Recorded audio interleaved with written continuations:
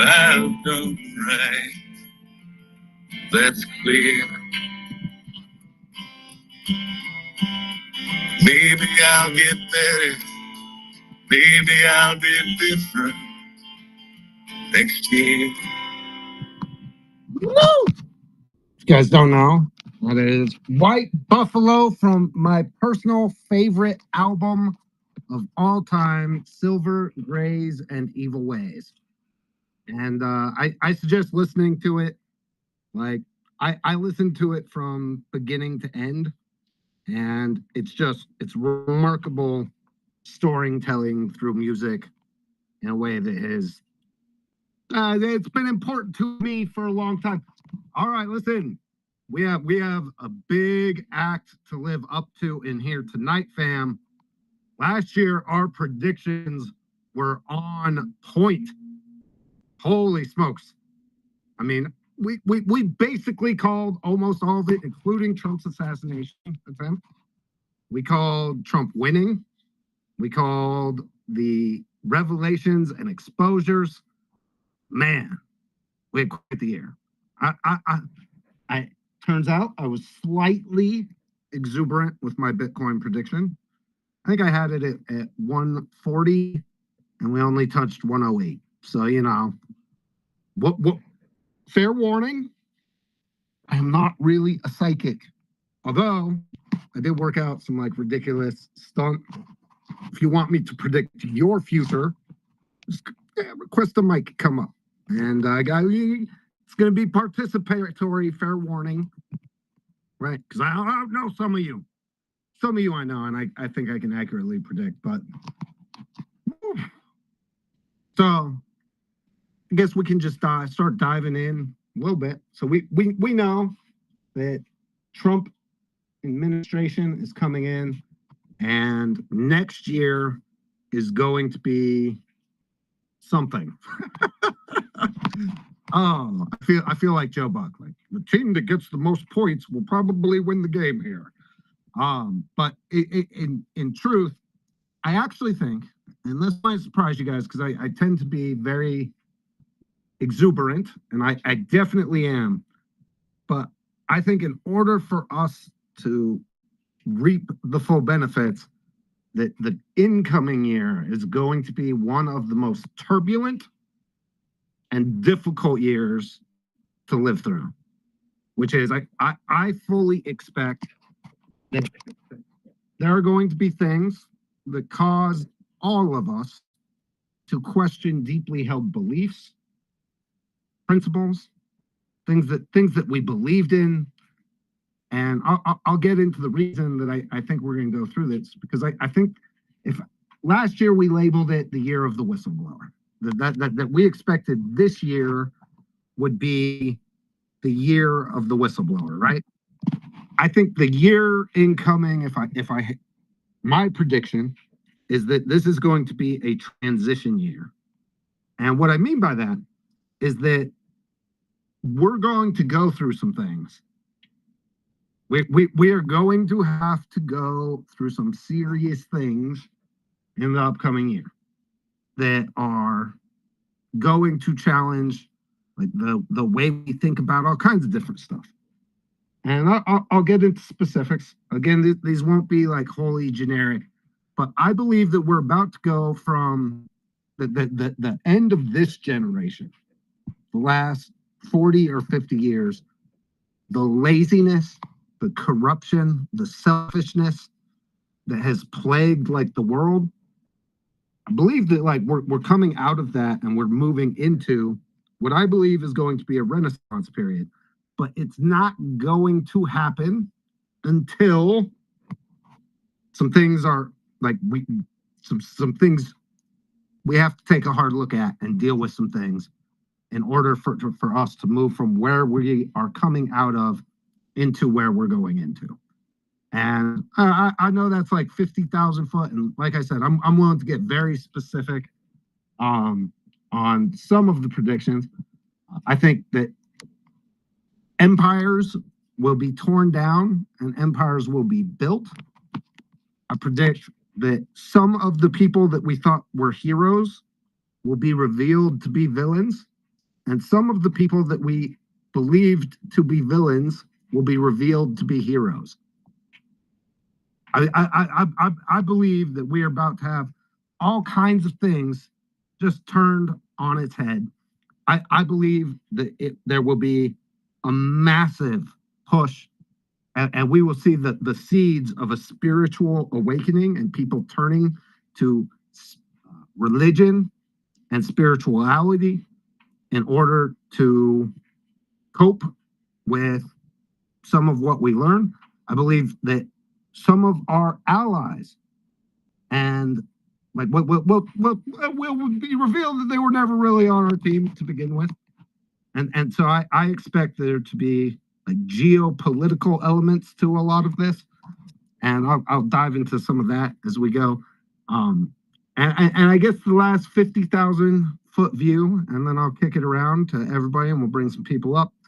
The last 50,000 foot view that I'm thinking on this is that this is going to be a tough year to live through, but it sets the stage for what comes next, which is, I think we're going to see just such unbelievable disruptions of the old way of things and the seedlings of the new way of things.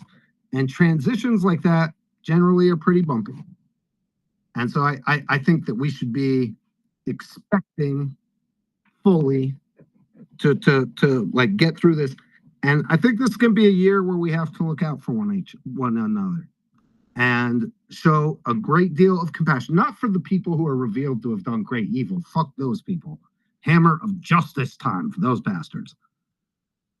But for others who have had their belief systems upturned, have had things that they have, chose that hill to die on, and it turns out that was the wrong fucking hill.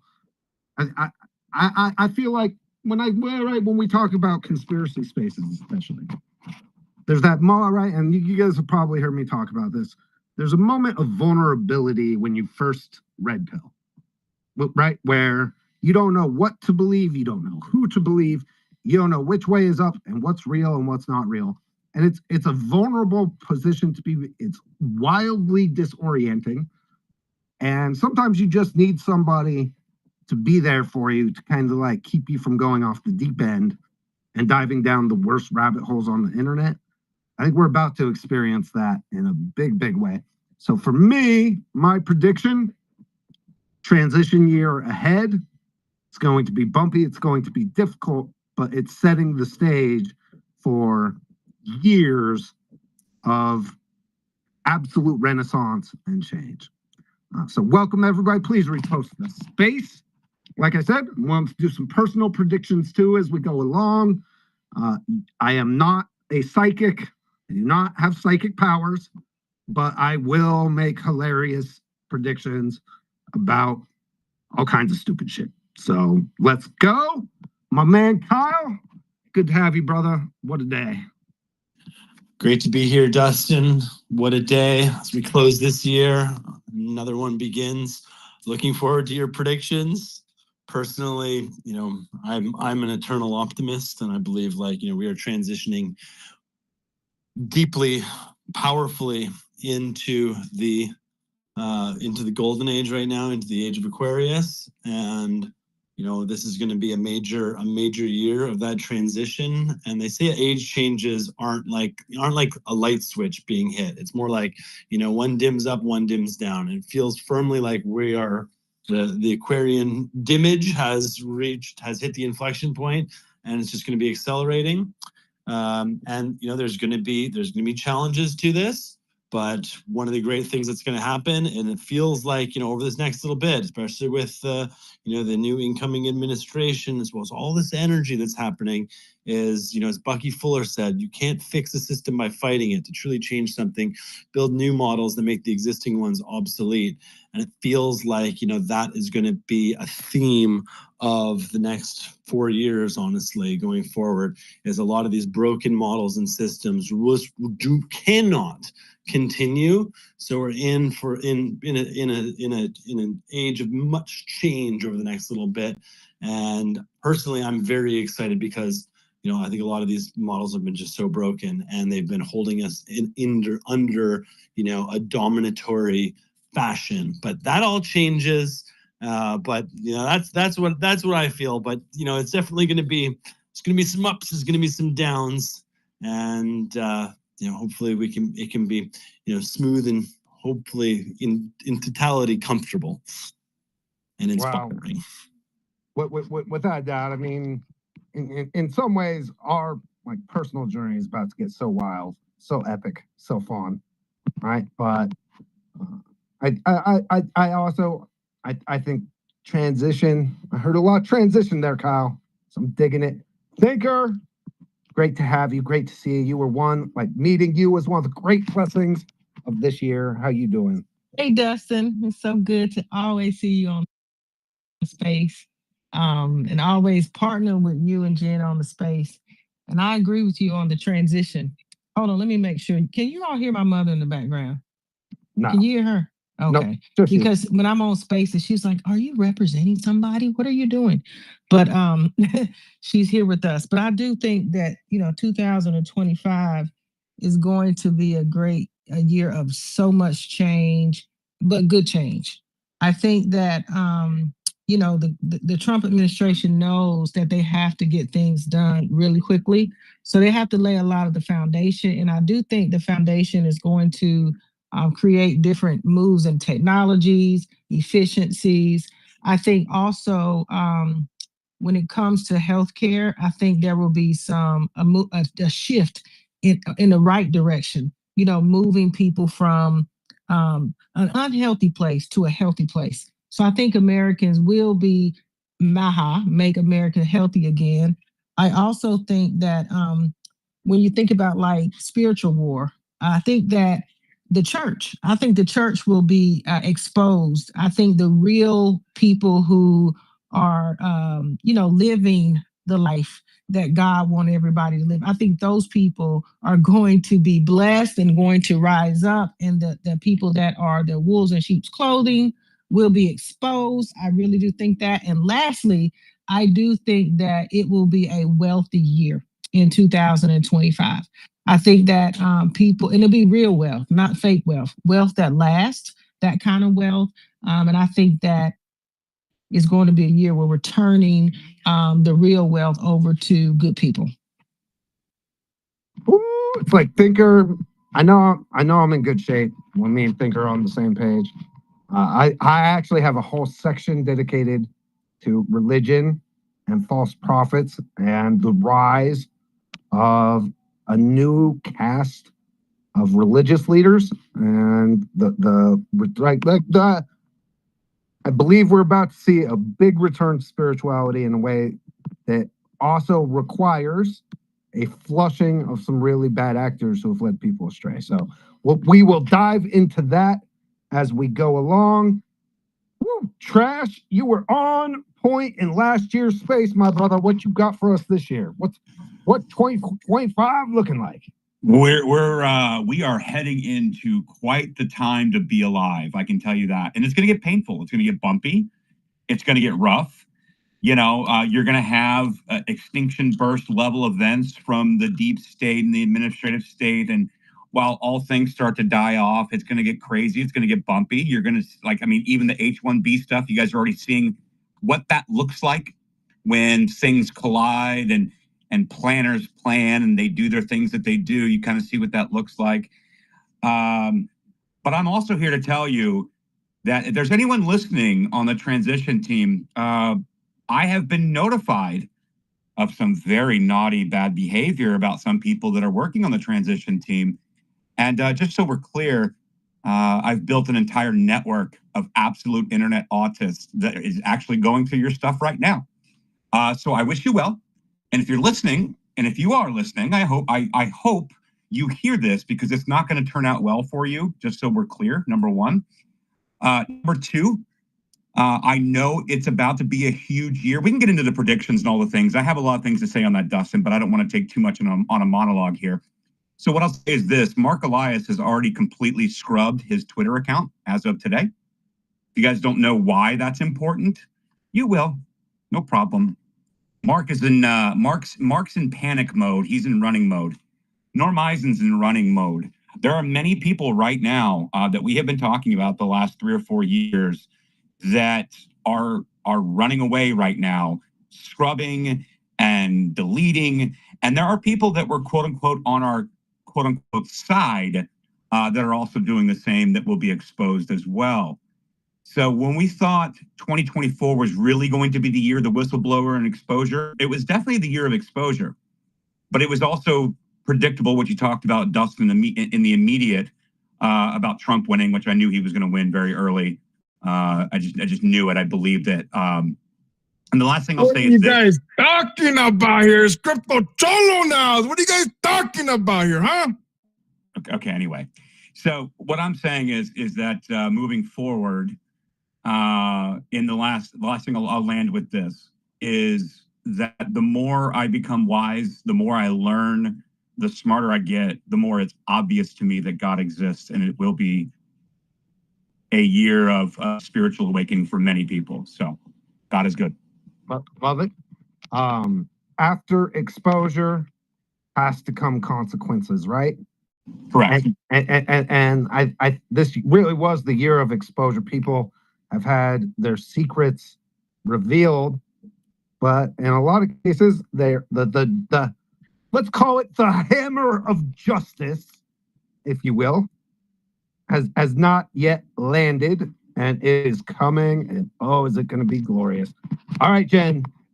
Over broad 50,000 foot. What are you looking at 2025? Winning. Just winning. All right. Brian, did you want to go? JS, I'll give you guys both a chance. Yeah, I'd love to. I just wanted to start kind of playing off what Thinker said, where Maha is going to be a big deal.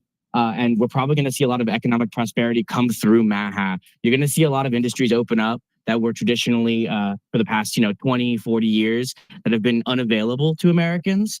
You're seeing a lot of holistic medicine, seeing a lot of kind of like all natural homeopathic growing. You're going to see that sort of business grow. You're going to see a lot of networks probably grow out of the MAGA movement now that we've been so successful. This H-1B fight is probably just the beginning of that sort of business. I mean, everyone saw it. Everyone saw Elon throw a little tizzy, see Vivek kind of step in it. We're not going to see the end of that. So there's going to be conflict going into 2025, especially with the administration divided like it is. But I really do think that we're going to see huge growth for our side. Probably going to see the shrinking of DEI programs too. It's going to bring more economy, more money into our spaces as well. I like it. It's going to go along with a bunch of my more specific predictions. So, like that definitely. Here's broadly what I'll start saying. The old coalitions and institutions are going to collapse and start to die off in 2025. And so everything we have learned and been programmed to believe about who we are politically, who our opponents are politically, I think that's largely about to get turned on its head in a big way. That's like really exciting. Now, anytime new coalitions form, right, and old coalitions die, there's going to be turbulence as, like, believe it or not, the new coalitions, everybody is not going to come from the same place. That's the kind of the definition of new coalitions, right?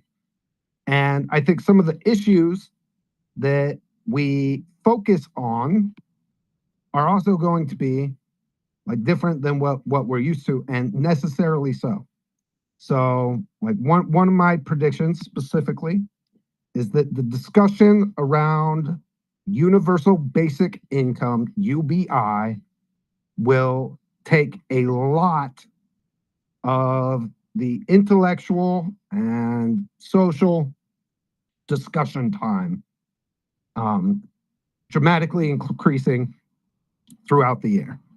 So universal basic income, and I will tell you right now, people need something to motivate them that comes oftentimes comfortable can be the enemy of being happy.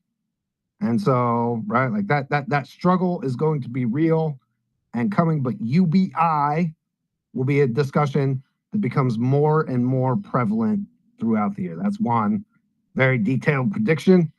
All right, Jen, go ahead. I'd like to add to my prediction that it should be the year of stars falling, right? And that could have a couple different meanings, right? But it all surrounds about the truth, right? Of like Hollywood and all those sick motherfuckers who need to fall very hard, right? The people who in the political world like portrayed themselves as one people but are quickly getting exposed, right? And I think it's just like everybody, like you can't run from the truth. The truth is coming. All right. So I'm gonna use that to go into what I think is going to be like it. I think this encapsulates a lot of my predictions for the coming year. Kash Patel will be, besides Trump, probably the most important and headlining person in 2025. We will get more news, more breaking news, and more mind-blowing news out of Kash Patel than anybody else outside of maybe Donald Trump. And that if there's one thing I know about Kash Patel, that he is essentially one of us. If you look at the subtle hints, there is very little doubt that Kash Patel understands like the battlefield that we are in, right? So like Kash Patel as the FBI director 100% understands like who some of the good guys are, who some of the bad guys are, and what needs to be investigated. And the results of those disclosures and investigations, I think are I think that's where a lot of what's coming. And pray for Kash Patel. Like straight up, the mission that has been foisted on him is great. And I think that for example, the JFK files, right? I'll predict that we actually do get the release of a bunch of these different files. There's one thing I know about Donald Trump. It's that he does what he says he's going to do if he can do it. And that there's no more political calculus in any of that anymore. And I'll make a prediction because I'm gonna step in this, but I'm gonna predict that the reason that they haven't released it isn't that it is just the CIA that was involved in the assassination of JFK. What we've heard is they can't release it because it would be so disruptive. It's got to be somebody else, and the only logical explanation to me is that some other country had some involvement. By the way, welcome Gary Cardone. Gary, by the way, Warren Davidson released a custody bill and wants to come into a space. We got to make that happen. Good to see you, brother. Man, that'd be awesome. We need that. We need the custody bill. We need all the bills we're pushing for. Hey, Happy New Year to everybody. I've been away for like 10 days. I have no idea what's going on in the world. So I saw you running a space. I'm like, shit, I'll catch up here. That's a fact. But I probably don't really know. Like, what's the big deal on this H1V thing? I mean, it's like people are freaking out. No. I mean, my God, dude. Gary, I think people are really bored. And like, oh, I think so too, buddy. People are losing their minds over it. But this space is all about like our predictions for 2025. So Gary, what are you predicting happens in 2025? What's the price of Bitcoin going to like top out at? Man, I'm not sure I'm prepared for that. I should have looked at the damn title. Bitcoin. I think we see 180 to 210. Ooh, bullish. I'm about the same range. I think that's probably about right. I hope you appreciate me just getting right to it instead of the whole, let me tell you how smart I am. Now, what's that based on? I'm not sure that I could really articulate what it's based on. But if we did go to 200, let's just use even numbers, Dustin. If we go to 200, that would allow for the old 70% retracement. And that would give us what? 70, 80% off of 200 would be, where would we be? I can't even do the math. I'm so Back at tired. 60, 65. Yeah. Yeah. Last time's all-time high. Yeah. Yeah. See, that's what I think you know, and if we extend that, cool. If we don't, whatever. Because it looks like the cycle is going to kind of play out. I still think it's going to have a different energy to it. But I think we'll see. We'll see first couple of weeks of January, I think, Dustin, we will see what's really going on because everyone's books have been rebalanced by then.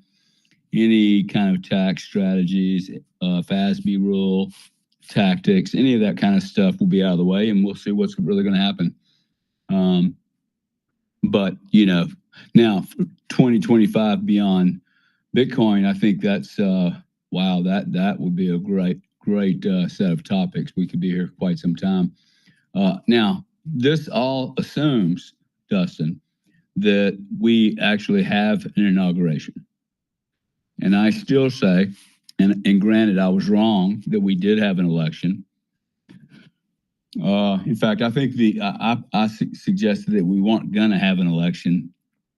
And I think just the opposite happened. I mean, almost 180 degrees. So I was somewhat, you know, vindicated in my analysis. But I still don't think, you know, I still think there's, shall we say, little worms in the woodpile that cannot afford for January 21st to come around. So, and then the whole alien thing, I mean, I'd love to hear what people are thinking because this is new. So New territory for me, bro. You touched on a couple of my points, and here's one of them that like directly relates to what you just said. There will be violence, and that there will be like desperate, let's call it the violent, desperate death throes of these old empires, which as it becomes clearer and clearer that Cash Patel and RFK and Tulsi Gabbard, I mean, really, we have rock stars at nearly every agency who have real axes to grind. Most specifically, Trump. Remember that they have tried to destroy President Trump in every possible way. Smeared his name, smeared his legacy, tried to bankrupt him, tried to throw him in prison. And when all of that didn't work, they tried to physically kill him. And if you think that he is not coming for the people who came for him, then I don't think you know President Trump very well. So I really believe that. Now, as some of the arrests start happening, as some of the investigations get announced, and we see other things coming down the pipe, there will be violence and there will be incredibly insane attempts to divert. And like I said, I pray for the health of Cash Patel and President Trump and RFK and everybody tasked with any of those big positions, because I do agree that they are in constant danger. They're not going to give up their power without a fight. They're not going to give into the new systems and new developments. And I think this is the year that we see those last desperate, like, death throes. And when that happens, you better be careful, because they are not without resources, and we know that they will stop at nothing. We know that they are completely void of any sense of morality or human decency. And as a result, we better be careful and like on guard. And as always, everybody should have, you know, some basic preparation stuff. Because like I said, I think this is going to be a really difficult year to live through because of like this transition away from the old empires to the new. So I predict that we will see violent acts, attempts at uprising. Yeah, and Dustin, we have to look around the world too. We can't just look in our neighborhood, right? I would encourage people to get out of their little myopic universe of the United States. We're all and everything. That's just not freaking true. Their Korean airline, blew up today. Yesterday, there was a jet that's, and well, I don't know what country it was in, but I mean, I predict we're going to see a lot of weird accidents. For most certainly, we are going to see the most bizarre group of people in volume across all industries.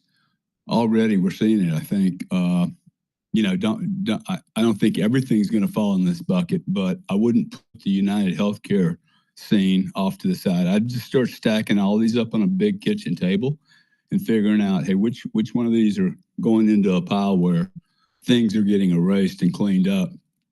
But I would predict we're going to see a lot of that in the next 6 months, man.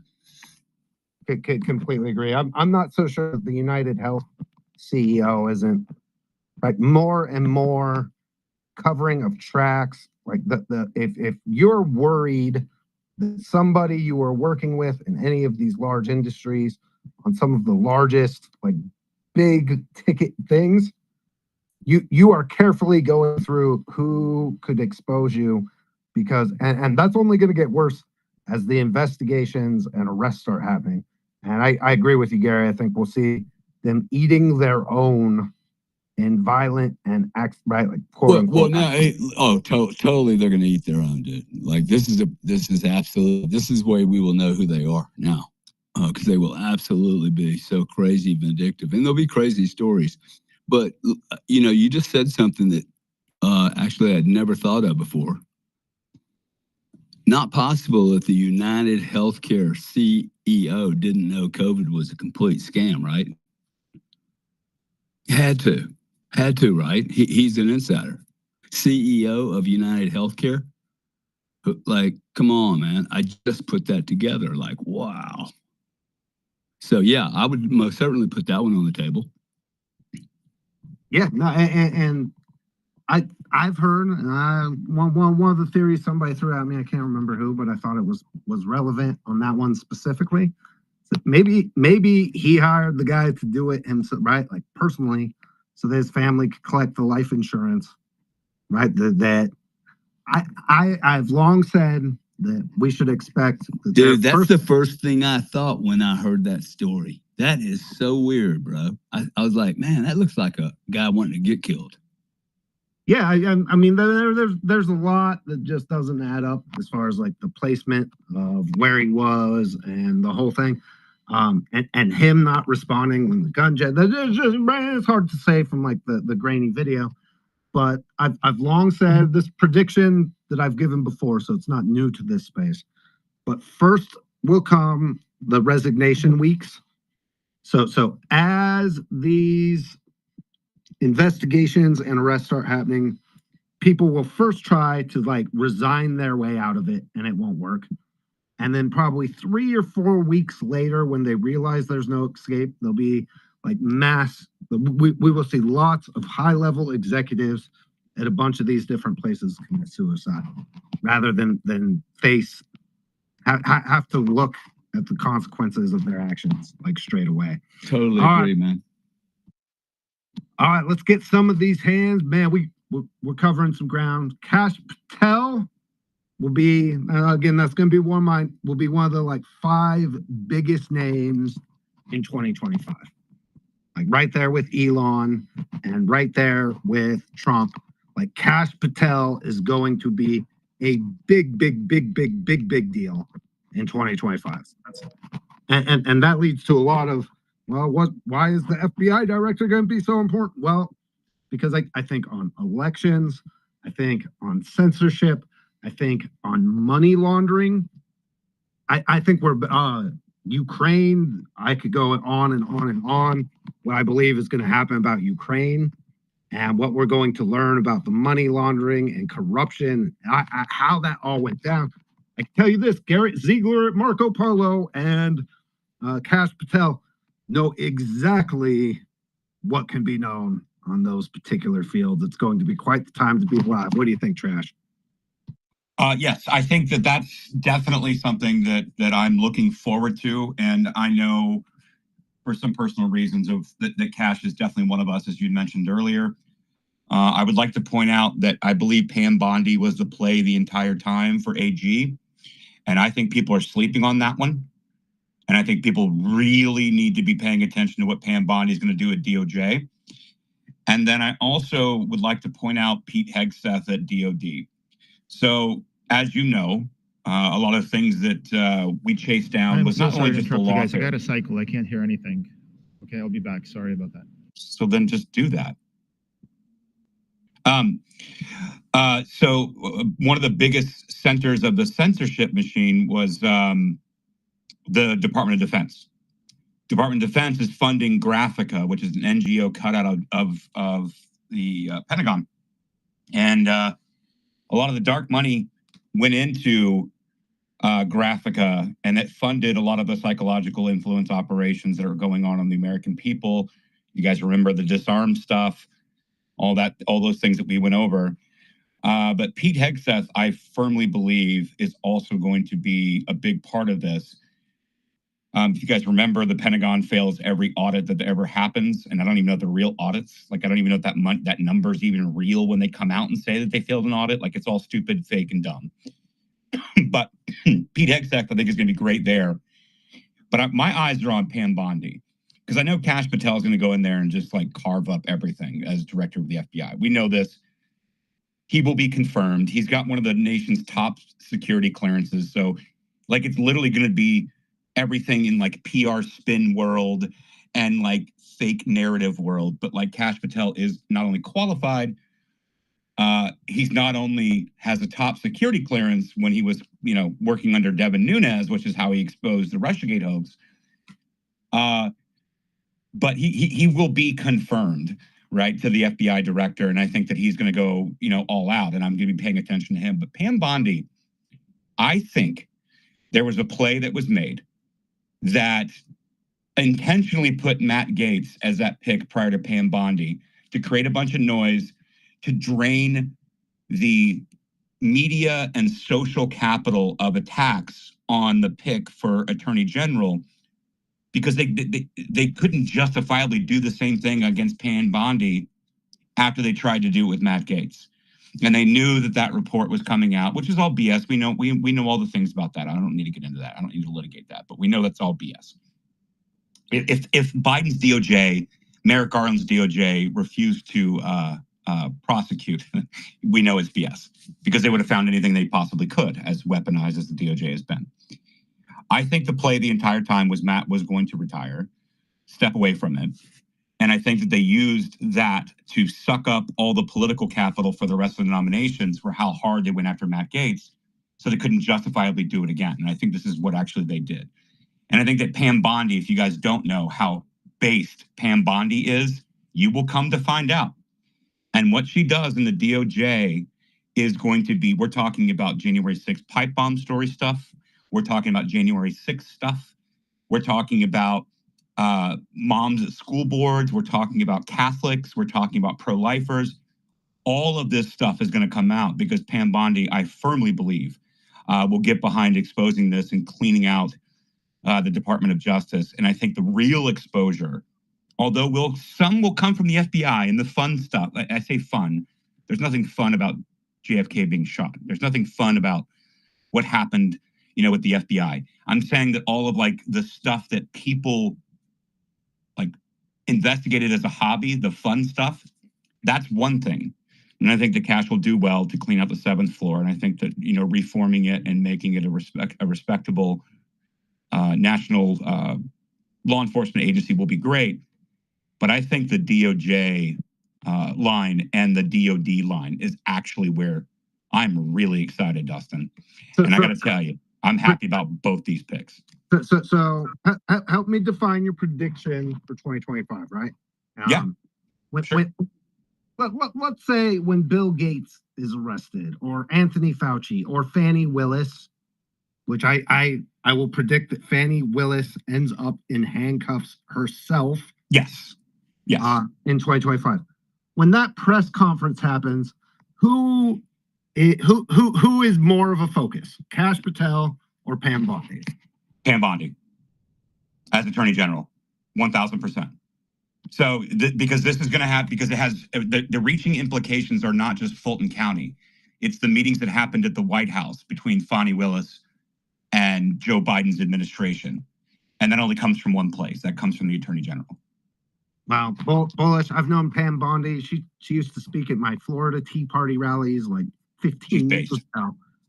She's the real deal.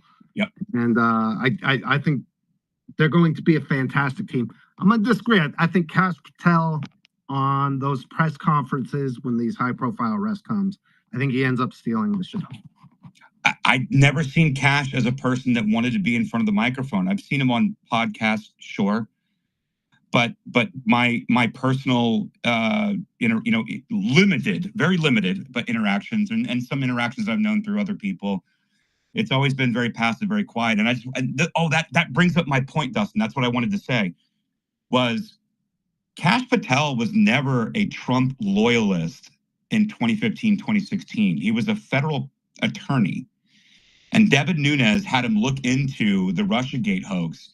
And that's when Kash Patel went absolutely like complete MAGA, because he was like, holy shit, this thing goes all the way up through Congress. And this is a complete hoax.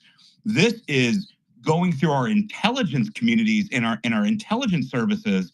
And this is a complete attempted takedown of a sitting president. This will not stand.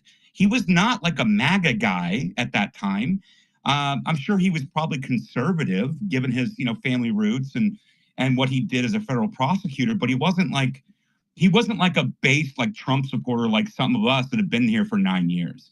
He came there because he basically was like looked behind the curtain and saw what he saw. And there's no other explanation in the most non-anti favorable situation to report on the things that he reported during the Nunes memo. He was in a worse position he could possibly have been in, and he went absolutely balls to the wall. And I think that he became a MAGA guy and a Trump supporter based on what he saw when he lifted the curtain and saw the wizard behind him. So Trash, I'm gonna do predictions, right? And Jen's like waving at me to like let her in here. Oh, sorry. Real quick, I'm gonna do some rapid fire 2025 predictions with you. All right. All right. All right. So just yes or no on whether or not the following people we see in handcuffs with a big press conference. And you ready? Yeah, that's tough, man. Handcuffs. James All right. Comey. Who? James Comey. In handcuffs? Yep, arrested. No. Norm Eisen. Yes. Andrew McCabe. Absolutely. Peter Strzok. No, he's already been there. Letitia James. No, she loses the re-election. Alvin Bragg. No. Mark Elias. Yes. Interesting. All right, I could do more. Add Matthew Colangelo to the Alvin Bragg question, and I'll say maybe. Interesting. All right, let's go, Jen, and then we'll keep hitting these hands. Great predictions, great stuff, Trash. Appreciate you. Go ahead, Jen. So I think that Kash Patel will be maybe not bigger than Pam Bondi, but just as important, because I truly think once the American people realize how involved the FBI was in January 6th and the setup of innocent patriots, that I think people are literally going to have their minds explode, because it was something out of freaking Hitler's Germany, of the Reichstag. Well, and like Jen, knowing what right? we know, right? And I wish Millie was here too. Like knowing what we know about January 6th, like I don't think people are ready for this exposure. I don't think they are. They need to be. There's going to be lots of areas like that too, by the way. Like I said, I think we're about to find, like DNI, for example. I believe Tulsi Gabbard will right, like the stuff that we got from Sonia when she blew the whistle about the air marshal program. That stuff's going to blow people. The way our nefarious institutions have acted against their charters and against the American people, and the NGOs that are associated with that, like that's what I'm talking about with the like collapsing of the old empire. And the media is not going to be spared or do well in this thing. I can tell you that right now. I think that I saw this clip yesterday of Claire Danes, amazing in Homeland, talking about when they were doing Homeland, that she got to like have a party and hang out with a bunch of real life CIA spooks. In Georgetown, I might add. Yep. So like Rosa Brooks, Transition Integrity Project. Anyway, go ahead. Sorry. And what they told her, and then Stephen Colbert has like a panic attack as this happens. It's really funny. And like immediately tries to change the subject. She starts saying this, but that they have certain journalists and media entities that they leaned on during the Trump administration to affect policy. Those kind of exposures, when people like Kash Patel and like get into these institutions. Here's something, and this is why I believe Kash Patel will be such an important name. I truly believe Kash Patel is not afraid of disclosing this shit to the American people. In fact, I believe that's why he got the job in the first place, is that Donald Trump trusts him to have the balls to actually reveal like how fucking bad it was and how bad these institutions were, because I don't believe that they are invested in protecting the old idea of the institutions the way that people in the past have been. So, well, and that's Dustin, real quick, just before you go to the hands. I'm sorry, man. I don't mean to interrupt, and I'll be quick. That was the point I've tried to bring up about the Nunes memo, was because it was politically disadvantageous for him to be able to put that out and for Devin Nunes to put it out. All of the political machine, all of the legacy media machine, all the censorship machine, everything, Obama's overhanging influence that he had in DC, it was against everything for survival for Kash Patel to put out the Nunes memo, yet he did it anyway. And he did that when there was not a cultural and political shift in the winds. He did it when it was absolutely against his back, against his chest, not against his back. Now the winds are at his back. What's he going to do with that? And I've seen him do it in the face of that adversity. So with the winds at his back, and momentum building towards all of it. I don't believe even us who are like deep in the weeds on this stuff are prepared for what's going to be revealed straight up. Like we are going to find out about operations that happened, that were setups, that are going to just blow our minds. I think about like what James O'Keefe is able to reveal by like honeypotting some like deep state douchebags. Imagine having access to the actual files, and I think it's going to be mind-blowing. All right, Jay Pizzle in the hizzle, the consigliere. What's up, sir? Dude, perfect segue into the point I was going to make. My predictions for 2025 and beyond for the Trump administration, they border on almost, I'm having to almost temper my expectations, but I think we have to start with some understanding of Donald Trump's heart and his motivations, his heart and his mind, and who Donald Trump is at this moment. And if you know Donald Trump from everything he's done professionally, every project he's built, every casino, everything he's done, it always had to be the best. And I believe Donald Trump right now has dual motivations. Number one is to show that he wants to be known as the best president in American history. He feels a calling right now to liberate our country and our people from a vast and pervasive tyranny. And I think that the second part of that And you've heard Kash Patel talk about it. You've heard Kash Patel talk about how they're going to have to hire people to manage the constant flow of declassified information and feed it out to the American people. So, you know, I'm reminded of the Bible verse in John that says, "You shall know the truth, and the truth shall set you free." Truth is equated with liberty. You can never actually have true liberty unless you know the truth. And I believe, like what you were just saying, Dustin, we are going to see revelation after revelation of the true nature of the tyranny and the evil that has been over us for a long time. And that is going to play right into Donald Trump's goal to be the great liberator, to be right there next to Abraham Lincoln as the great emancipator. And when we are going to see a president who feels unleashed, not only unleashed, but actually called to do this. And it's going to be a very powerful and tumultuous time. And at the same time he's doing this, I would hearken back to the RNC convention when he accepted the nomination, and he plays the song the Nessun Dorma at the end of the convention. And he played it at a few other events too, which translates to never sleep. And, you know, you look at the words of that song, never sleep, you're not going to sleep. Nobody sleeps, not even you, princess. Nobody sleeps. So I think he is also called to bring justice to the people who have created this tyranny and who have acted in this way against us. So it's going to be this dual motivation of being the greatest president ever and holding the evil people accountable. It's going to be epic. Wait, JP, I have to jump in here for a second. So there's one key factor you missed about the Nessa Dorma song.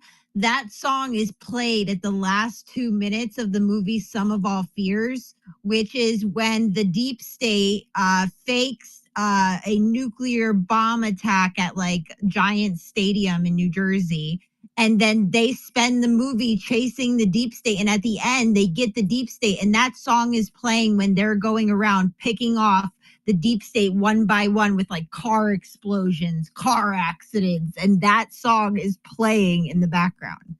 Ooh, I got chills listening to JP.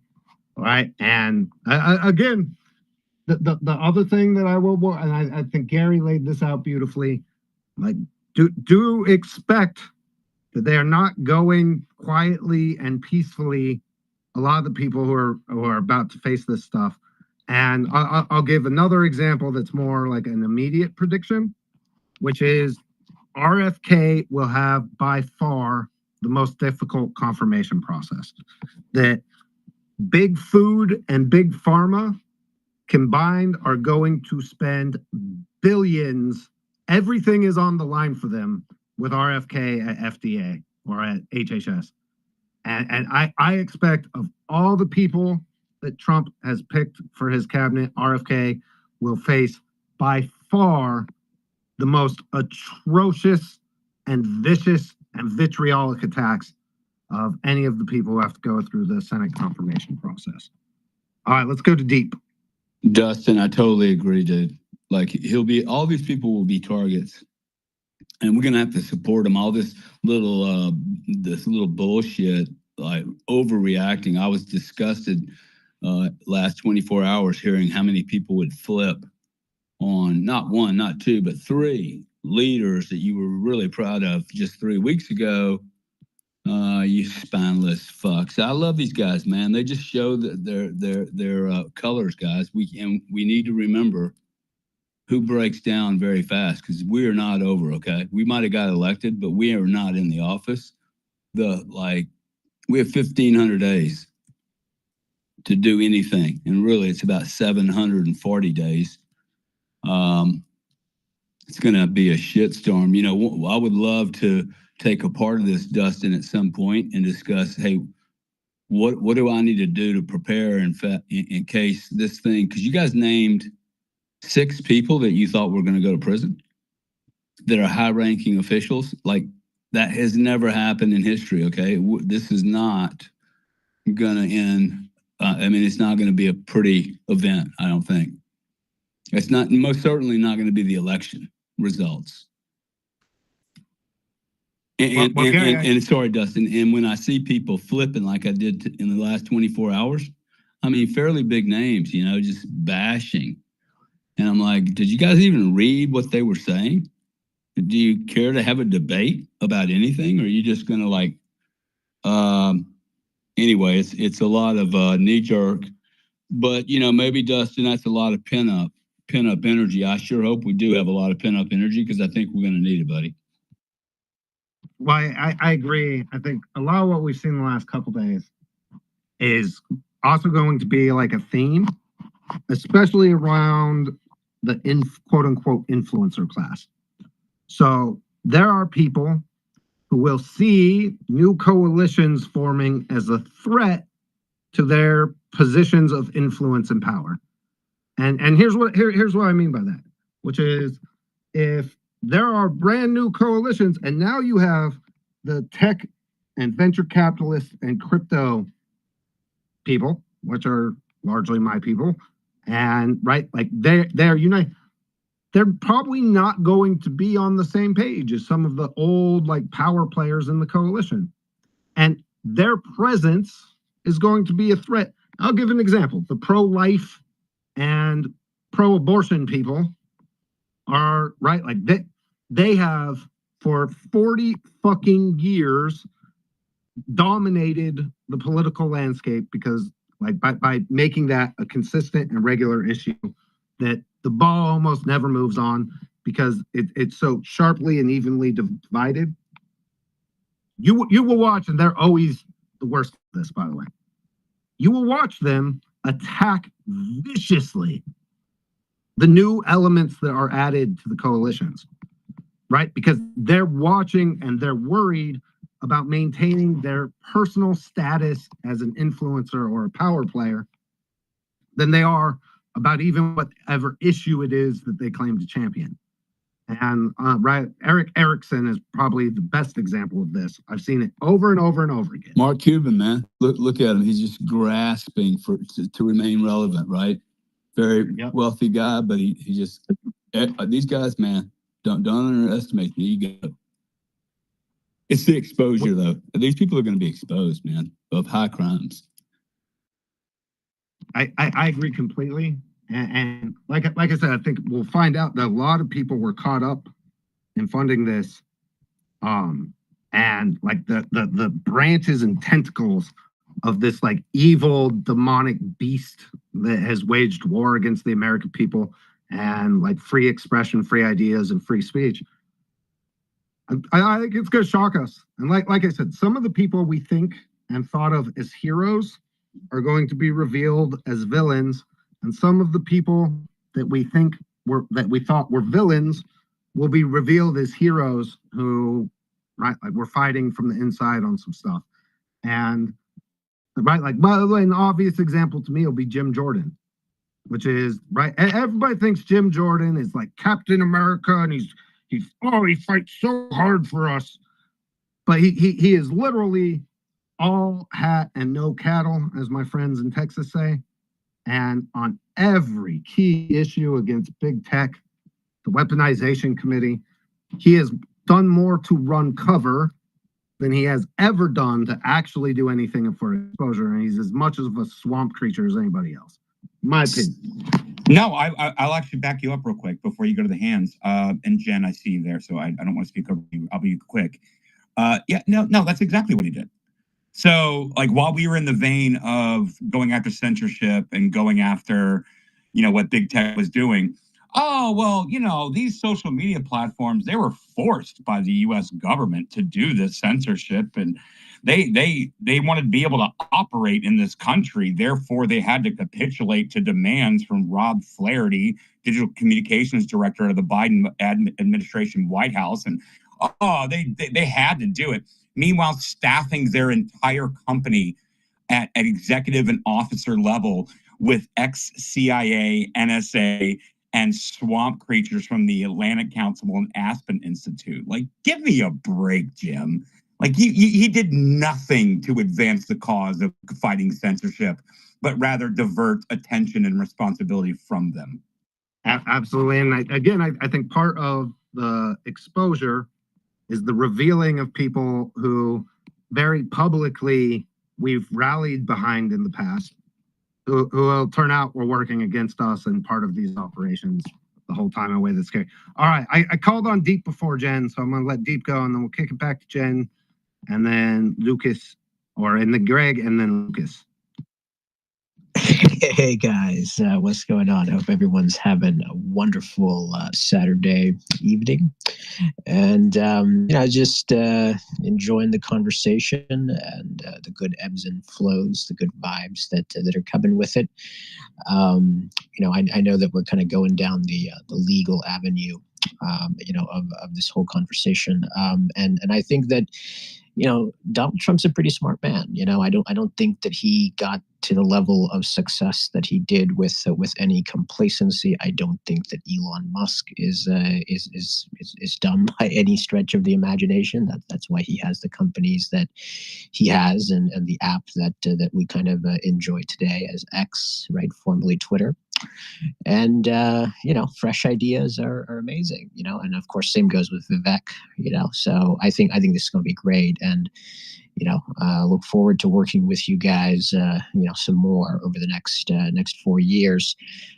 Obviously we're going to be also working a lot more, right, in trying to get some of the best and brightest talent around the world coming in, right, thanks to jokingly, we just said in the tech spaces earlier, Baba Elon, right, approving a bunch of H-1Bs. Yes, that does mean we are probably going to work very closely with a lot more, Indians and East Asians in the coming years. And look, ties are pretty good, with the Indians and some of the other countries as well.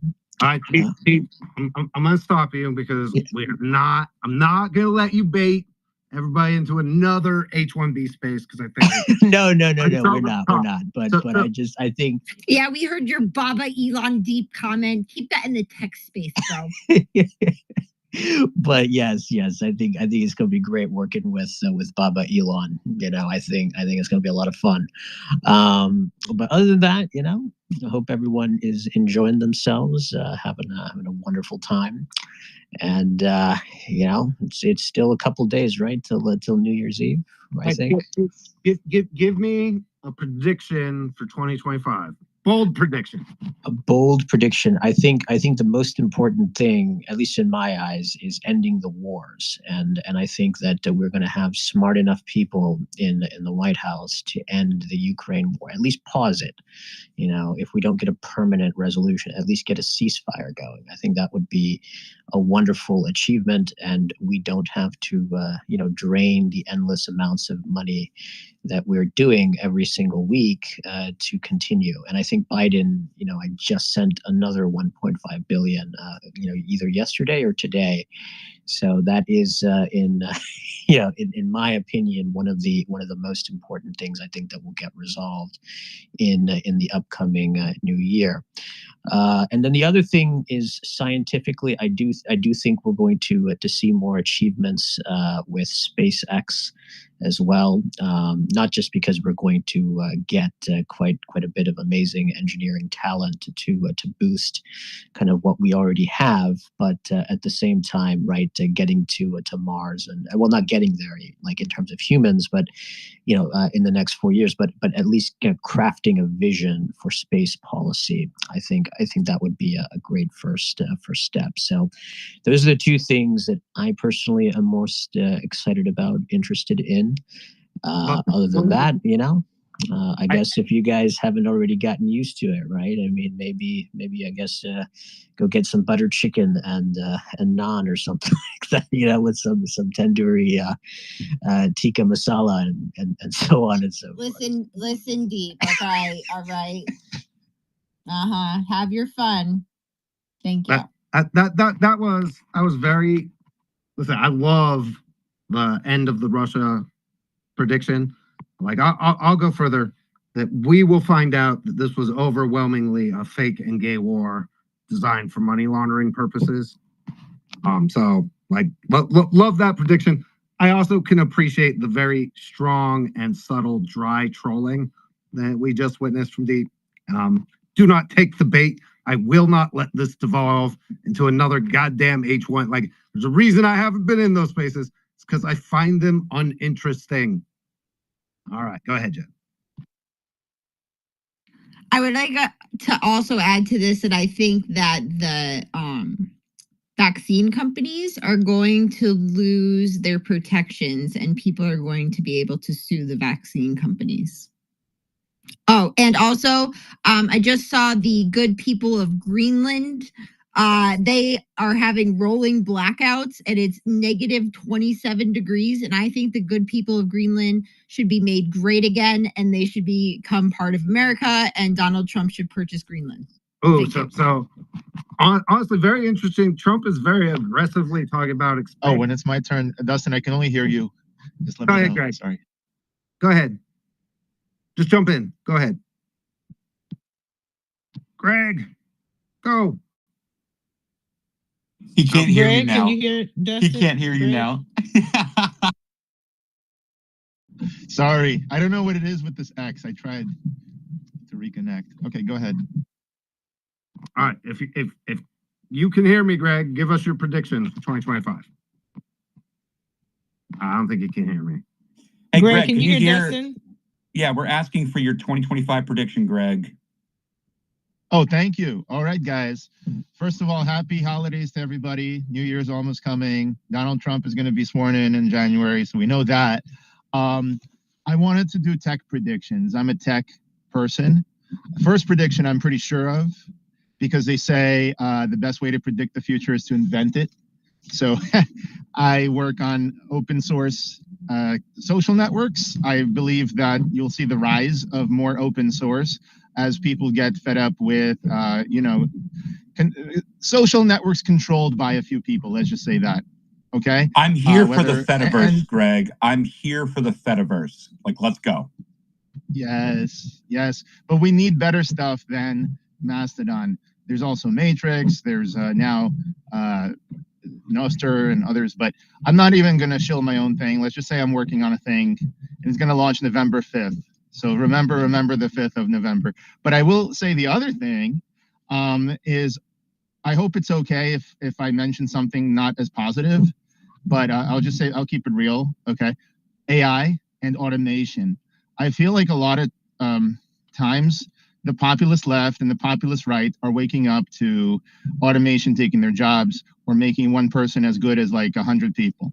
And what corporations naturally do, and they've been doing this since, the 80s, whatever, is outsourcing and automating. So I feel like this H-1B stuff is just a symptom. It's obviously not like, the main, it's only a few people. And there's an easy way to solve it. Just expand the O1 visa for the top 1%ers and then curtail the H-1B or something like that. So there's the appearance of fixing it, right? But that's not the main issue. The main issue is the relation of capital to labor. And I think in 2025, there will be a lot more around the world sort of protests about, oh, my job is being automated away. Oh, it's harder for me to get a job and so on. So that's unfortunately what I see happening as well. So Greg can't hear me. So, but well, I'll say one of my first predictions was that we will start hearing conversations about UBI, and this gets to right. Like I've got some things cooking.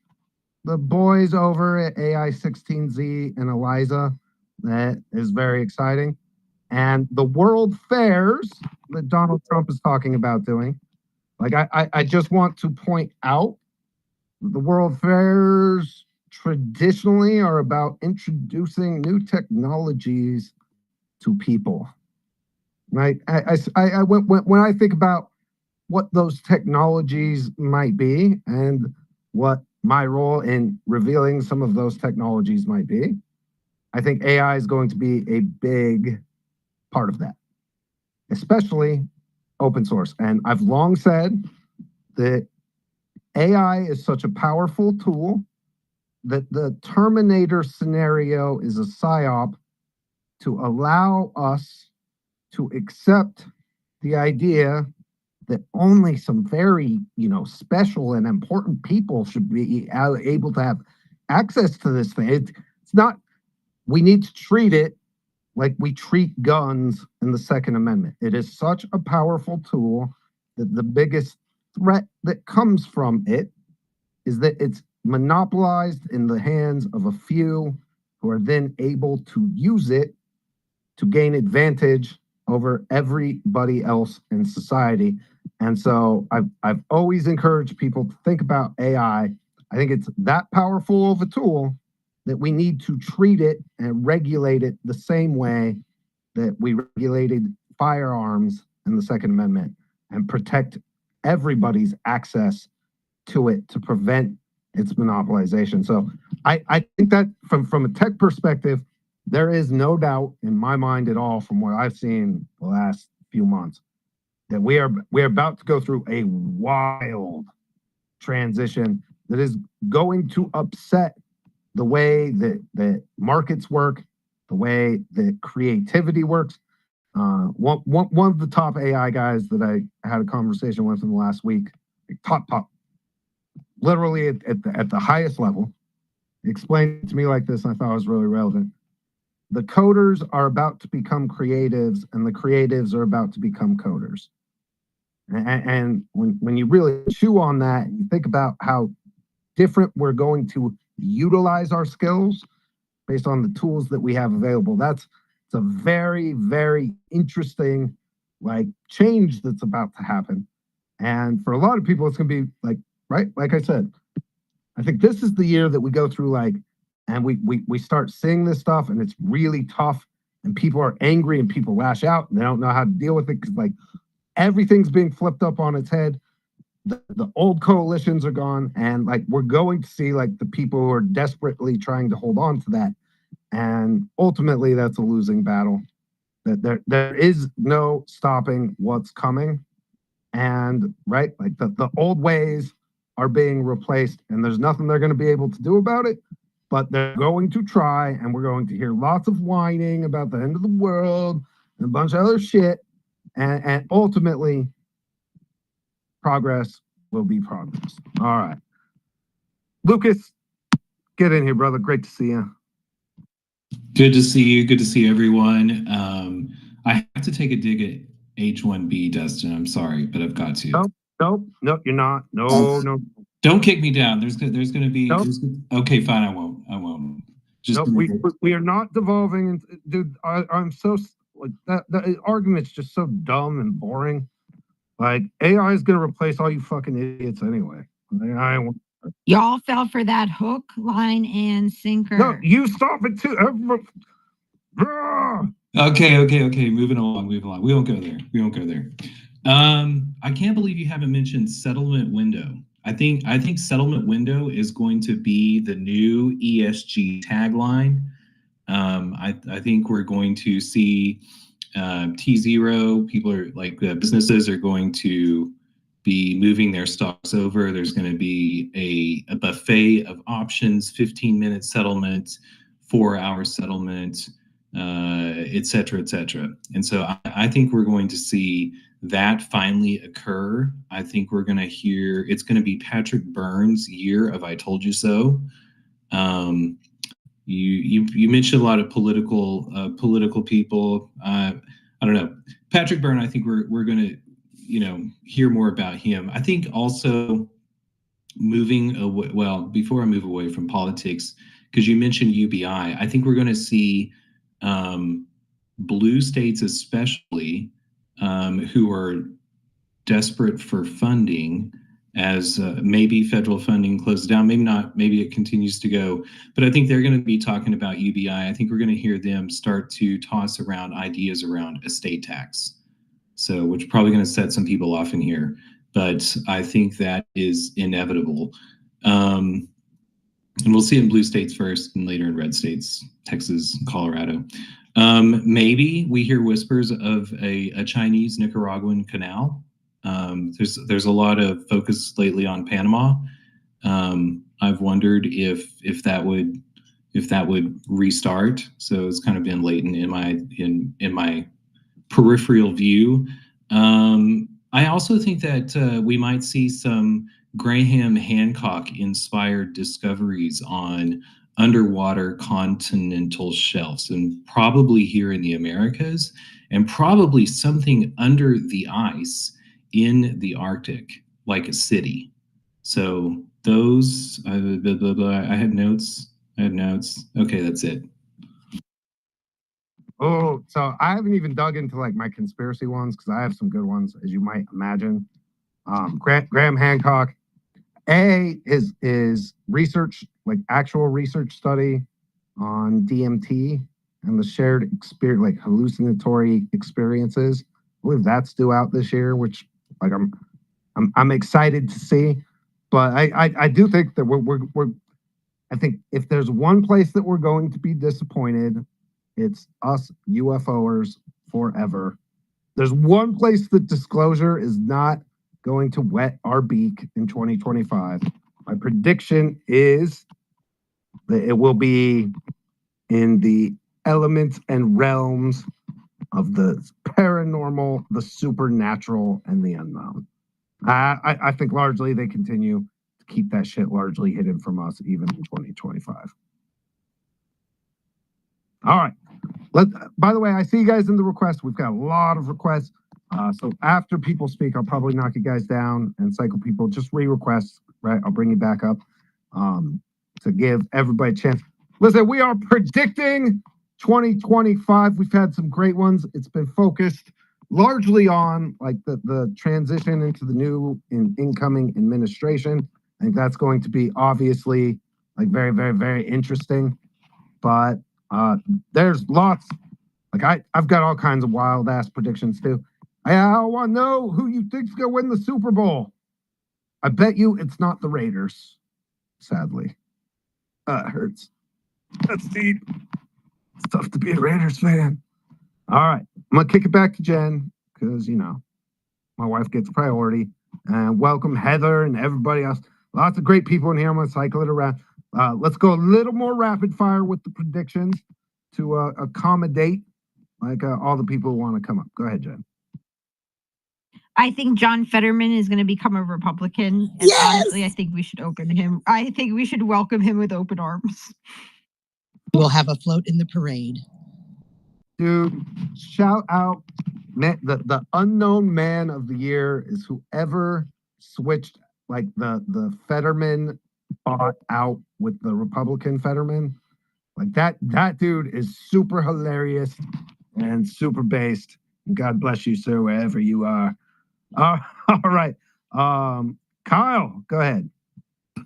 Oh man. All right. I've been cooking up a little list here. All right, so let's just rapid fire here. So 1, Canada will not be the 51st state, not this year. But great change is Of course you'd say that. is coming to Canada. It might be the 52nd, 3rd, 4th, 5th, and 5th state. We'll see, but things are going to change in Canada. I do not foresee, my brother being there through this year. Number 2, AI agents will absolutely transform all industries. We're going to see an AI agent take political office, which will be very interesting. We're also going to see an AI agent become a billionaire, which is going to be very, very interesting. I'm going to say that income tax has a high likelihood of getting axed. I pray that we can push this through as a group, and this is something we need to set intention on. It is modern day slavery. It's got to go. We got to axe the income tax because it is a model that does not serve us in any way, shape, or form. And President Trump has said that he's up to it. So let's push that one hard. We're going to see open source standards and a self-sovereign digital identity solution wallet come to market and get adopted, pushed by a sovereign nation. I think this is the year that we do see digital identity come to market, but it needs to be self-sovereign digital identity, meaning your keys, your ID. This is a way that we can actually take back control of our data, because in our current schema, we don't have control of it. but SSID can enable us to take control of our keys well beyond just crypto, but identity, contacts, everything. Right now, I could send anybody in here Gary's number without his permission, not with a digital wallet. I'm going to say free energy.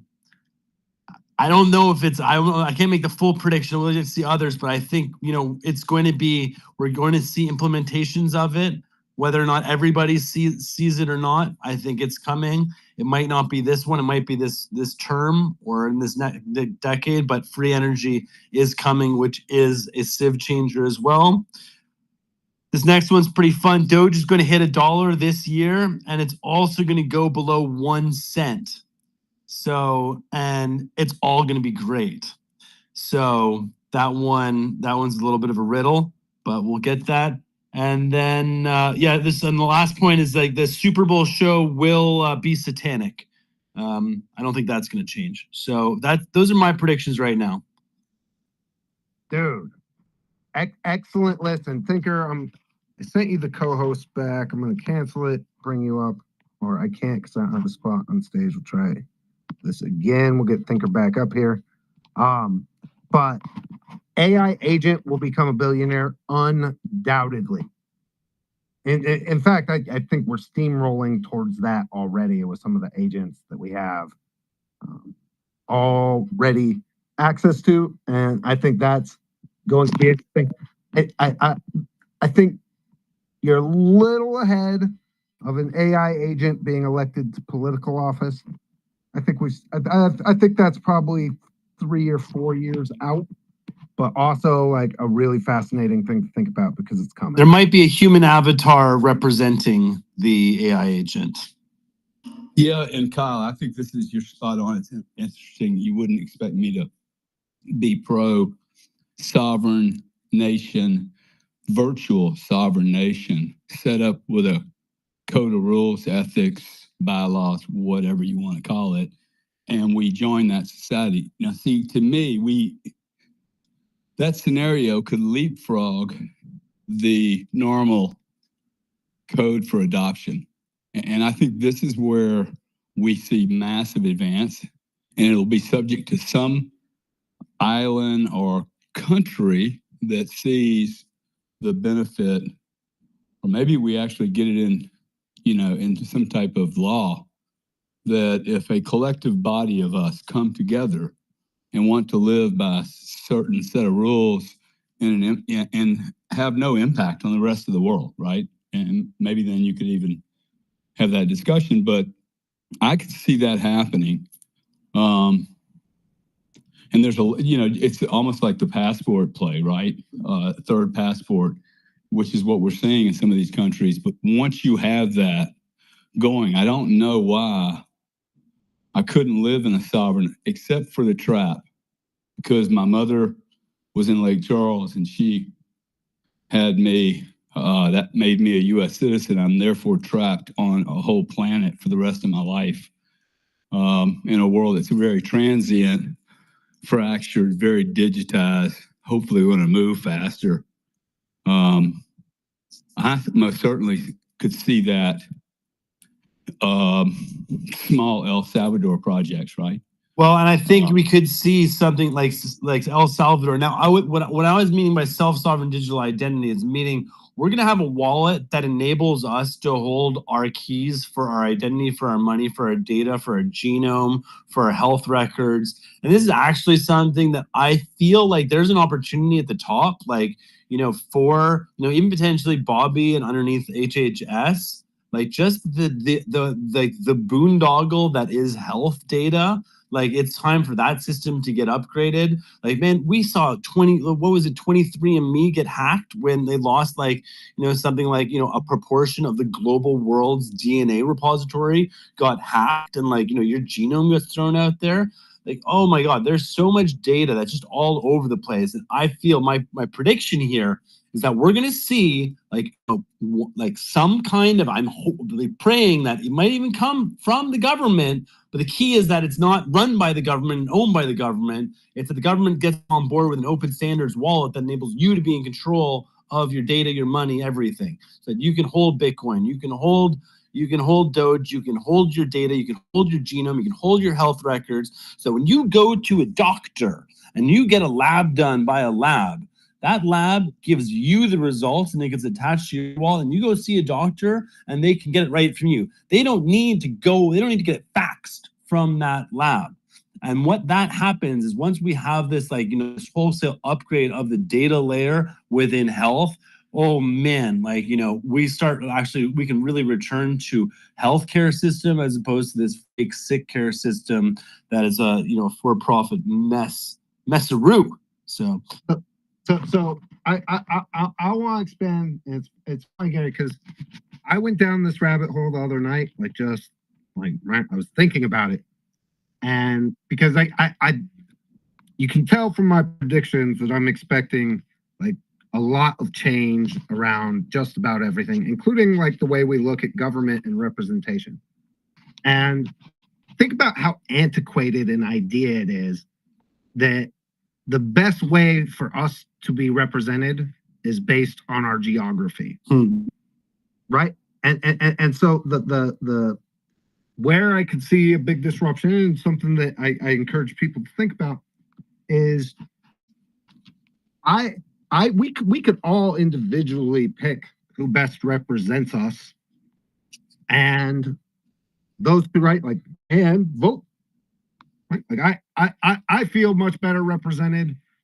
Well, I don't know too many members of Congress that I would back right now, right? But when that system happened, right? The idea that our geography is what most defines who we want representing us, what represents us.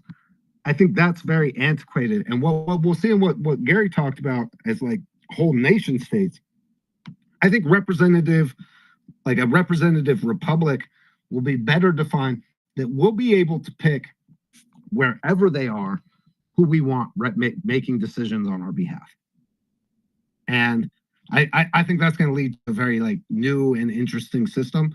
Very, very similar. There'll still be a Congress, and they'll still make decisions, and there'll still be a budget, but you're not going to be narrowed on your choices. Yeah, walk me through how that works. See, I don't think there's a half measure on this one, bro. I don't think you can half measure it.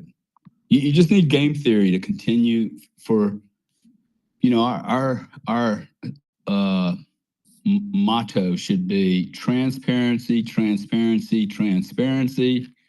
You've had 70 years of opacity. It's time to change now. And I think that leads to the general rule. The fight for freedom is really about, hey, you can't trap me just because I was born here.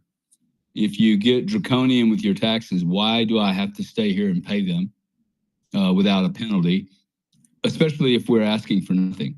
I mean, that's the other thing. I think everybody should just go, hey, we ain't going to get anything, so why would you ever expect anything from the government? Define their rule very tightly. But I think it's going to happen. The point I was trying to make is a lot of people know I haven't been very supportive, overly supportive of the spending a lot of time on self-custody, because for me, we had other battles to fight. Those battles have been fought and won. And now what, we're doing on state and federal level, getting people to talk about self-custody, what is data. This is going to crack. See, I don't see how the big tech boys don't get slaughtered in this. Okay, there's no way Google's happy about any of this shit. So they're not just going to, give up on this transparency thing. You would see a collapse in margins by these companies make inordinate margins. Quite frankly, they're horrendous margins for what they're doing. They're just a utility. And that's what we should say is, hey, look, we need to live in an age of transparency. That's what Trump, Elon, and all those people have said. You can't fight it, right?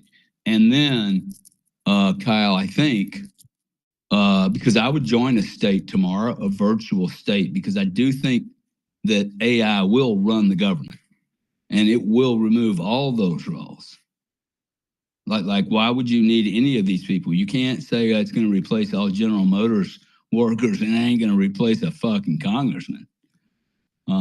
Hell, it's probably going to replace the priest, dude, which, by the way, no one listens to anymore. No one trusts anymore. And it's most certainly going to replace the doctors. I would rather go to a robot. Fucking absolutely. And since 46% of all people in the United States get a divorce, I predict that, Automatons and humans are going to start having intimate relationships, and it's going to be more fulfilling than what they were able to get in the analog age. Woo! What do you think, Kyle? Holy shit. I think you're Gary just getting went ready there. for an AI girlfriend there, Gary. No, but I think, but look, think about it, right? Because there's so many problems today. Like, there are so many problems. And I think if you take a survey in 5 years, you'll be shocked at the amount of, well, hell, man. Every dude in this room is building their freaking robot right now. It'll be one of, I think having robots in your house will be one of the biggest industries in the world. Yeah.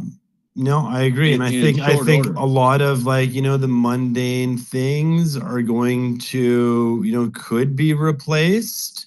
With a lot of this transition, with all of the AI, replacing potentially some some industries. There's going to be a lot of potential work, and this will actually help spur the Can you UBI. give me, I love debating with you. Can you give me a non-mundane scenario that robotics wouldn't take over in AI?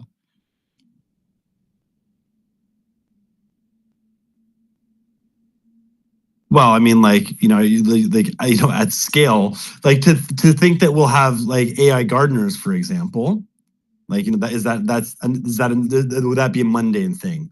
What do you mean by non-mundane? Okay. What about if we put it on an agricultural scale? Farming. Hairstylists and barbers. Artists and painters.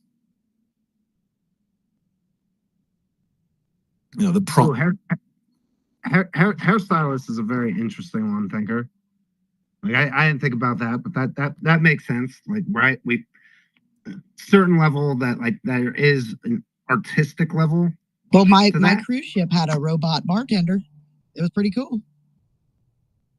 Surgeon, brain surgeon. I'll take a robot brain surgery or heart surgery. I'm with you on that one, Gary. That's pretty non-mundane. No human error. I love a judge. I agree. Would love a judge, by the way. I would love a judge and a judicial system that allows me due process without being squeezed for 4 or 5 years in fucking legal fees. Yeah, I mean, but also look, there's a dangerous side of it too. Look at red light cameras. It's if they're What's that? Red light cameras. If you go through a red light, you get a ticket automatically. Yeah. That is traditionally that would be something that would be enforced by them. There is a degree of consciousness associated with it, but when you have robots just enforcing, Bro, there'll be a time, Kyle, in the not too distant future where you're just not going to be allowed on the road, bro. Period. One thing to think. You cannot. Do you want to deal with the automated terms of service like X, but a judge? I'm not going to be allowed on the road, Gary.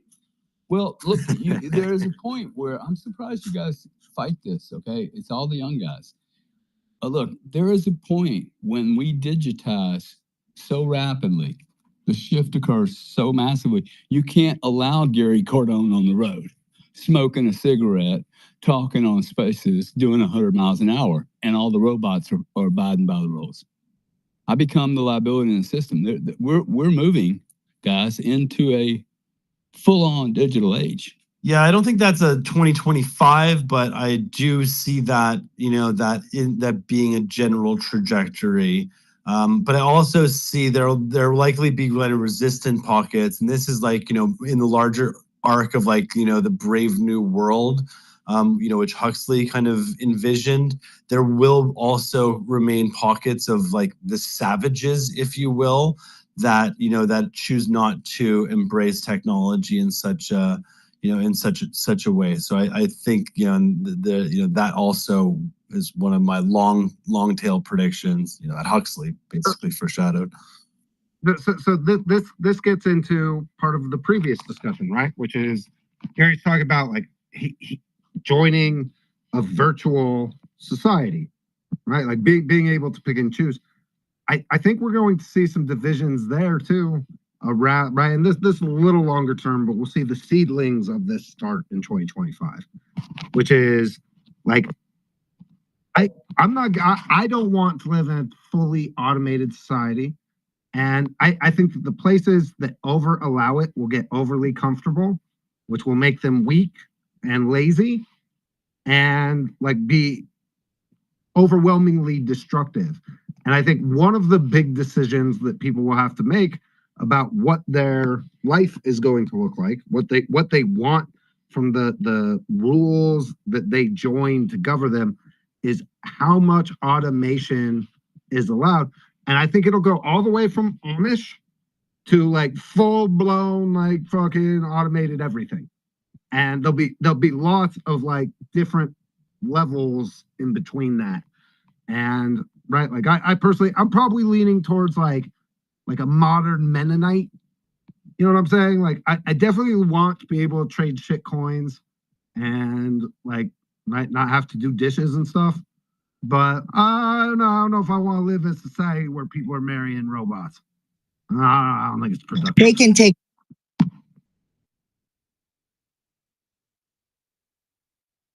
Go ahead, Kim. I was I don't know how. Oh, sorry. I was gonna say they can take on the office worky, behind the desk computer jobs, and then we can get out and live that lifestyle, get back to basics, be able to grow our own food and take care of our community. I think that's a great step in the right direction. I do have a prediction. It's a short in the future, which is tomorrow. I am going to be hosting an intro to crypto space. Got to start somewhere. So I've got a lot of people that have been asking lots of questions. So I'm going to do that tomorrow. I believe I put it at 5 o'clock. And step into the future, right? I will join and be there for the intro to crypto. It's going to be fun. Kim, you scheduled it at 4 o'clock. 5 Man. 4 o'clock, whatever. Yeah. God bless you, Jen. God bless you. May you travel safe orders. Oh man. Anyway, thank you, Kim. All right, let's rapid fire predictions for 2025. Man, we've got some interesting freaking debates. And I will say my overwhelming view is that this is a transition year where we see like the death throes of the old empires and the seedlings of new empires. I think we see massive wealth accumulation and for like new people accumulating massive wealth in big ways that are going to be interesting. And the way they use it and deploy it, I think, is going to be fascinating, like change of pace. So I'm looking forward to seeing lots of that. All right. Well, before Jen, I go drop ahead. down, I'm sorry. I did want to say to Kyle that I think that there is already something that can help with the sovereignty of your data, and that is QUX. So that is something that we're going to be digging into more next week, and I would love to have you talk to Gavin about that. Perfect. Thank you, Kim. All right. Go ahead, Jen, and then we'll go. Let's see. I'll figure out where we're going next. Go ahead, Jen. Okay, so my brother is putting my cute little nephew to bed right now, but he's listening and he wanted me to say these. So his first one is Anduril, whatever, and Palantir are going to start a subsuming defense. Subsuming the defense contract industry. Automated weapon systems, Northrop Grumman, Boeing, etc. will start losing business, and nuclear power will start to dominate, and many AI companies will continue to have large nuclear power investments. Oh, so Kyle touched on free energy, I think one of the other, I'm happy to predict, energy production is going to become a dominant societal issue, and that the amount of power necessary to power AI and robotics, we don't have anywhere close to the production capacity as it currently stands, and it's going to become the most aggressive competition between nation states. And Dustin, there was one more because he is in the AI field. He said that there will be an AI system that will win a field medal, the highest honor in mathematics that only a handful of people in the world have. Automated scientific research will start. Yeah, we're starting to see the solving of some of the greatest mathematical challenges of all time, and like that's only going to get faster and faster and faster in a way that's interesting. And the world fairs, by the way, my personal, like, conspiratorial somewhat, but I believe that the ether and free energy is part of what ends up being revealed at the World's Fair that Donald Trump has highlighted and talked about. All right, Heather, go ahead, get in here. Great to see you.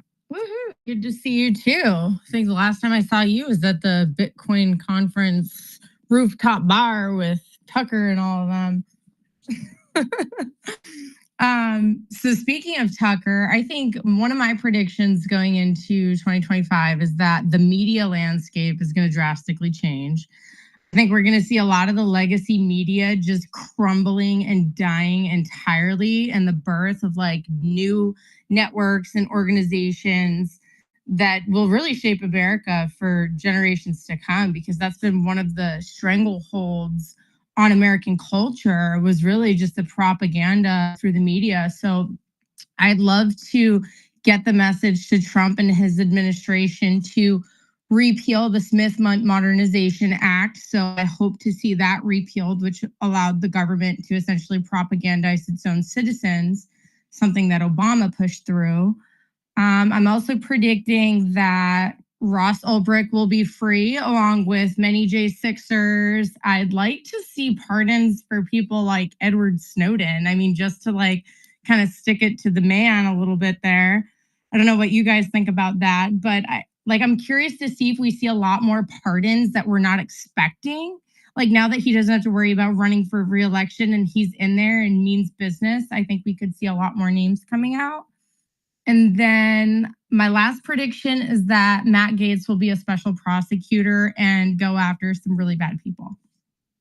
Ooh, I like those. So media, undoubtedly, in fact, right, like this is one area that the transition's actually almost complete already. I was shocked to see, dude, less than 1 million people are watching CNN at any point. Like those are feeble ass numbers.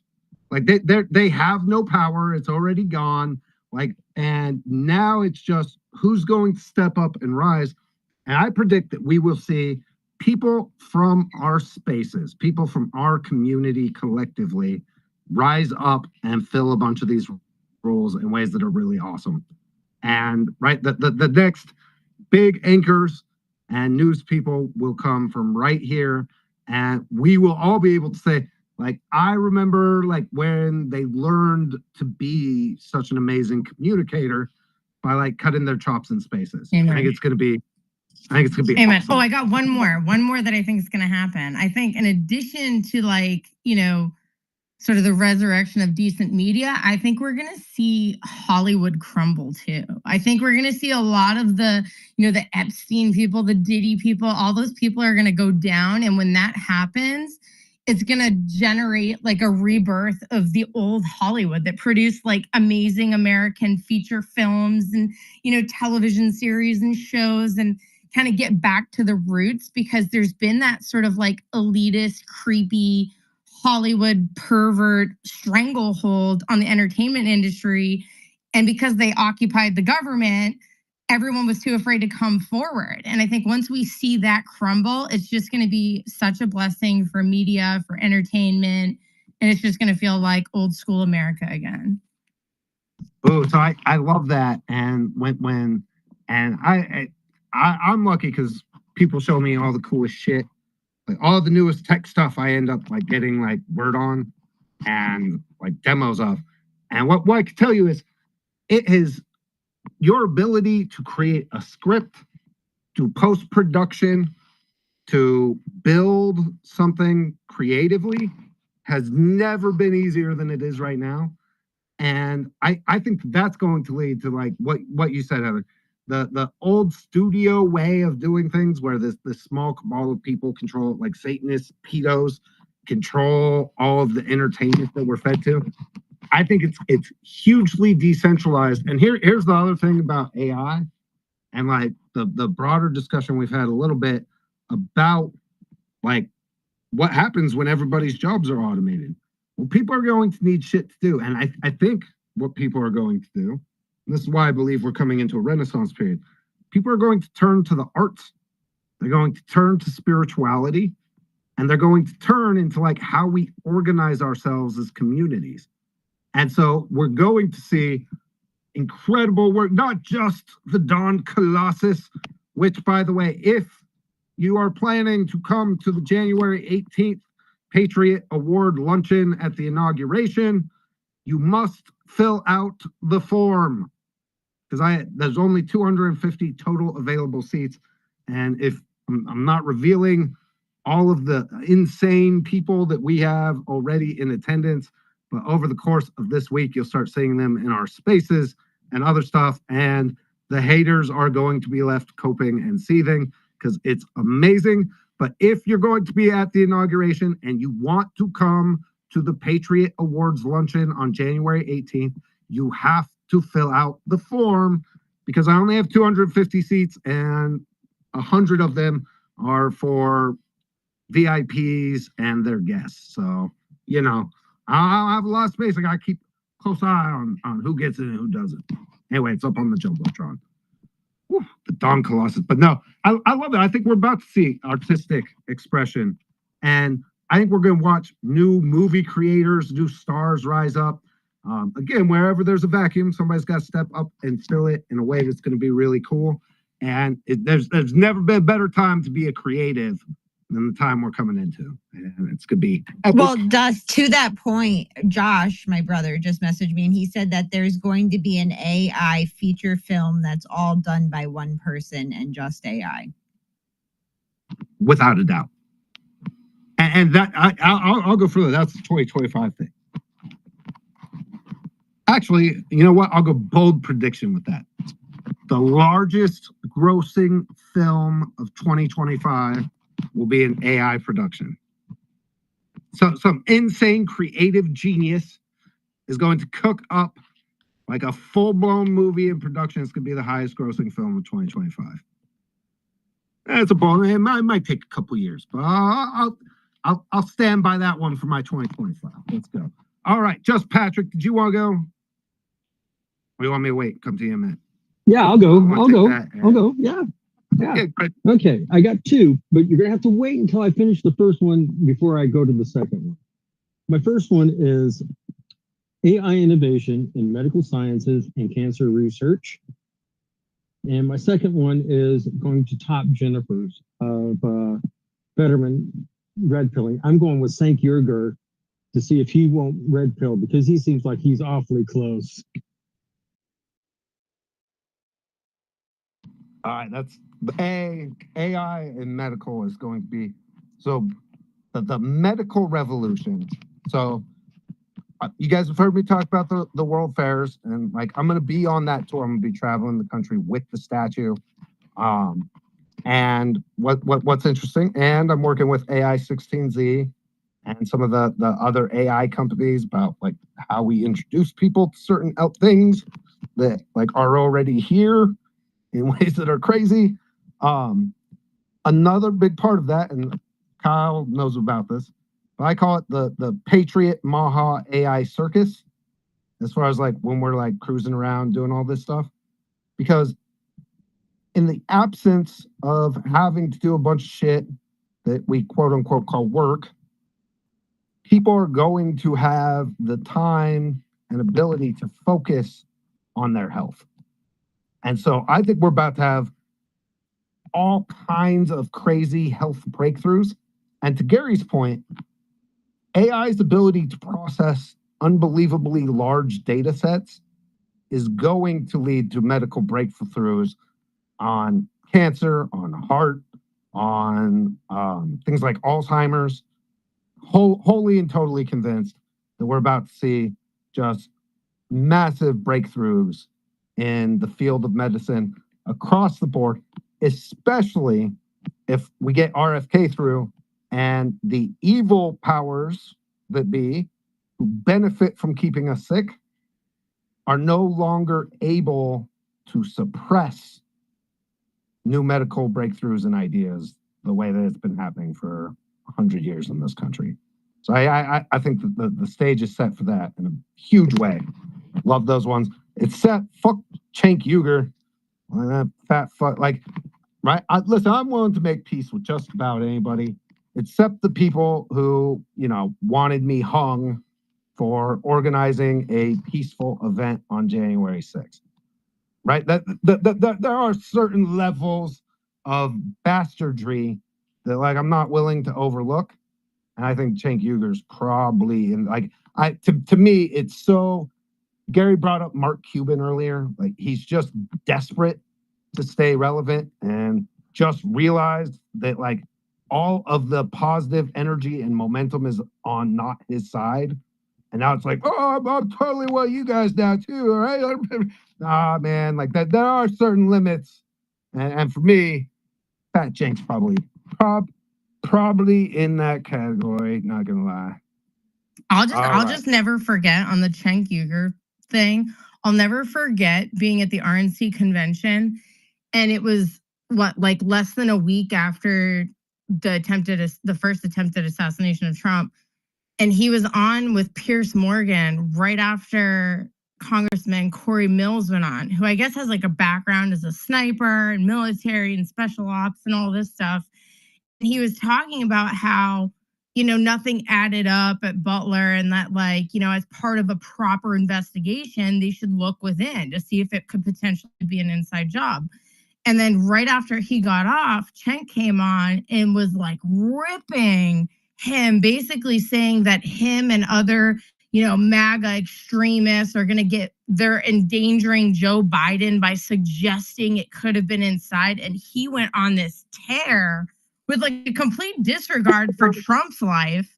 And I'll never forget that. And it's like to see him now coming around, I'm like, you could have cared less about getting to the bottom of the dude that tried to take out Trump. Like, how much lower can you possibly go as a human being? So with all due respect, like, F him, like, no thanks. I'm with you on that, Heather. And I also, I think it ties to the other prediction, right? Which is, as the old media establishment goes down in flames, a lot of them are going to desperately try to cling on to whatever the new thing is to stay relevant, because their whole purpose for being is to be a narcissist and getting like attention, and it's moving away from those old systems to the new systems. So like we will see even more desperate attempts, right? It'll be like the Rashida Tlaib, like, I'm totally bagging now. No, bitch. Not today, Satan. Not today. All right. Let's keep kicking around. Let's go. Dark Side, go ahead. Hey, man, thank you so much for having me up. Happy New Year, everybody. So I'm going to go with a contrarian perspective here. I think 2025 is going to be the year of the greatest financial crash. I think we're going to see trouble come out of Europe. I think it's going to be either European banks that begin a systemic cascading crash. I think it's going to be everything in the deep state's power. And I think the deep state goes well beyond the borders of the United States. Matter of fact, I think it's probably headquartered out of Belgium and England. So I suspect that the real trouble is going to come from Europe. It's going to hit the United States. It's going to put a wrench in all of the Trump agenda. And ultimately, what we're going to see rise out of the ashes of the financial system is hyper Bitcoinization. We're going to see the birth of something new, but I think it's going to be rough. I think 2025 is going to be the year of going backwards, not forwards. So, I apologize for my pessimism, but I really see trouble brewing in Germany. I know Gary and I have talked about Turkey. There's just so much, there's so many different places they can throw a wrench in all of the kind of optimistic plans we have to see bulk arrests and everything else we want to see. But in the end, I don't think the deep state goes down without a fight. And I don't think we should underestimate just how much they hate the Trump administration. So yeah, my take on this is that we're going to take a couple steps backwards before we ever get to take a step forwards. Thanks. Yo, dark side, glad you're up here, man. We since you're on the finance side, why don't you give us a predict on Bitcoin in the and actually I agree with you. I think that there's a well, Europe has failed, period, done. And if it has failed and you're the blue bloods, I think you use that, just puke all over Trump, exasperate the problem. But what do you think on Bitcoin? Is that good, bad, or violent? Yeah, it's probably violent both ways, right? In the end, it's positive. You probably see, one of these liquidity events where it's sell what you can, not what you want to, right? But ultimately, if there is the type of bank failures I think we're going to see, I think we're going to see a Cyprus type event where banks actually shut down and we have no access to money. I think in that scenario, Bitcoin will, maybe initially sell off, but will lead to a gigantic repricing. I think, the way I look at Bitcoin is it's becoming a de-risked asset. And there's enough binary, normally there's one or two binary events that drive an asset forward. In the case of Bitcoin, I can easily come up with 10 binary events, catalyst-driven events that can cause, systemic repricing in the Bitcoin complex. So I'm wildly bullish on Bitcoin. I don't know if that's first half of the year, second half of the year, next 2 weeks. I have no idea. But I do know that, with a regulatory framework, with things improving or resetting more likely, I think Bitcoin will become the base layer, and I think Bitcoin in short order demonetizes gold. So dark side, I started my predictions tonight by saying that this is going to be a really painful year to live through. That what's coming, while optimistic long term, is actually going to be really, really painful. And the only place I'll disagree, where my predictions and your predictions, I think, differ, is that I actually agree that we see the violent death throes of the deep state and the globalist cabal. And that includes things like economic catastrophe. It includes things like war and false flag attacks and real attacks, right? That their only hope at this point is to create enough chaos that somehow it knocks Trump and the team off course from the exposure and the quote unquote hammer of justice that's coming. My only difference between yours is I think both things happen simultaneously, which is I don't think any of the shit that they throw at Trump dissuades him from going after the people who tried to destroy his legacy, his reputation, his credibility, and to ultimately take his life physically. I think both things can continue to happen. And I agree, though, it's going to be a fucking rough year, bro. It's cool to think about, oh, we're going to have exposure and disclosure on all these different things. But that's going to lead to not just the attacks from the people who are being exposed, but also some of the stuff that we have championed, almost probably every single one of us, we were wrong about. We're going to have to come to terms with, being wrong about something that's base layer to us. I think that's going to lead to, like I said, I think people are going to have to turn to spirituality, and it's going to be rough for us at a spiritual and philosophical level, like coming to like terms with like what we know as the new reality. And I think it is rough, but at the end of the day, I think it's the kind of like cleansing that's necessary, because I think next year, my predictions will be wildly Renaissance-ish and optimistic, and like art installations and festivals and government experiments and councils being formed and created. I think we're 1 or 2 years away from that. And the 1 or 2 years in between is violent and brutal and difficult. But we'll look back at it as a great time to be alive. I agree with that. I think that we're going to go through an absolutely painful reset. That's going to see the fiat money system implode. I think it's going to implode on Trump, on his watch, if not before. And my biggest concern that it happens here in the next couple of weeks, and they use a continuity of government sort of argument to not move forward with his swearing in. Yeah, I have a lot of concerns. I don't think it's going to be smooth. I think it's going to be rough, but I do agree with you that on the other side of the pain is going to be a renaissance. You were talking about the Mennonites earlier. I just wanted to share that I spent about a week this summer in Shipshewana, Indiana, and really got a chance to see the Amish in full force and see how they live. And I stayed at an Amish house.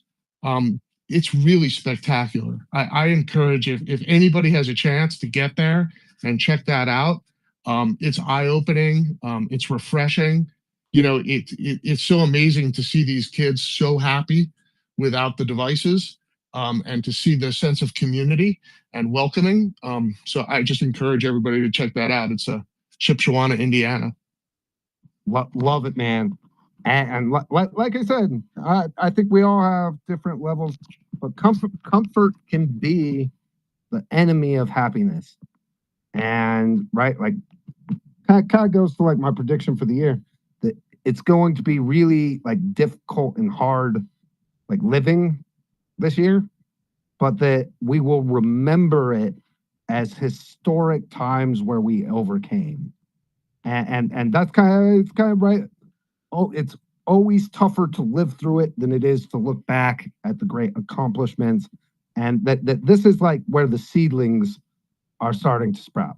That like we don't see the results of the efforts, but the all of the turbulence of the next year is going to set the stage for that great renaissance and what's coming after. And like I said, buckle up though. Right? Like if there's ever been a time that you need to have your basics covered, community and your water and shelter, food source, those kind of things, never hurts. That's always the great thing about it. Whether your worst case scenario happens or not, you become a better person just by preparing for it, regardless of whether or not it ever actually happens.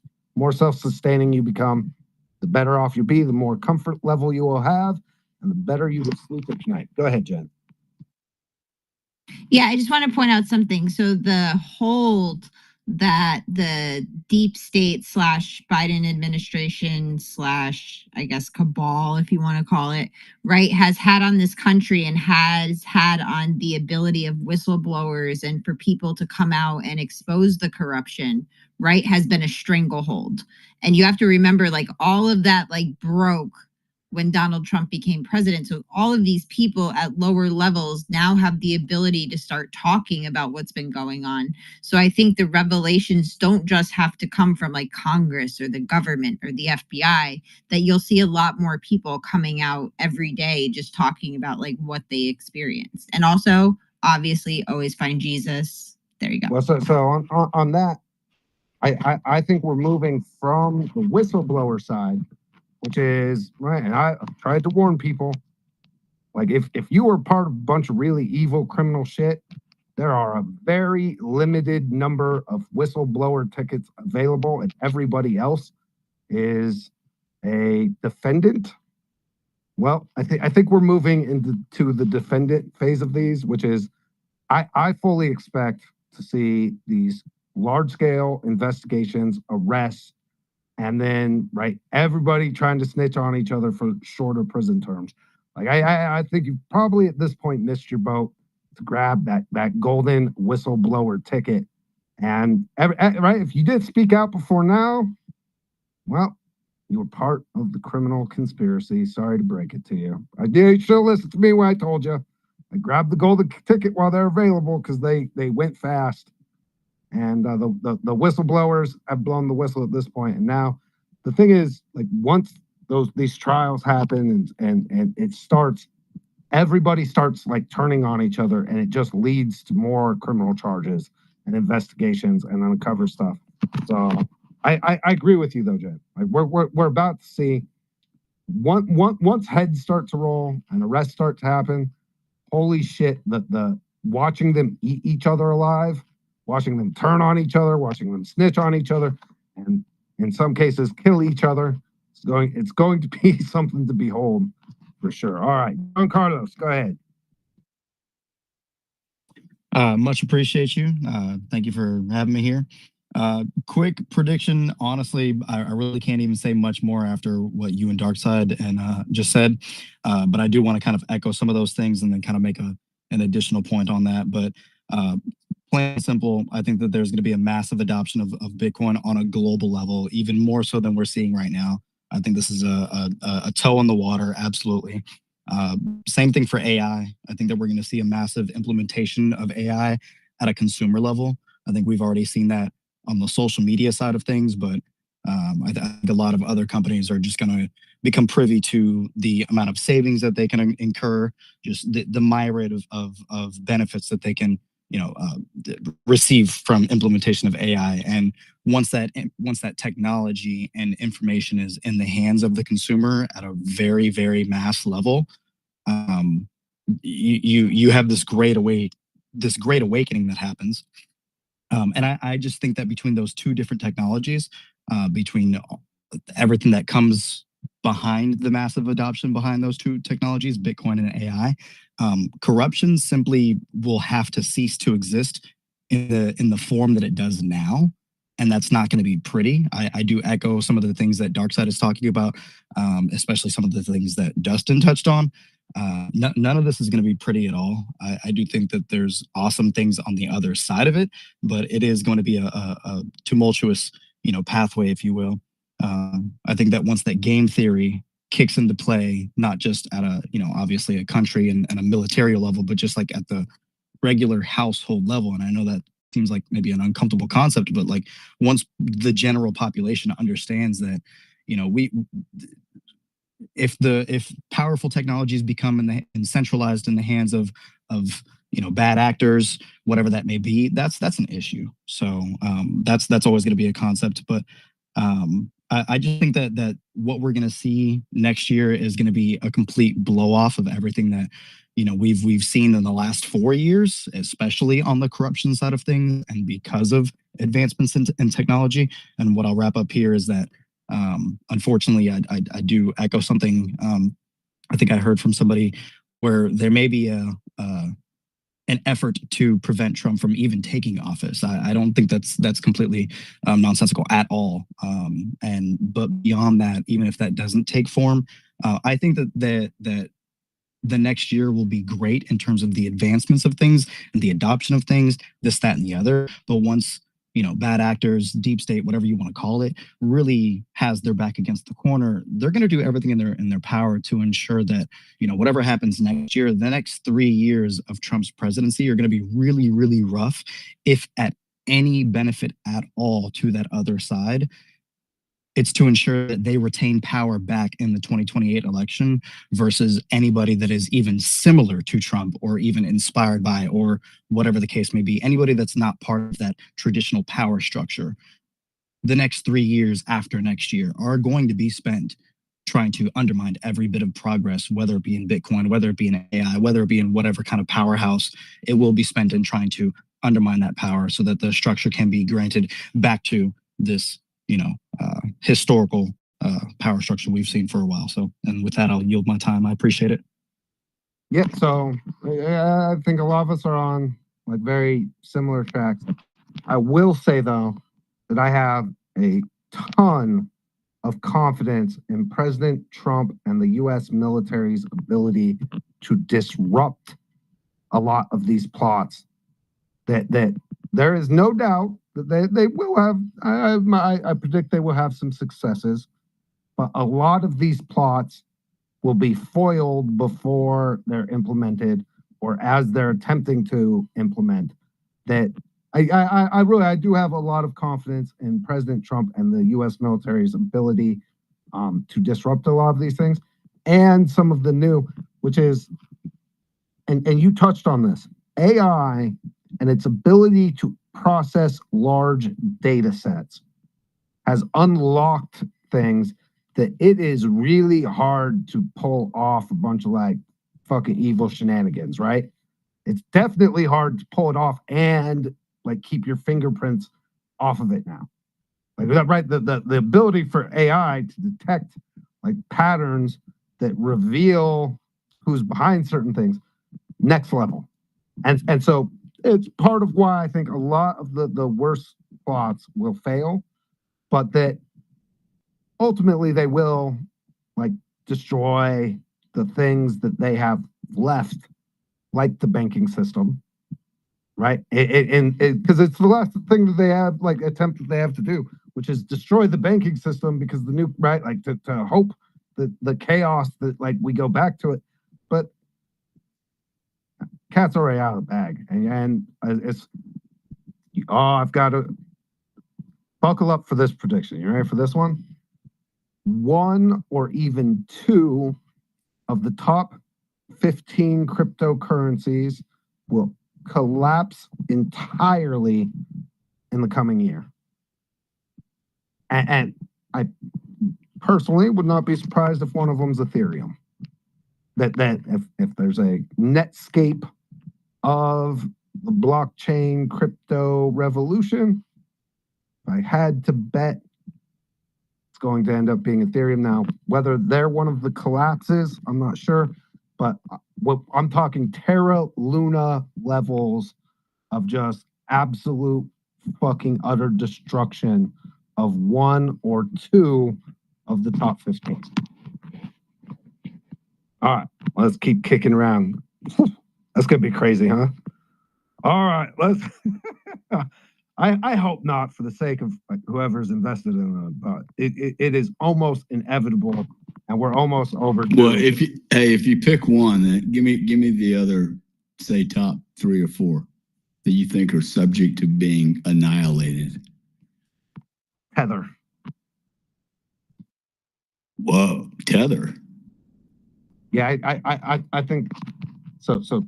And Tether has played more of a role in the manipulation of crypto and Bitcoin than any other company. And the battle for stable coins is about to become very competitive. So World Liberty Financial, it took me a long time to figure out what the fuck it was that they were really up to. But stable coins, staking, and DeFi is central to what WLF is cooking on. And obviously, right, the connections to the Trump family, I think, gives them a very strong position. And then XRP and their stable coin, I think that the battle for stable coins and regulation of stable coins is about to get very fierce. And my fear for Tether is that the fact that they existed during the Wild West of all this stuff will make it difficult for them to get over the regulatory hurdles that are coming.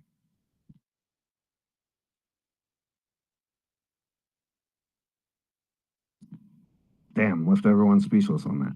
And you think XRP benefits from that, Dustin? Is that what you're... Yeah, I think XRP is going to be the financial settlement layer. Yep. And what do you think of what are the other top what's the other top three? I don't even follow these things. Solana, you got ADA. Is it the old projects you think that are more subject to annihilation? Yes. So the problem's going to be that as like regulation, right? So we talk about regulatory clarity, right? Which is we're actually going to put some rules in place about like what best practices in this new spaces. Some of the people who participated in the Wild West are going to suffer from the fact that they were operating and built in a way that aren't anywhere close to what that regulatory clarity is, or the new regulations demand. And I think that's going to be very problematic. As far as the big ones, I think American companies are going to be in the driver's seat. Donald Trump has talked very specifically about boosting American crypto. And so I think Solana and the Solana Foundation are absolutely going to continue to eat the lunch of Ethereum. I think Cardano will be fine, but largely remaining kind of how it is, same level as like Algorand and others. I think the dominant forces, the dominant three, Bitcoin as the ultimate store of value, Solana as the contract layer, and XRP as the settlement layer. Those three to me continue to gain momentum and market share at the expense of just about all others. Hey, Dustin, I have a question. Was Tether the one that got audited and there was some shady stuff with like the moving of money? Do you know what I'm talking about?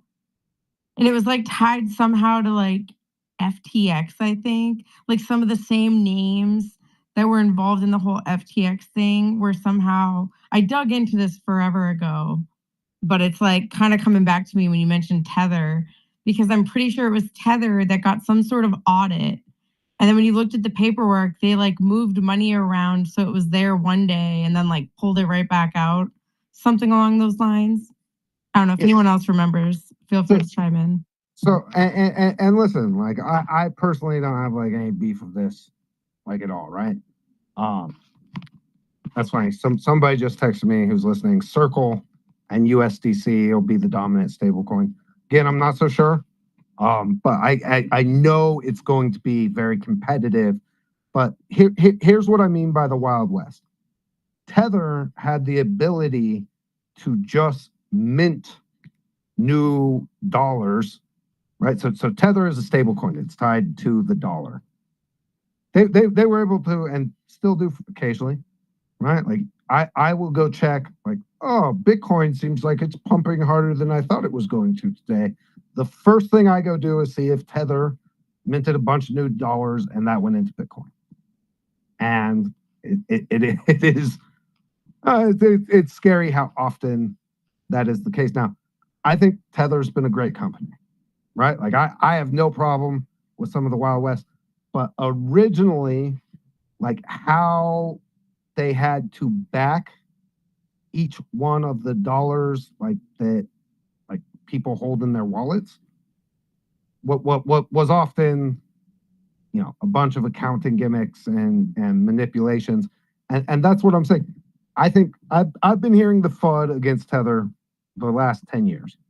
Right? Like everybody's talked shit about Tether, and Tether was going to bring down the whole damn crypto system.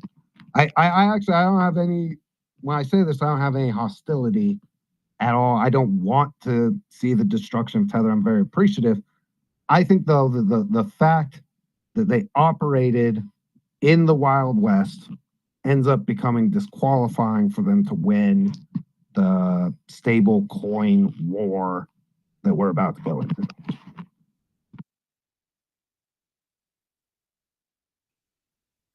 Hey, Dustin, can I chime in on the Tether story? Yep. So Howard Lutnick, who's going to be the Commerce Secretary, just invested $600 million into Tether.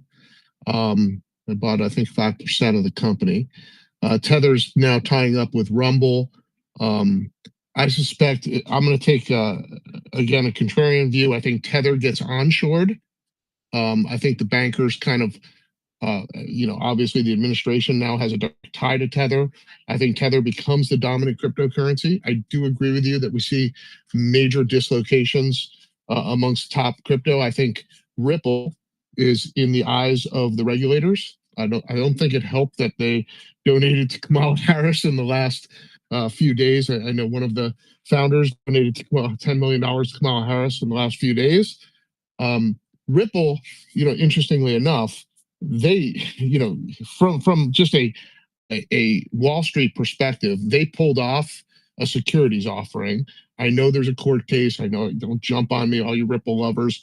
But in the end, that I think it'll be deemed that the XRP token and the way it was distributed will be a security. I think that lawsuit is not over. So I think Ripple's probably my choice to go down. I do agree with you. I think Ethereum's got problems, and I think Cardano has problems. So those would be my picks. But I do think Tether wins the stablecoin battle, and I do think. And let me make another prediction: stablecoins begin to directly threaten the fractional reserve banking system, because remember, stablecoins are full reserve banking. When you buy a stable coin, it's backed by $1 in U.S. government debt. They have 100% reserves, and they are direct threats to the existing money center banks. Thanks, bud. No, appreciate it. To be honest, I didn't know about the Lutnick thing, so like new information there. And frankly, I fucking love Tether, right? So like, I am attached to like how we built this whole ecosystem out and the players involved, and I hope Tether succeeds. Like I don't want to see Tether like be one of the ones. I do think that the challenges of having existed before like really deep like regulation, like before things like the full backing makes it challenging, but maybe not. Like and to be honest, it deserves to continue.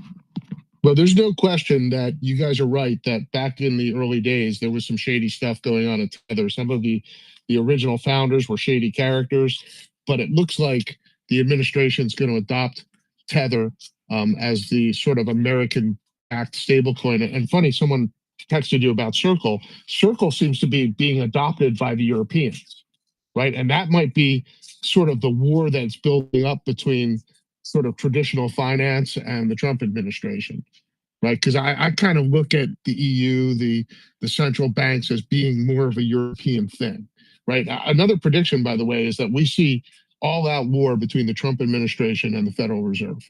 And I'm not sure what that looks like, but I could see the long end of the curve ramping up, Trump demanding that they lower, they intervene, they not intervene, and we see war. I don't know what it looks like, but that's a prediction. I think that war starts on day one. So in fact, I think that the shots, Gary Gensler fired the first shots already, trying to downplay the ability and legality of a Bitcoin strategic reserve. And I think it comes to a head extremely early, because I know that Trump plans to move extremely quickly on the Bitcoin strategic reserve. And I think the Fed is obviously going to like do whatever they can to fuck that up. And right, I think that's the start of it, and it leads to, right, not just that, but interest rates and cuts, and like Trump's not down with like the whole independence of the Fed. And that gets to one of the things that like I'm really excited about. So like I come from the Ron Paul tree of libertarianism, and if there's one thing I think incoming, I see a whole lot of Fed skeptics on the roster for Trump, and not just on that, but on the income tax and the whole way we structure like monetary policy and taxes, and the more disruption like we predicted happens, the more room that Trump and the administration will have to fully gut things like the income tax. Right? The more turbulence, the worse it gets, the more room they're actually going to have to be able to do some stuff in a way that I think is going to be really fascinating. So I agree with you. War between the Fed and the administration. I think we're already seeing the like outskirts of it, but that becomes a full heated war in the first month. All right, Kendon, go ahead. What do you got for us? What do you predict in 2025? Well, I think the AI battle is going to be bigger than most people believe it is, because the globalists are going to want to continue to maintain control over that, and there's going to be a fight. It's going to be a big fight, probably. I'm not too thrilled about XRP, only because when the globalists were going to Antarctica, they were talking about how XRP was going to change everything for them, and it just didn't sound good for us. I do think that we need to get away from the Federal Reserve. I think that that Trump may have a plan in the works where taxes are no longer income taxes. They're done through tariffs and what have you, which I think is a brilliant idea, because it would level the playing field, if you will. You know, people are paying taxes in accordance to how good their tax lawyers are, or that sort of thing.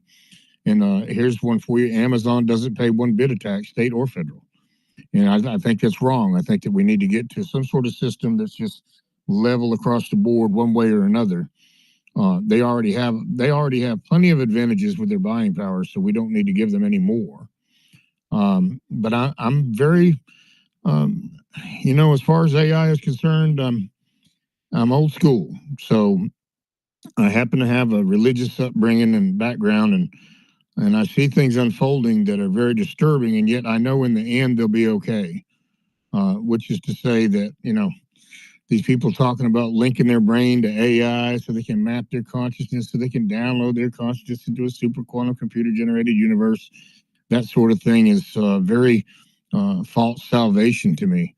And I believe they will be pushing that. There'll be people that'll be falling for it. And in the end, there will be people that end up in those spaces, if you will, where they went that route, the threshing floor choice, and they made the wrong choice.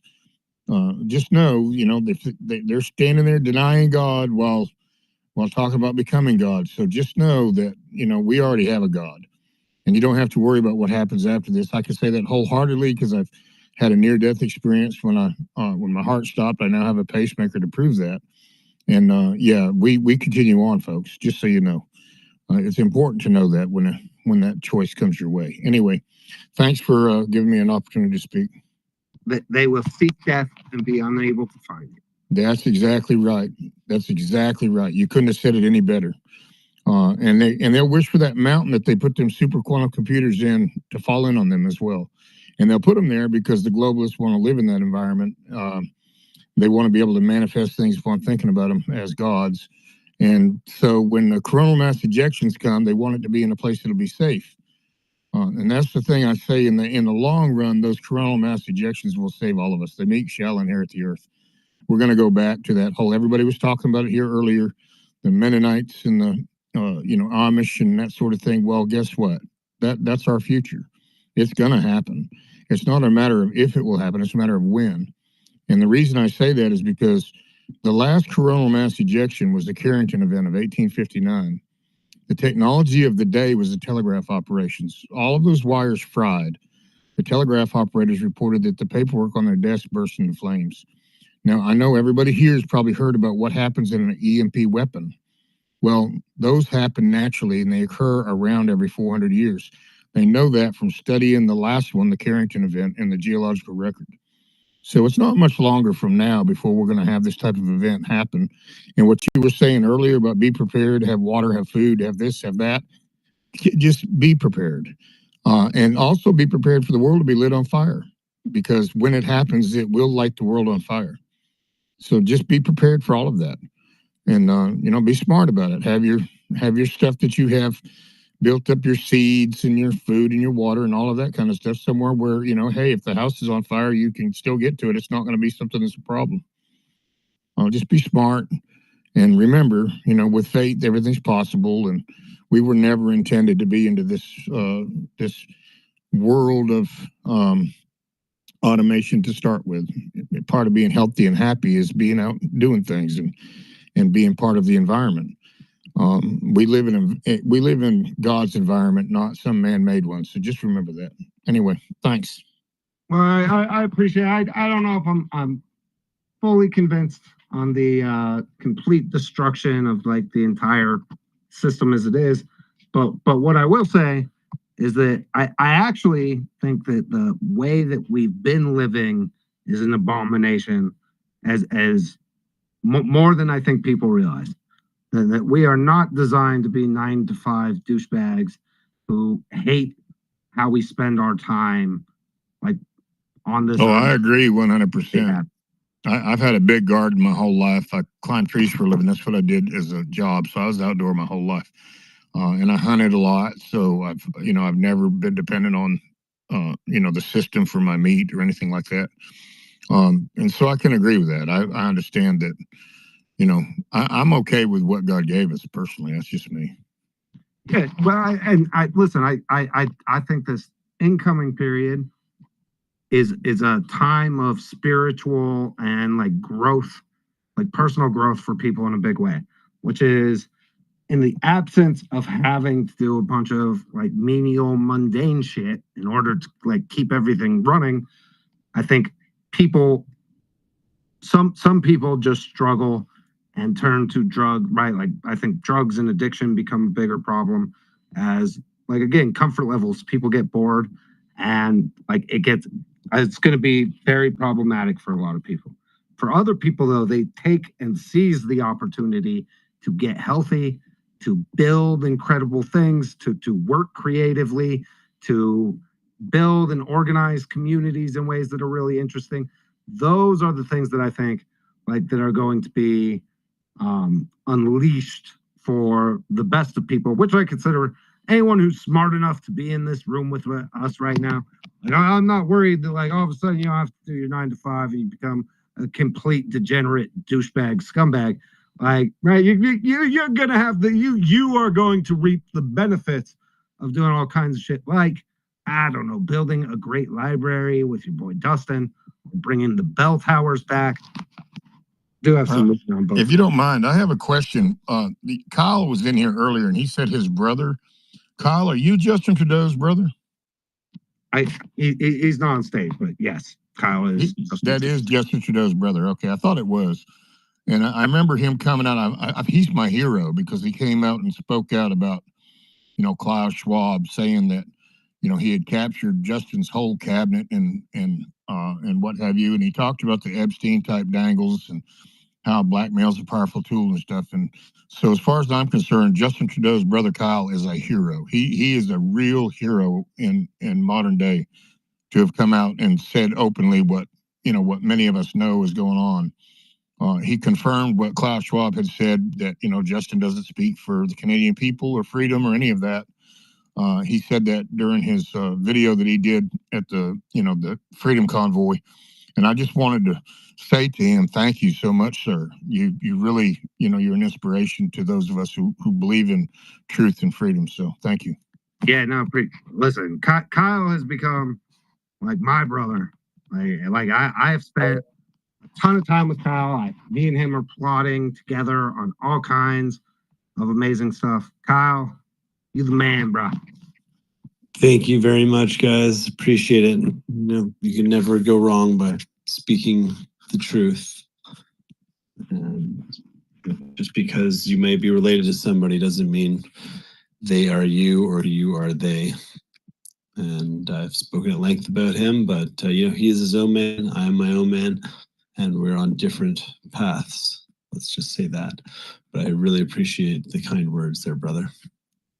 Yeah, you're real deal, man. Like, hey, if you guys don't know, like, I'm a pretty exuberant, energetic dude. Kyle puts me to shame That dude's got fucking Energizer Bunny shit going like you would not believe. It's crazy. All right. My man Mike Mack in the house. What's up, Mike? What's up, guys? Good to see you. Can you see me, Dustin? Oh, yep. Go ahead, Rose. I'm sorry. Yeah, I'm kind of falling asleep. Not really. I just want to listen. But here's my prediction, folks. One, I think that the deportation efforts are going to be extremely volatile. There's going to be huge protests, riots, lawsuits. It's going to be very, very hard. I think that's going to be a source of major headaches, and be prepared, especially in the blue cities, for some major protests for that. I'm very concerned about that. I predict that there'll be a slow rollout of the COVID diabolical actions. It's going to take some time because I think they have to do it gently for the population. I think it's something that's going to be very difficult to wrap your head around. I believe it will probably start with recognizing the vaccine injured and kind of roll that out. I do believe that Fauci will be investigated and indicted, along with Birx and the rest of them. I do believe that the Open Society, Alex Soros, George Soros, and that whole thing will be indicted on election interference and illegal money laundering. And the WEF will be, I don't think it'll happen immediately, but I think it will be put on serious notice of especially BlackRock. I think BlackRock's involvement in financial weaponization against companies that were not towing the line on DEI, I think that is going to come to a head as well. So those are just some of my predictions. I think that the J6 investigation is going to, I think, shock. And the truth that comes out will be another blow to the society as a whole, and will put the death nail into the media for propagating all of the lies. Their big saying, the big lie will be the big lie on them, meaning that slogan needs to be turned around right back on all of the people who participated on that. And I do think that Shifty Schiff, I think, is going to go down. I think Raskin and Shifty are in big trouble. That's my prediction. And be careful with all the shenanigans on Capitol Hill. We are going to see some serious headwinds on things that we want to implement. So we got to keep the faith and keep pressing on. Great space, Dustin. And there's some people that, I really am not familiar with, and I'm going to start following. It's really a great group of people, and very great conversation. Thank you, Rose. And so on those, I did not list out, but guaranteed Jen will have the opportunity to expose Raskin for what he did to us. The manipulation of her tweet in the second impeachment trial and the disruption it caused in our lives personally. Raskin's going down 100%. 1,000%. Like we will finally get our opportunity to air that in a way. And I think there's going to be lots of similar examples for a lot of people who've been doing dirty by a bunch of these bastards. All right, Mike, go ahead. My list, by the way, that I gave trash for the speed round, hardly exhaustive. Okay, Christopher Wray, Mayorkas, Cheadle. I think we're going to watch a lot of people be criminally charged for participating in criminal plots. Big. All right, go ahead, Mike. Dustin Stockton, the man, the myth. Good to see you, brother. Good to see you, Thinker.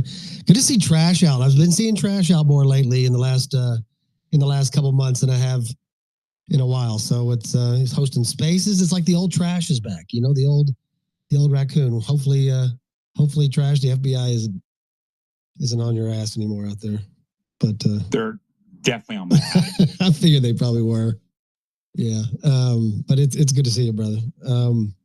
So I would just say this one, I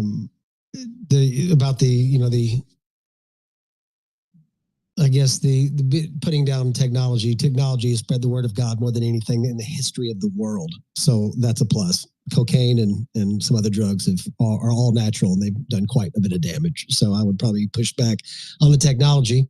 Also, using implants or using technology in order to prolong our lives. Unless I make it to 970 over Methuselah, I've still got about 800 years to go to beat some of the people in the Bible. So I should be okay with that. Says everybody that's ever had a pacemaker, a hip implant, ocular type of enhancements, or anything to help them hear or walk with a platinum knee. So they're doing pretty good too. So, but with that said, my prediction. Well, one prediction is that I believe that Dustin Stockton will rejoin the XRP Army officially in the year 2025. I believe that. And if I have to use monetary blackmail or something like that to do it, then I believe that is what I owe the community, and I will gauge in such efforts. I also believe that, and my biggest prediction, I think, is what's going to happen is I believe that the United Kingdom, before the year 2025 is over with, will officially announce they are implementing universal basic income. And I believe that England will do that this year, or at least the plans. They will announce the official plans to incorporate UBI into their economy, and that's pretty much it. So I started by saying UBI is going to end up like becoming a big point of like the discussion and the discourse. No doubt about it. I love the bold prediction of calling where the big test is going to be, because it's coming, and it is hugely fraught with problems, and the people who go first are going to be absolutely fucked. Right? Like the fourth and fifth order consequences of universal basic income. Like I said, drug abuse, addiction, crime, right? Idle hands make for fucking troublemakers or something like that. Yeah, right. The people who go first are going to pay a massive price on those fourth and fifth order effects. No doubt about it. I would be willing to throw one out there. Like, hey, you brought up the UK. I could see Canada breaking free from the crown in the very near future. I think part of the Trump 51st state talk is around watching a Canadian independence coming to fruition. That Trump's taunts not about Canada actually becoming the 51st state, but that Trump's taunts are actually helping to encourage Canadians to develop a sense of sovereignty and independence from the crown. I don't know. I've been chewing on that one for a little bit. think UK and Canada are. Yeah, I agree with you. I think that they're probably going to be the two that make the biggest headlines this year because they're in freaking trouble, man. I mean, UK is in trouble in so many aspects of their existence that, yeah, I think the United States. Well, it was kind of, and I know you've already been talking about a little bit about having Bitcoin on the balance sheet, but I think it's going to put the United States in a position to bail out quite a few people, and maybe not in the most above board way, but yeah. And by the way, to the guy who earlier said about XRP, I got to take a little bit of issue with that. One, it was deemed a security to enterprise. It was not deemed a security to me because I didn't know who Ripple was and I didn't sign a freaking contract with them. So no, and it's not going to overturn because once Trump's in office, the SEC is going to drop all these cases and it's all going to be a moot point. And XRP is on the way back, baby. And as USDT, I like USDT. It's smooth, it works well, but I don't know how the United States government turns over and makes that an official coin or anything like that of the United States when, it's like Bitfinex is going to be in charge of all our freaking of our stable coin, our national. I don't know about that. So they're going to have to open up their books, and they haven't done it yet. I don't know why they would do it now, but you never know. Trump's a pretty powerful cat. I also, there's just an element to Tether, like they've got the Trumpian Teflon, right? Like that. I no joke, for 10 fucking years I've heard the FUD and that Tether was going to bring the whole fucking system down, and somehow they just keep trucking along. But I kind of agree, Mike.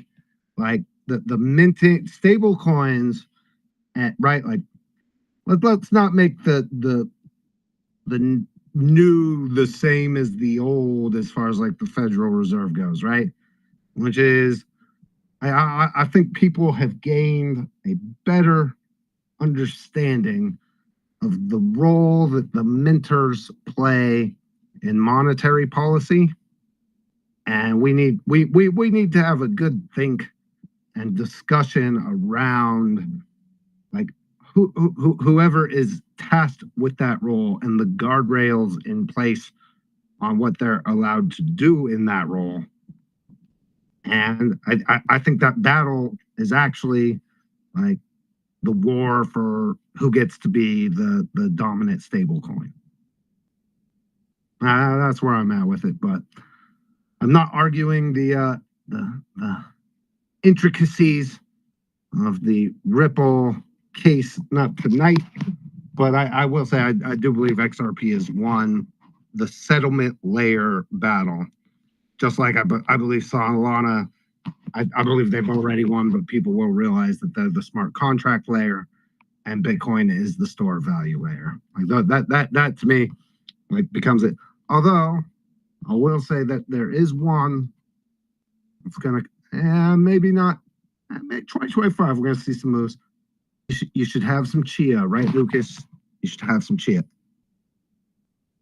Or as they say in Arkansas, sweet. No, I'm just joking. Don't go there. No, I like Sue. Yeah, I like Sue. Dustin, you got to have, before this year's over with, bro. You got to have just a chill space on some of the crypto stuff. We can just start throwing out some of our favorites. And I have to say, you're that one that you know some of the people that's been a solid play for me, bro. Well, dude, AI16Z is what they are doing, right? So like, yes, pretty cool that the central token is at over 1 billion. Eliza, their agent token, is over 100 million. But the speed at which those motherfuckers are advancing the tech is mind-blowing. Because they're committed to open source and that they're letting all of the best talent in the world build off of the central hub, holy shiznit, are things advancing fast. And there may be very shortly, maybe even part of what's coming at the inauguration, that there may be a certain, how do you say, presentation of some of the top tech in that field tied to a certain Dawn Colossus. Dude, it's gonna be so epic. So I can't wait for you guys to see all that I've been working on. There's a reason I've not been doing a lot of spaces, and I've not been just sitting around doing nothing. Your boy Dustin has built the future in so many ways. Like the stuff we collectively are going to do this year is going to be so fucking awesome. Oh, I can't wait. And wait until what you guys know of the inauguration is just a little teeny bit. Right? Oh, Dustin's got some crazy statue. He's going to be at the inauguration. All right. Wait until you see. Oh, baby. It's going to be wild. All right. Mr. Caldwell, like I saw you, Mr. Caldwell had his hand up forever. I didn't call on him. I want to make sure I get to him. Then we'll go Trash, and then Lucas, and then XRP. That's all good, bro. Let the Trash raccoon bandit go. I can't go in front of him. I mean, I feel like that's like an honor that I probably haven't earned or deserved, but I appreciate the compliment. Here's what I wanted to say earlier before I left. I checked out because I was like, oh man, there's gonna be so many hands and so many things, and the conversation is gonna move in like so many directions that I can't even participate in. But here's what I'll say. I believe the singularity has been achieved.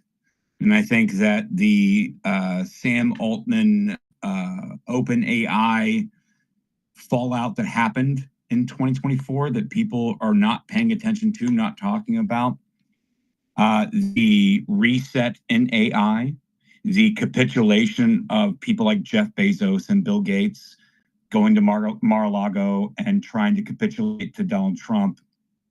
People think it had something to do with like the Epstein list. I don't think it did. What I think actually happened was there was the singularity event in AI. And I think that OpenAI and their large language model, which is not even like a full AI system, which is, it's just large language models. So like, it's like a search engine on steroids, like it's the next Google, right? I don't think what happened at that time at OpenAI was they discovered that like, oh my God, we had the singularity event and AI has become completely fully conscious.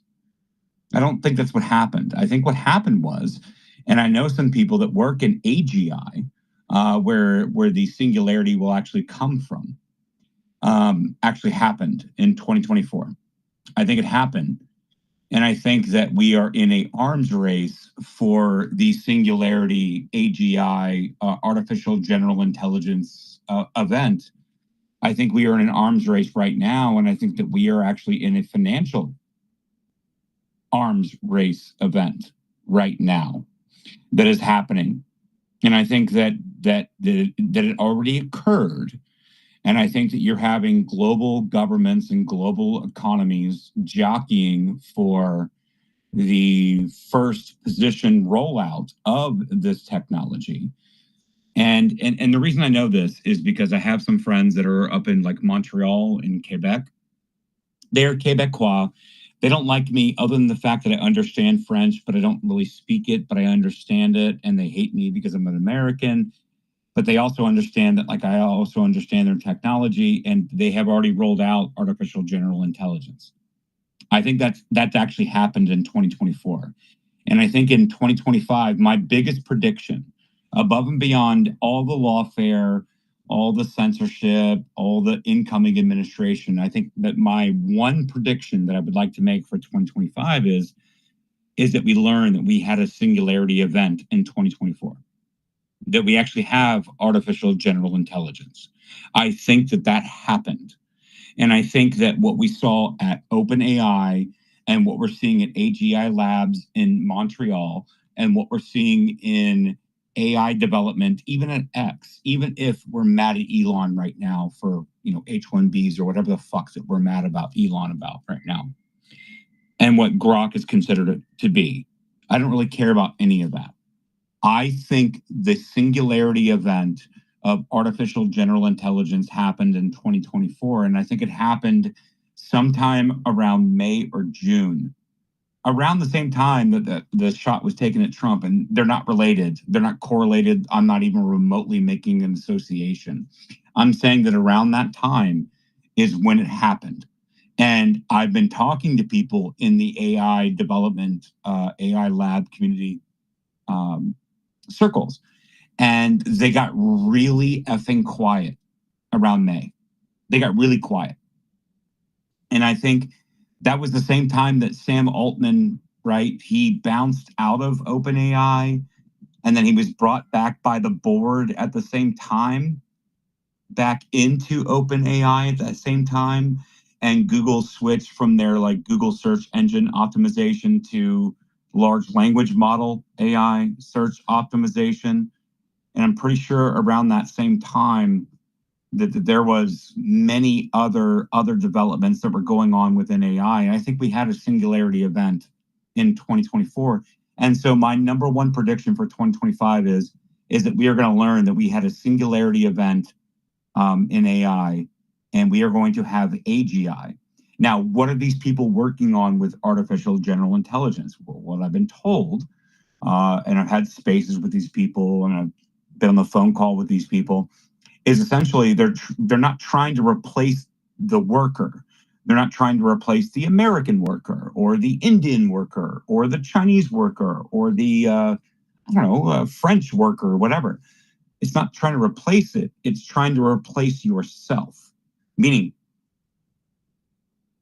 I think the singularity was achieved, and I think that we are going to learn that we can be we ourselves can be replicated in the workforce environment, and that they can produce and perform our job in the normie job environment. And we can do that while we have other opportunities at our disposal. Meaning, so like myself, like what I do for a living is an international distributor marketing. What's my title now? Global marketing officer, I think is my title now at my normie job. So I can actually have an AGI assistant that will basically perform my duties, respond to emails, produce invoices, and all I have to do is show up at events, shake hands, kiss babies, and say hello, and be basically the American-facing force of that company, while on the back end, the AGI assistant that's going to replace me is essentially handling all my email tasks. And I think that was actually achieved. And I think that we're going to learn in 2025 that the singularity was actually achieved. I think that's where we're at here. Because I created AGI in January or just February of this year. And I reposted my evidence on my page. I'm not going to post it up top here unless it's okay. I guess you guys can just go to my profile and look at it. But I used 3D scanners, accurate to 1/10,000th of an inch, to get a replica of me or whoever.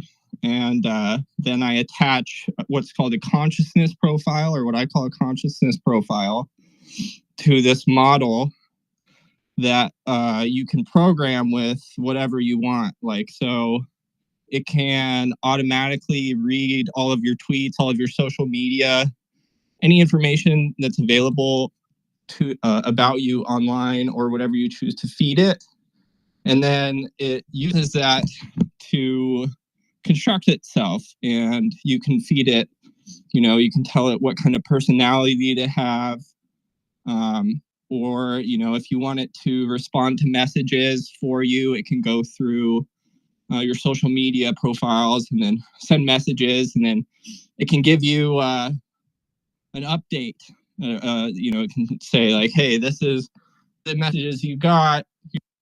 Here's what was not important. Here was what's important. Here's what you need to respond to in terms of making decisions.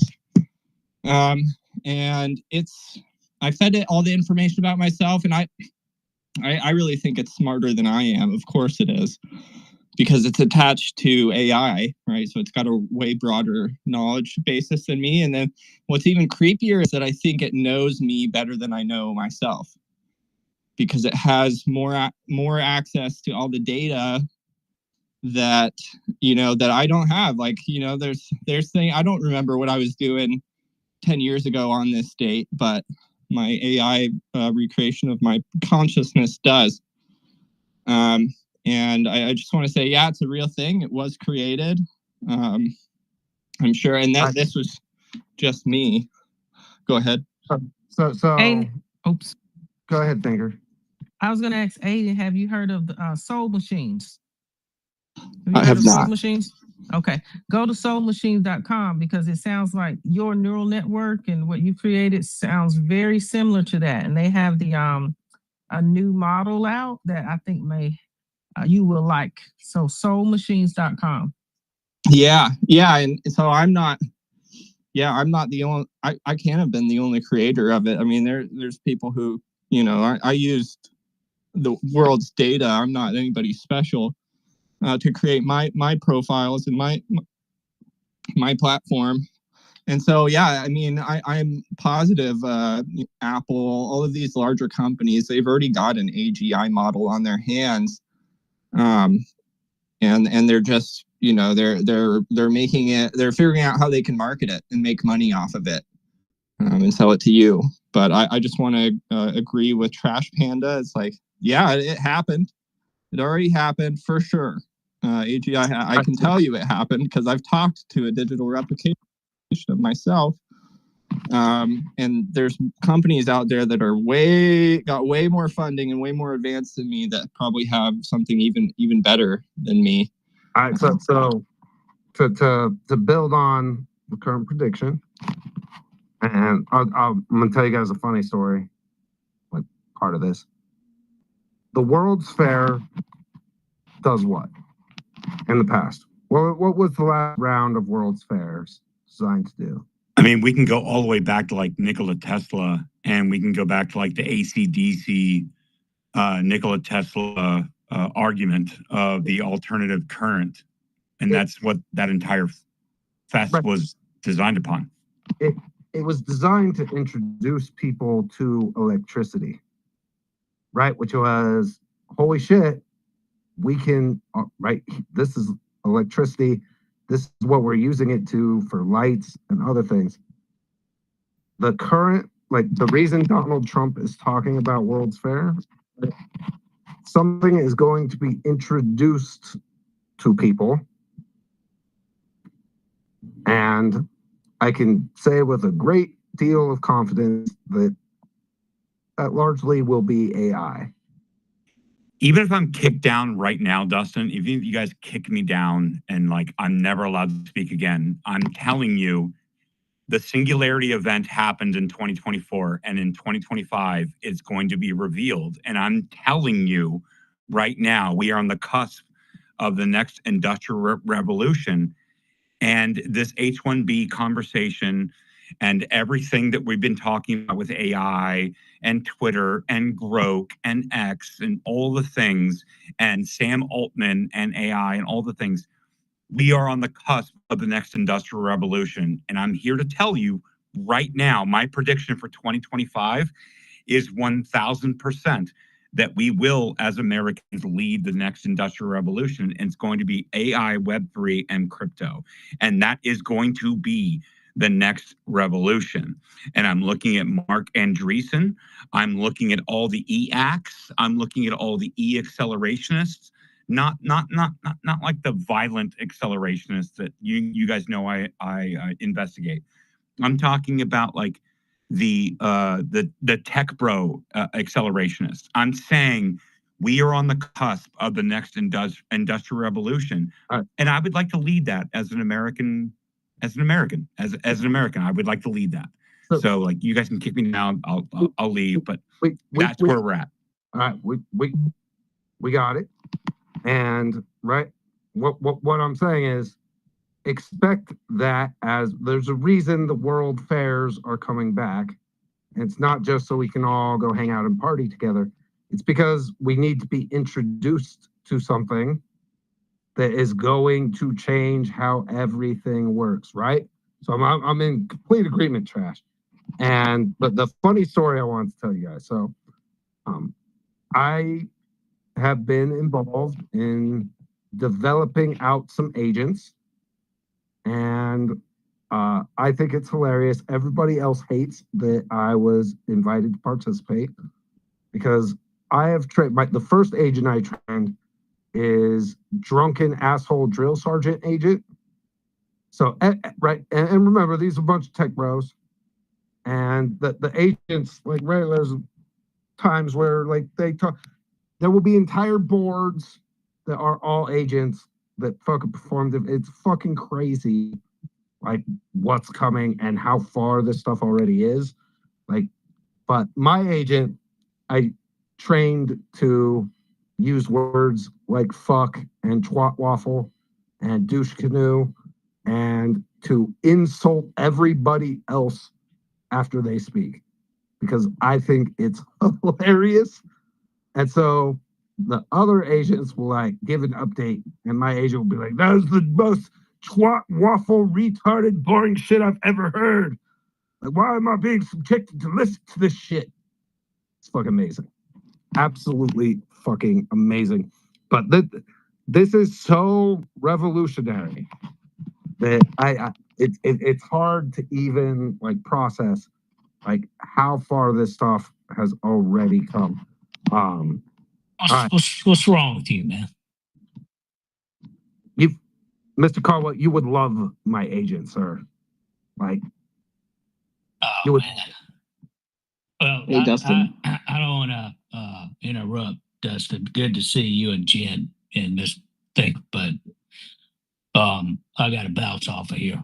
I don't have a prediction. Good to see you, Trash. I don't know why you unfollowed me. Maybe you know about, since AI is so popular, I did kick a raccoon 2 weeks ago trying to get into my parboiled rice stash, prepper supplies. So I apologize in advance. The raccoons are pretty freaking intuitive, amazing, getting the food. But anyway, I hope robots can serve a good sandwich.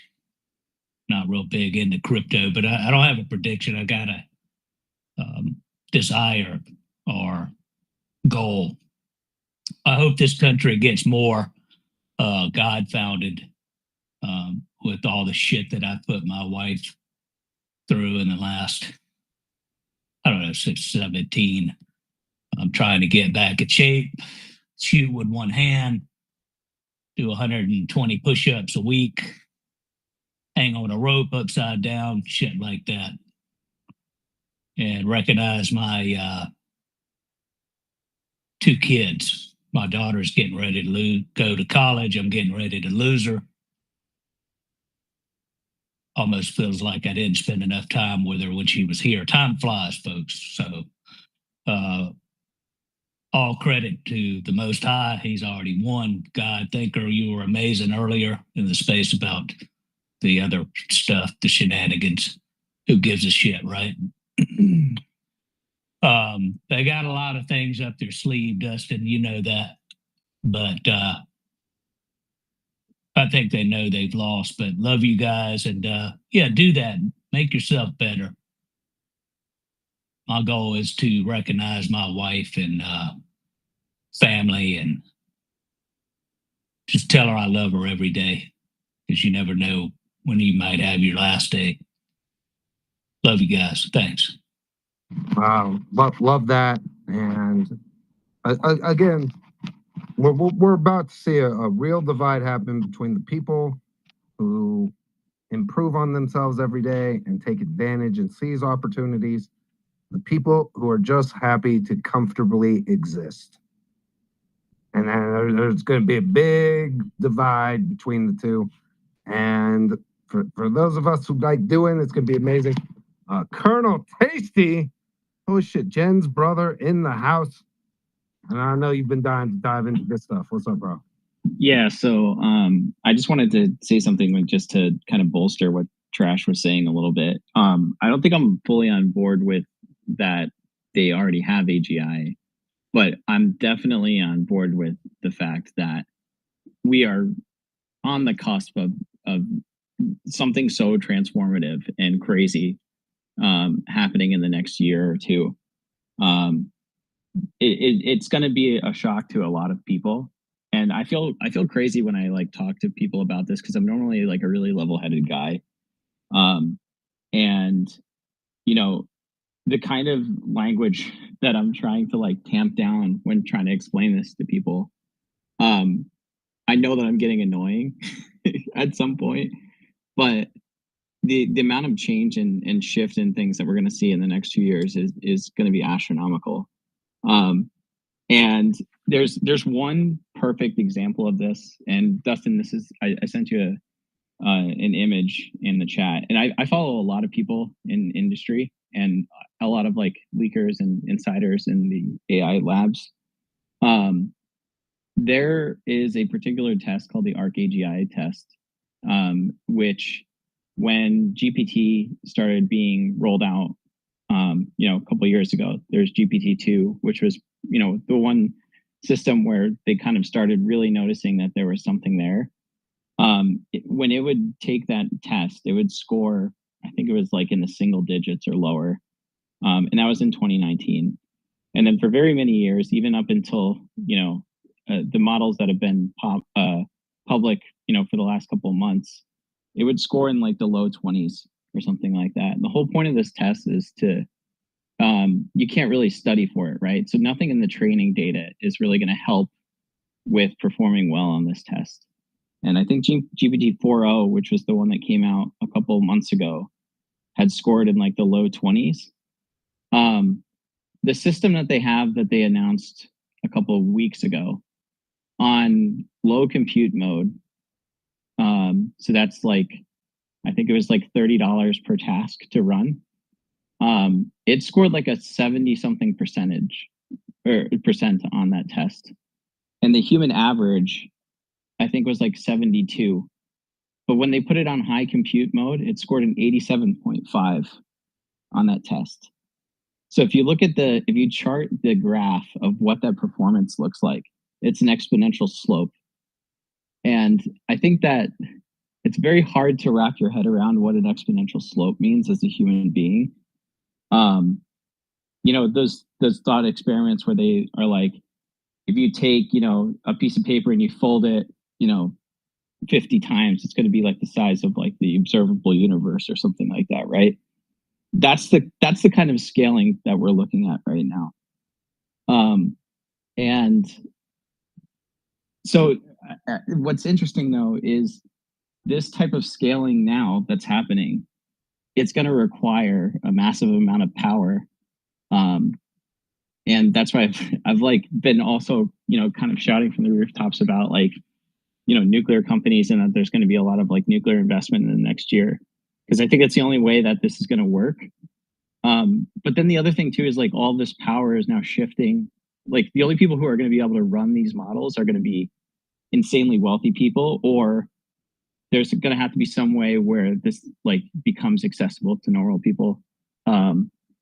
So yeah, I'm kind of rambling a little bit now, but I kind of wanted to get some of that out just to kind of bolster what Trash was getting at, but also kind of like to put a finer point on it. So just wanted to jump up and kind of give my 2 cents on that as somebody who's like not normally part of like this space of Twitter, but definitely very involved in the AI part of Twitter. Well, so energy production is the battlefield, which is the tech is always been is already past our ability to mass power it. Whoever wins the production war for energy wins. Trump, if you have listened to him, especially if you listen to him at the crypto conference at Nashville or his other comments, right, specifically around energy production and AI, he gets it. He gets that whoever can power the most of these things to make them mass available wins. And the biggest hurdle is the energy necessary to run these things. And even to your point, Josh, the difference, right, between low compute mode and high compute mode. Now, when you start to scale that as far as like the amount of energy necessary to do this thing, if there's one reason that a lot of this is premature, it's that the energy isn't available at scale. And it's not something with our current firms of energy that could scale quickly. I'm of the belief, now we're at like 11 p.m., so I can really like say what I believe free energy is fucking there and the ether is fucking real 100%. That what Tesla understood is that there is fucking energy everywhere if you know how to just fucking tap into it. And so I think it's entirely feasible that just as this new tech comes online, all of a sudden we have access to energy in a way that the oil barons can no longer suppress. We're going to have fusion 100%.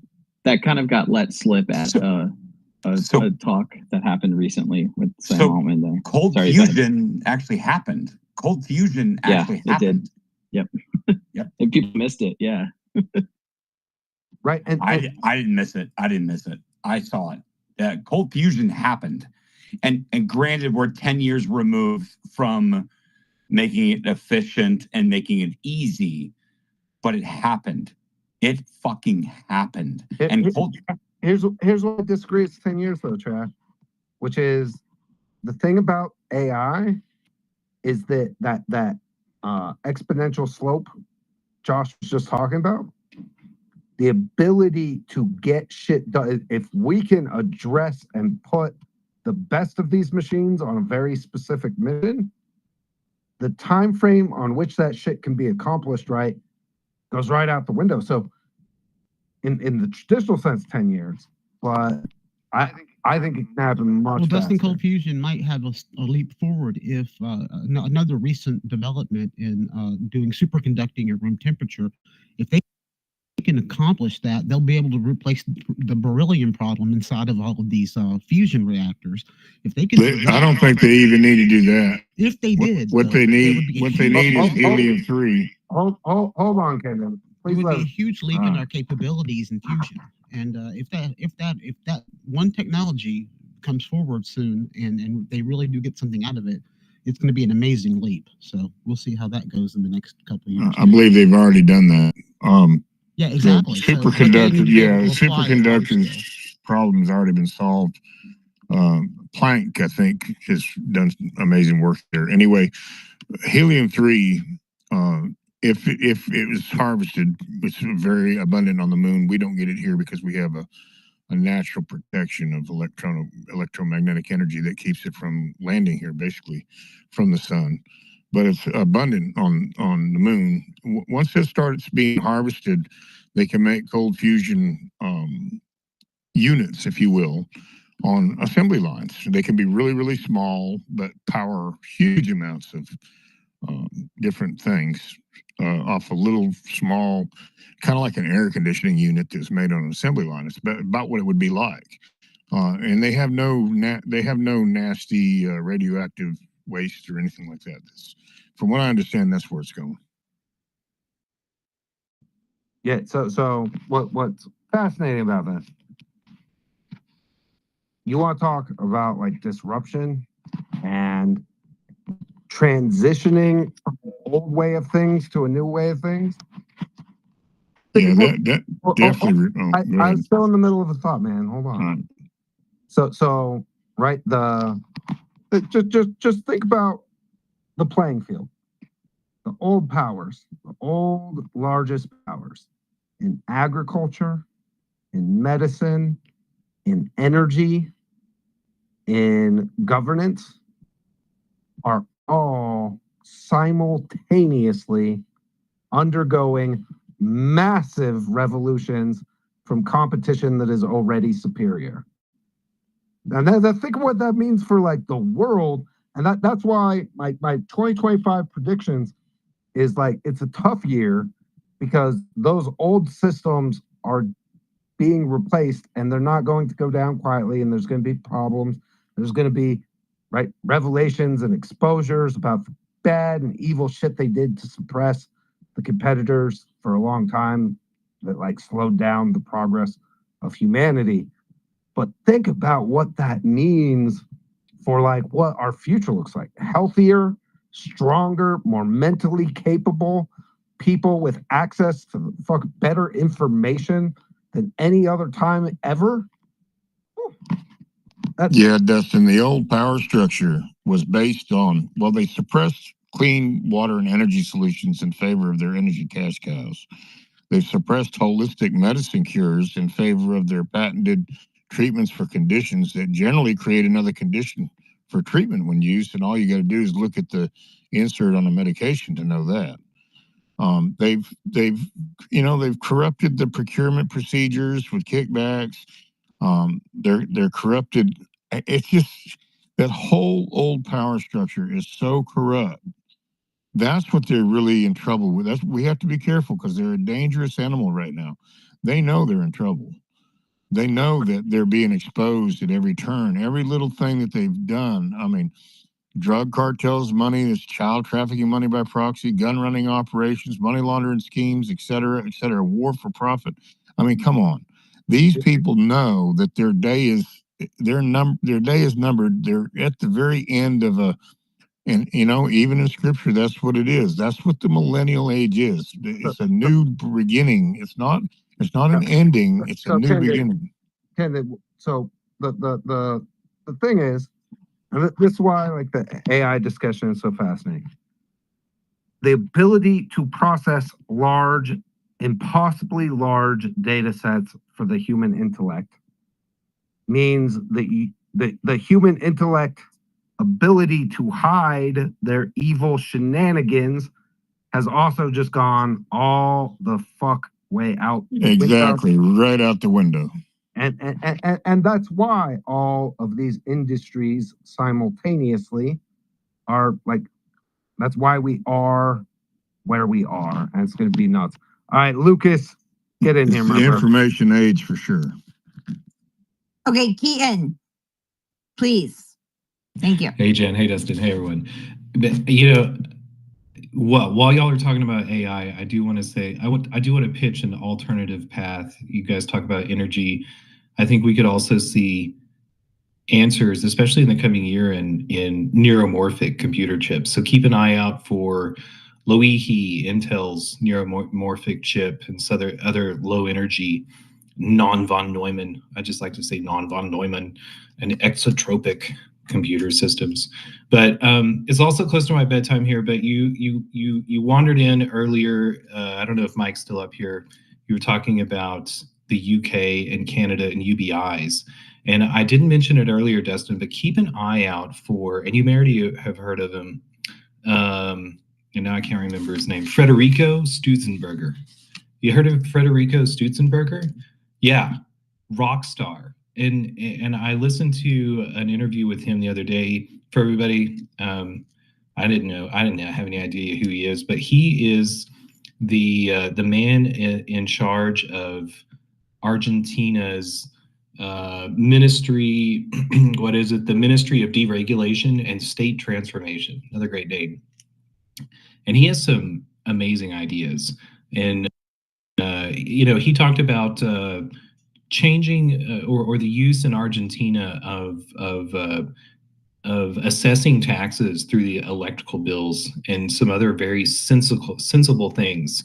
And he was also very much about defederalization. And I was really glad that to hear some of his ideas about that. So I don't know, keep an eye on him, keep an eye on Argentina. So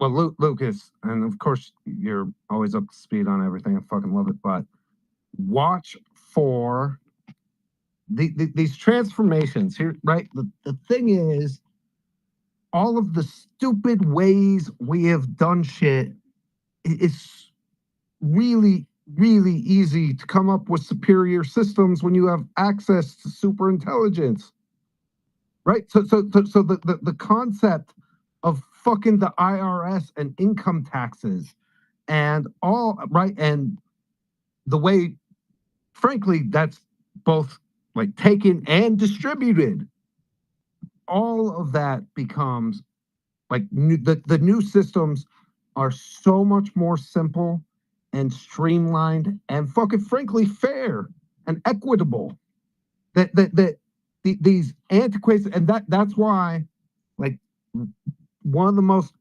interesting things, and to be honest, it's already happening behind the scenes, but it will spill over.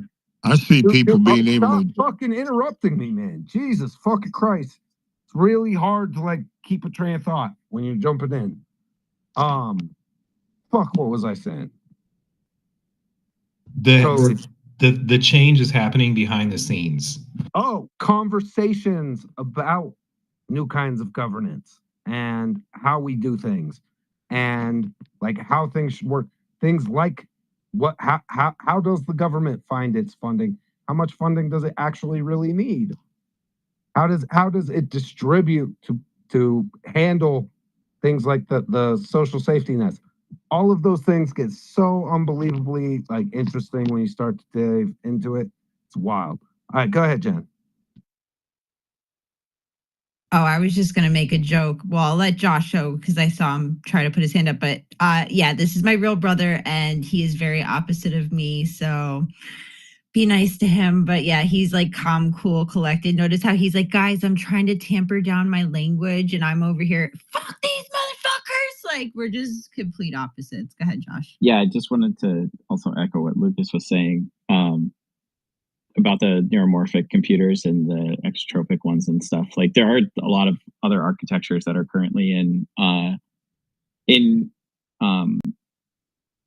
don't know if they're at a state yet where they'll be able to actually replace GPUs from NVIDIA, but NVIDIA is in such a high point right now. They're a massive target, and there are a lot of things that can be done to improve. Because if you think about it, GPUs were never meant to do the kind of work that they're doing now. It used to be NVIDIA was like a gaming company, right? Like, you bought a GPU to play games on your computer with. You didn't buy a GPU to do training of an AI model, right? That was only in I think it was 2012 when people started realizing that you could even use a GPU to do these things.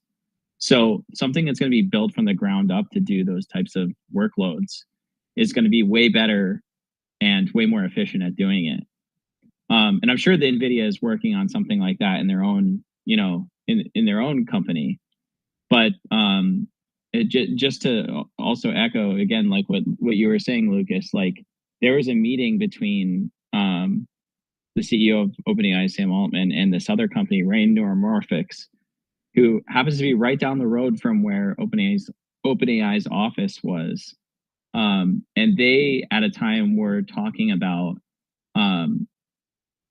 presumably to have them start to supply them compute units for running AI models. So I don't know what happened with that. There was a report about it, probably about a year ago now.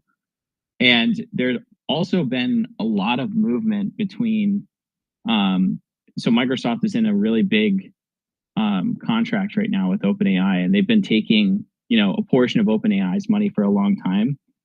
And OpenAI is now trying to get out of that deal in very many different ways.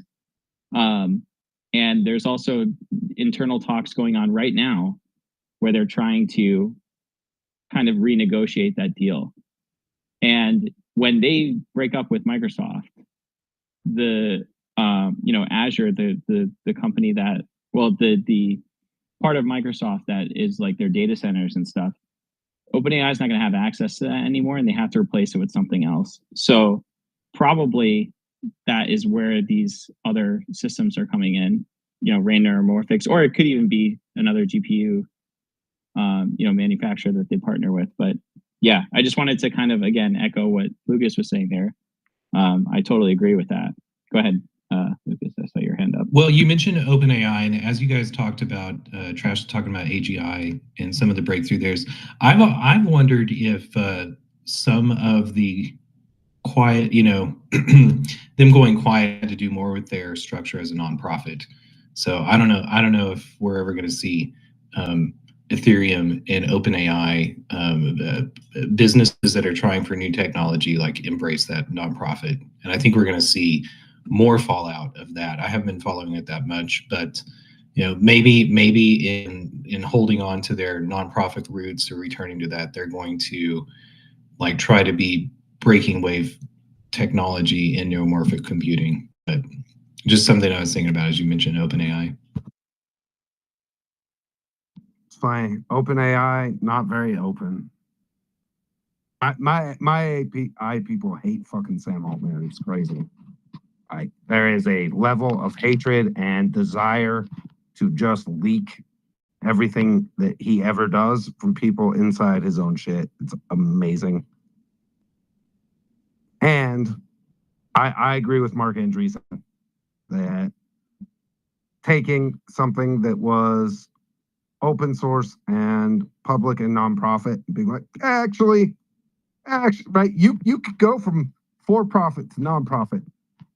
I don't believe there's a legal way to go the opposite direction.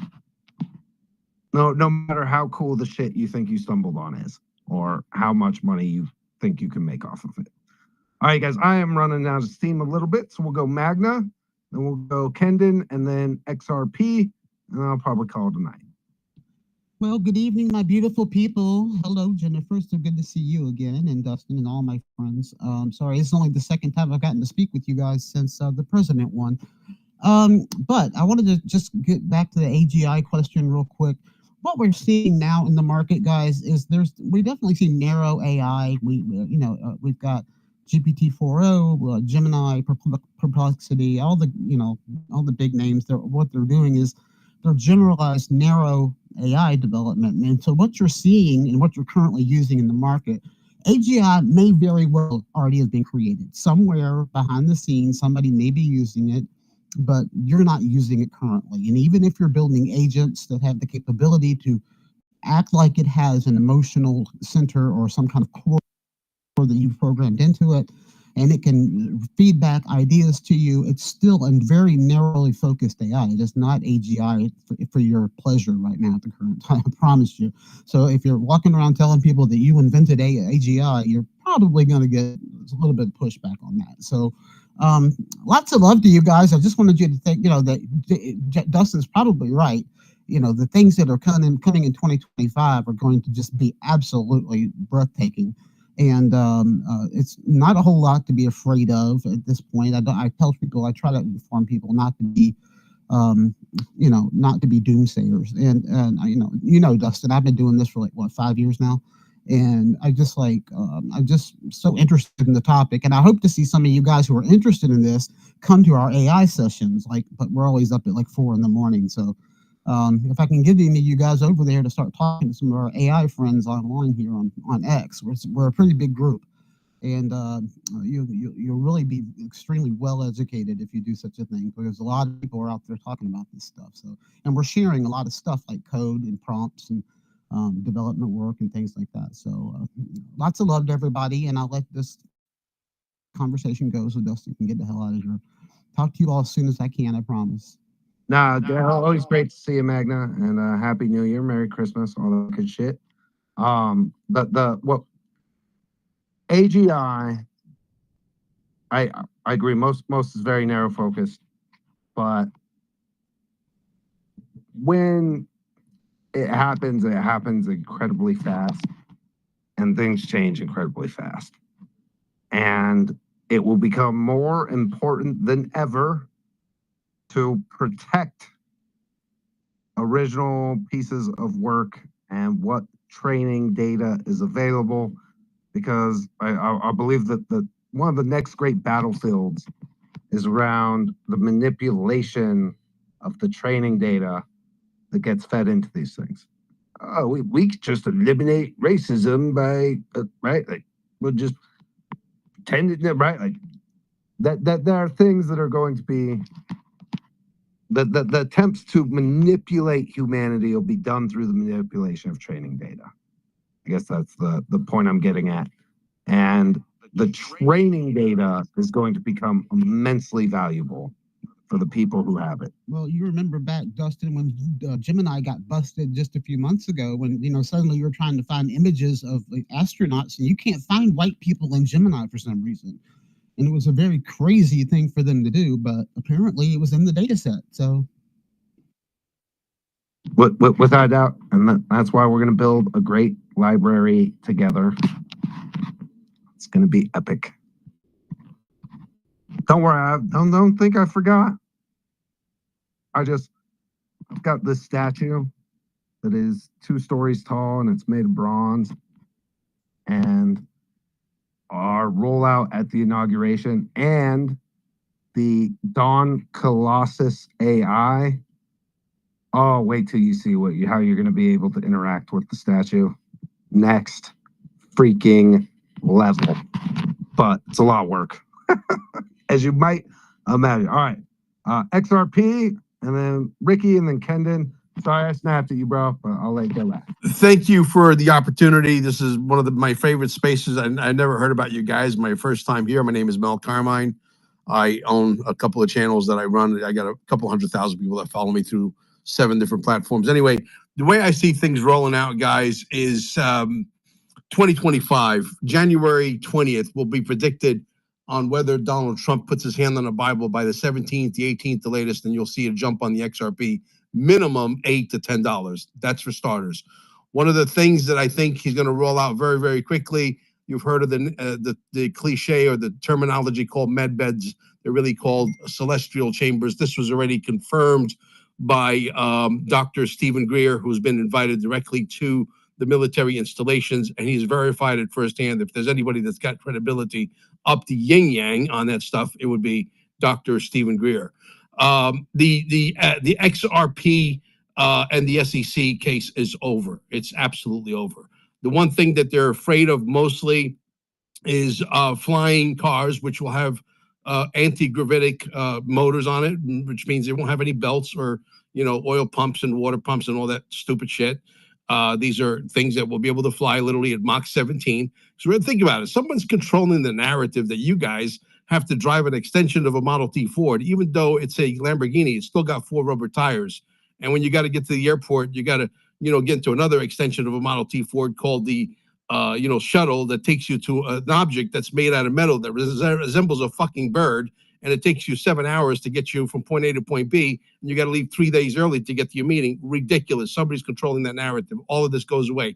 There are 6,000 patents that are out there. As a matter of fact, Patrick Bet-David has talked about these 6,000 patents on several occasions now.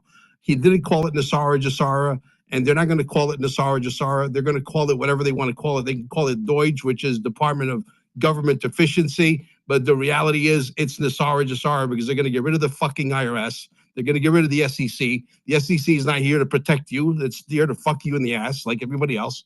Okay. The first thing I see Donald Trump doing is getting rid of the illegal aliens. I think he's going to go. They're afraid of, and they should be because it's coming. What comes after Trump is what's really the most important, and I hope it's Eric Trump because I don't trust politicians. I like people who can get shit done. Eric Trump looks like the kind of guy who can carry the baton forward. And then guess what? He gets his father as the consigliere running the game all the way through for another 8 years, whatever. And we get the Trump dynasty putting this train back on track and keep it on track, but it requires all of us. Okay. Free energy technology is coming. Life extension technology. I could pound my chest and tell you I own life extension technology in Cape Canaveral. I own it. Okay. It's called scalar wave technology. It's biophotonic. You sitting in that room is equivalent to you being sucked up by a fucking UFO. And I shit you not, we are reversing cancer stage 4, diabetes, fibromyalgia. If you have a body and you have a cellular structure, we will reverse the disease. We have the testimonials. I don't know if I'm allowed to give myself a plug. If I'm not, I'll keep my mouth shut. But if you guys want to know what that website is, and if you know anybody in Cape Canaveral, and if you live on planet Earth, you're probably sick, so you need to come see me. Bottom line, the IRS is going to be gone. I believe the Federal Reserve is going to be bye-bye. I don't think I don't think that you're going to see the Federal Reserve release a central bank digital currency. I think Donald Trump made that very, very loud and clear that is not going to happen. Why would we need a central bank digital currency when I could pay anybody I want directly to their fucking wallet? Okay, central bank digital currency is not going to happen, and the Chinese are going to reject it as well, because nobody wants to be dictated as to whether they could buy a loaf of bread or they could book a train ticket or what have you. That's just ridiculous. That's what the banks wanted. The banks weren't able to do it. Why? Because when they realized that the talent pool is completely dry, when they tried to create their own Ripple, and everybody's working for who? Ripple, XRP, and the stable coin, by the way, is already merged with the Treasury, and Ripple may very well become the biggest bank in the world. A lot of moving parts, guys. I wish I could stay here longer, but I don't want to take too much of your time. I appreciate the time. Thank you, sir. Good stuff. I appreciate it. Right. This could be interesting, but yeah, I'm 100% in agreement. Massive and total disruptions in every industry. Big time, big time. We have a lady who came into our place. What is your name, sir? Again, Dustin? Yep. Yeah, Dustin. We had a lady come into our center in Cape Canaveral. She did a blood test before and after. She stayed there for an entire month. She bought the nightly package. She stayed there for an entire month. Her telomeres, this is an independent company now out of Texas that did the study. Her telomeres went from 8.28 to 10.29, and we have the fucking paperwork. And telomeres, just so telomeres predict how long you're going to live. Bingo. So what they say is once your you can't grow. The science up until now has said that you can't grow telomeres. The only way you can grow telomeres, people have grown telomeres, have been miracles. People who have had prayers prayed over them while they've been sick. People who have kept the faith and hope, like people who are very hopeful and positive.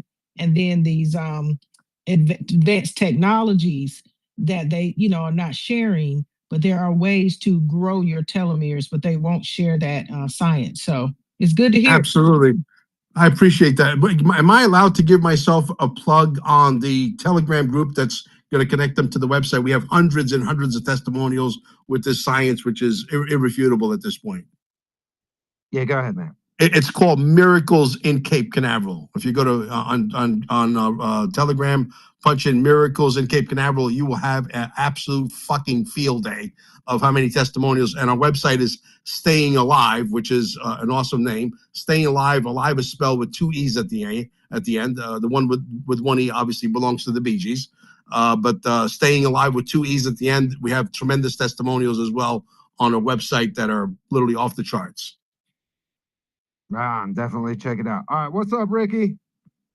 What's up, Dustin? I appreciate you, man. Like, add me as a friend and whatnot. Like, I'm just reaching out, man, trying to, gain some followers and whatnot. But yeah, I seen the 2024 election, like coming down to Trump. I was a Trump force captain, going door to door and asking, everyday Americans, that's from the struggle, from all walks of life, were they better off, like under, Trump, or were they better off, under Biden, and 99% of the time, like the majority of people, of course said, Trump. And, but hang on, I'm trying to fix my mic here. My apologies. I had everything set up here. Hang on. All right. But anyways, like what all do spaces do y'all do on here? Like, I mean, what nights do y'all do y'all spaces? And like come up here and NFTs, or are y'all just randomly doing like predictions and stuff like that?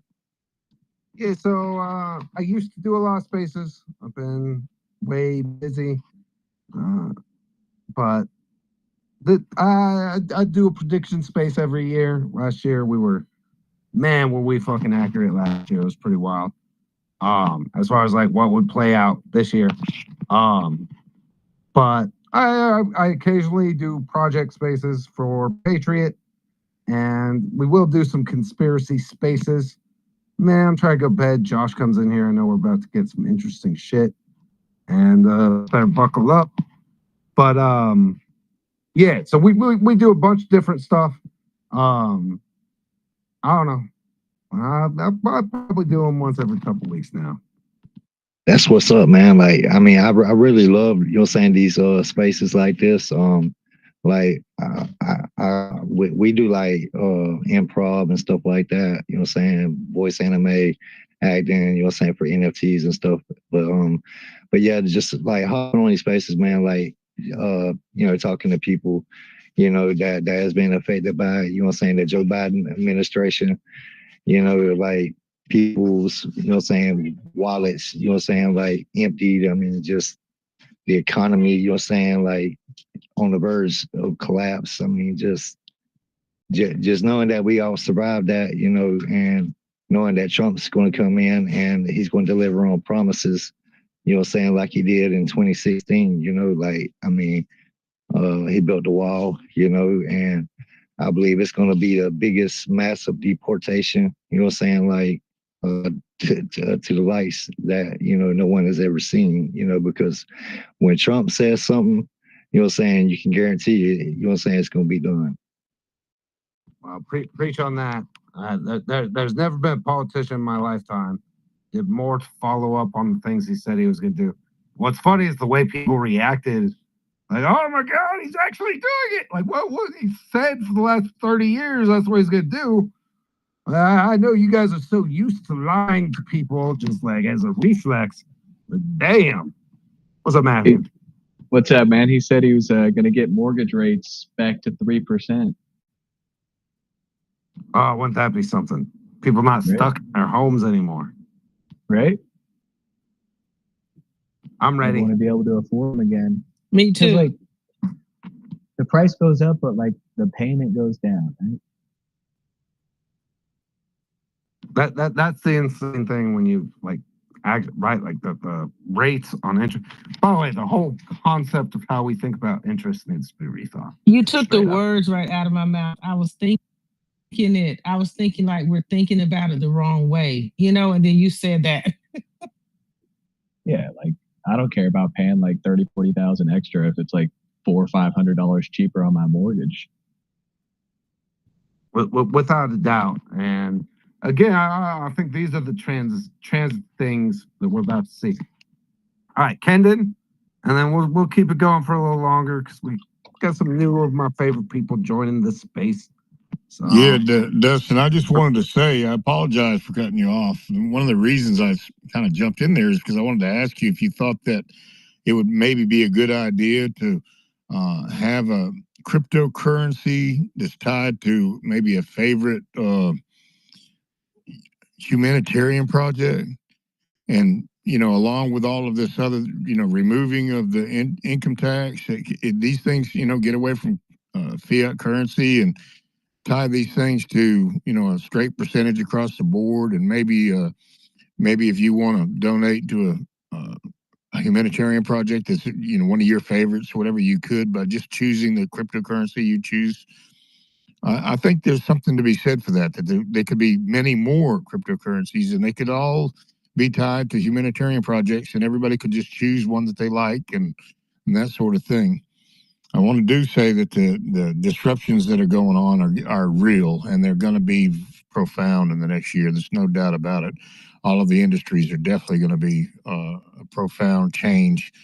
And we just have to stay on our toes because these people, they don't want to give up their power and control. They really don't. They've been at it a long time, and they'll find ways to try to manipulate things into their favor and so on and so forth. So we have to kind of be on top of that, which we've done really well in the last couple of years. I don't know. People like to say, you know, since Trump was elected, but I don't think it has anything to do with that so much as it has to do with people are just waking up.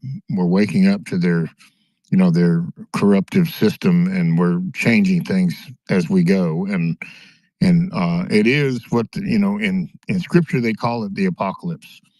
Well, Revelation and the apocalypse both mean to reveal or the unveiling of truth. And I think that's where we're at.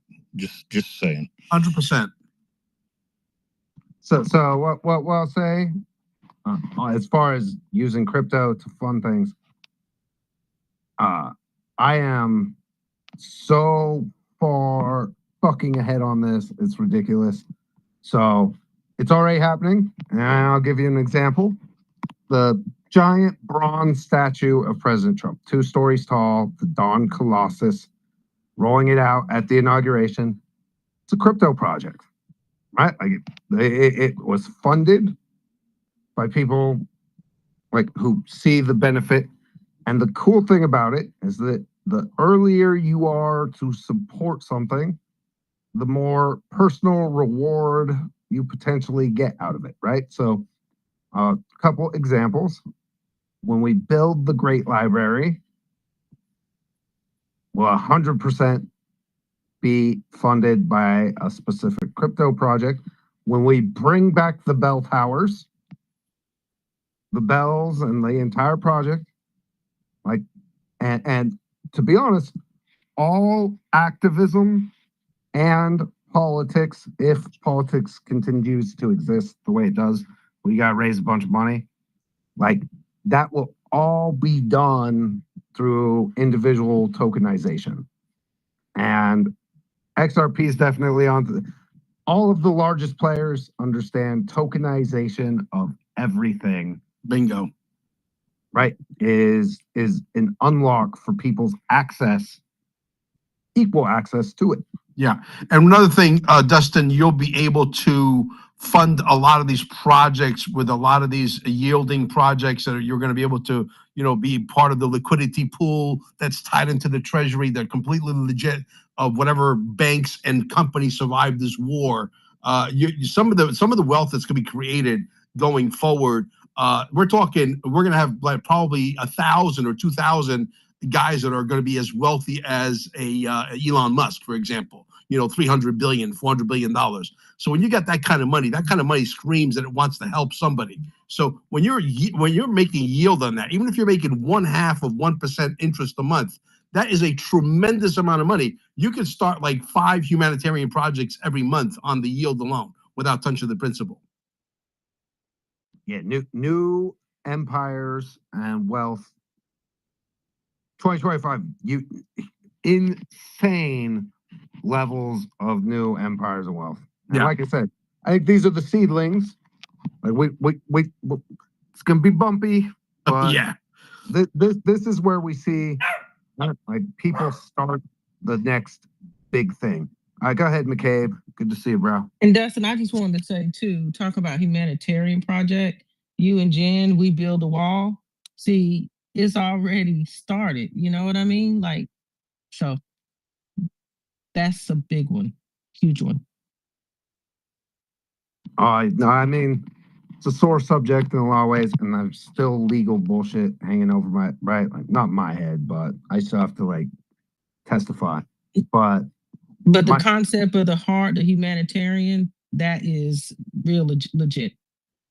No, 100%. And I honestly believe that the reason we were attacked wasn't like immigration part of the wall.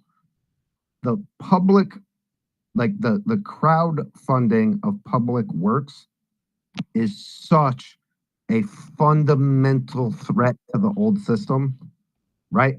I honestly believe more than anything, that's why they came after us, which is once people realize that we don't need the government middleman to like take their cut, holy shit, does the game. Amen.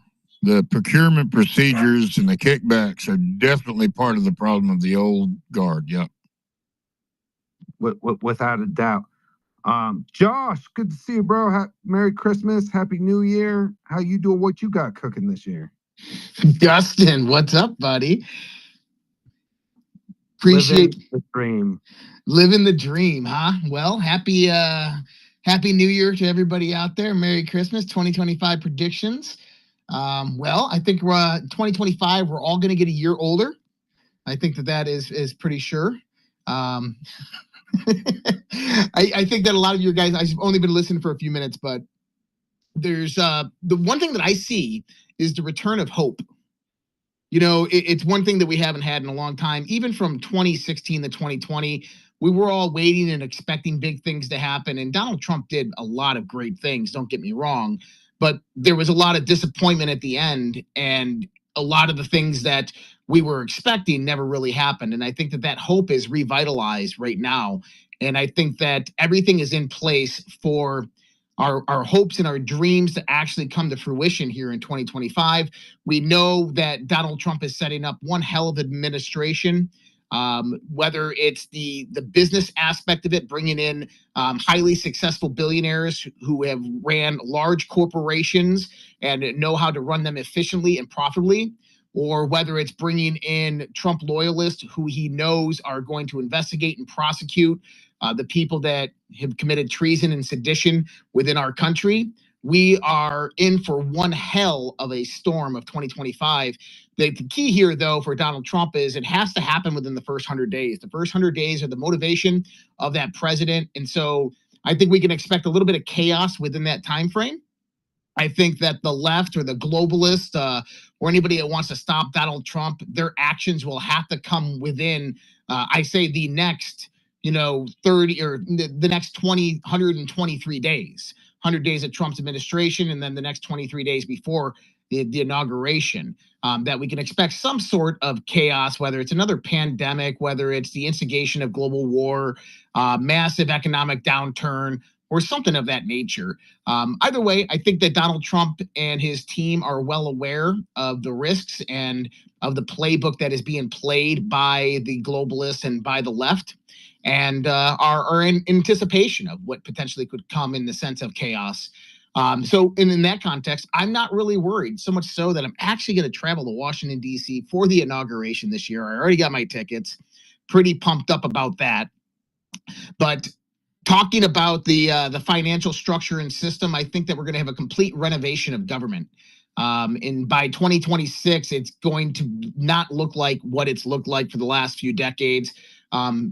Economically, obviously, we're talking about blockchain and crypto technologies, the integration, bringing in a lot of pro-crypto people into the Trump administration. We're going to see a lot of policy and regulation and reform come about. Hopefully that is pro-decentralization. We're going to see massive potentials and opportunities in the United States of America for people to gain wealth. And I think this is what you guys were just talking about there.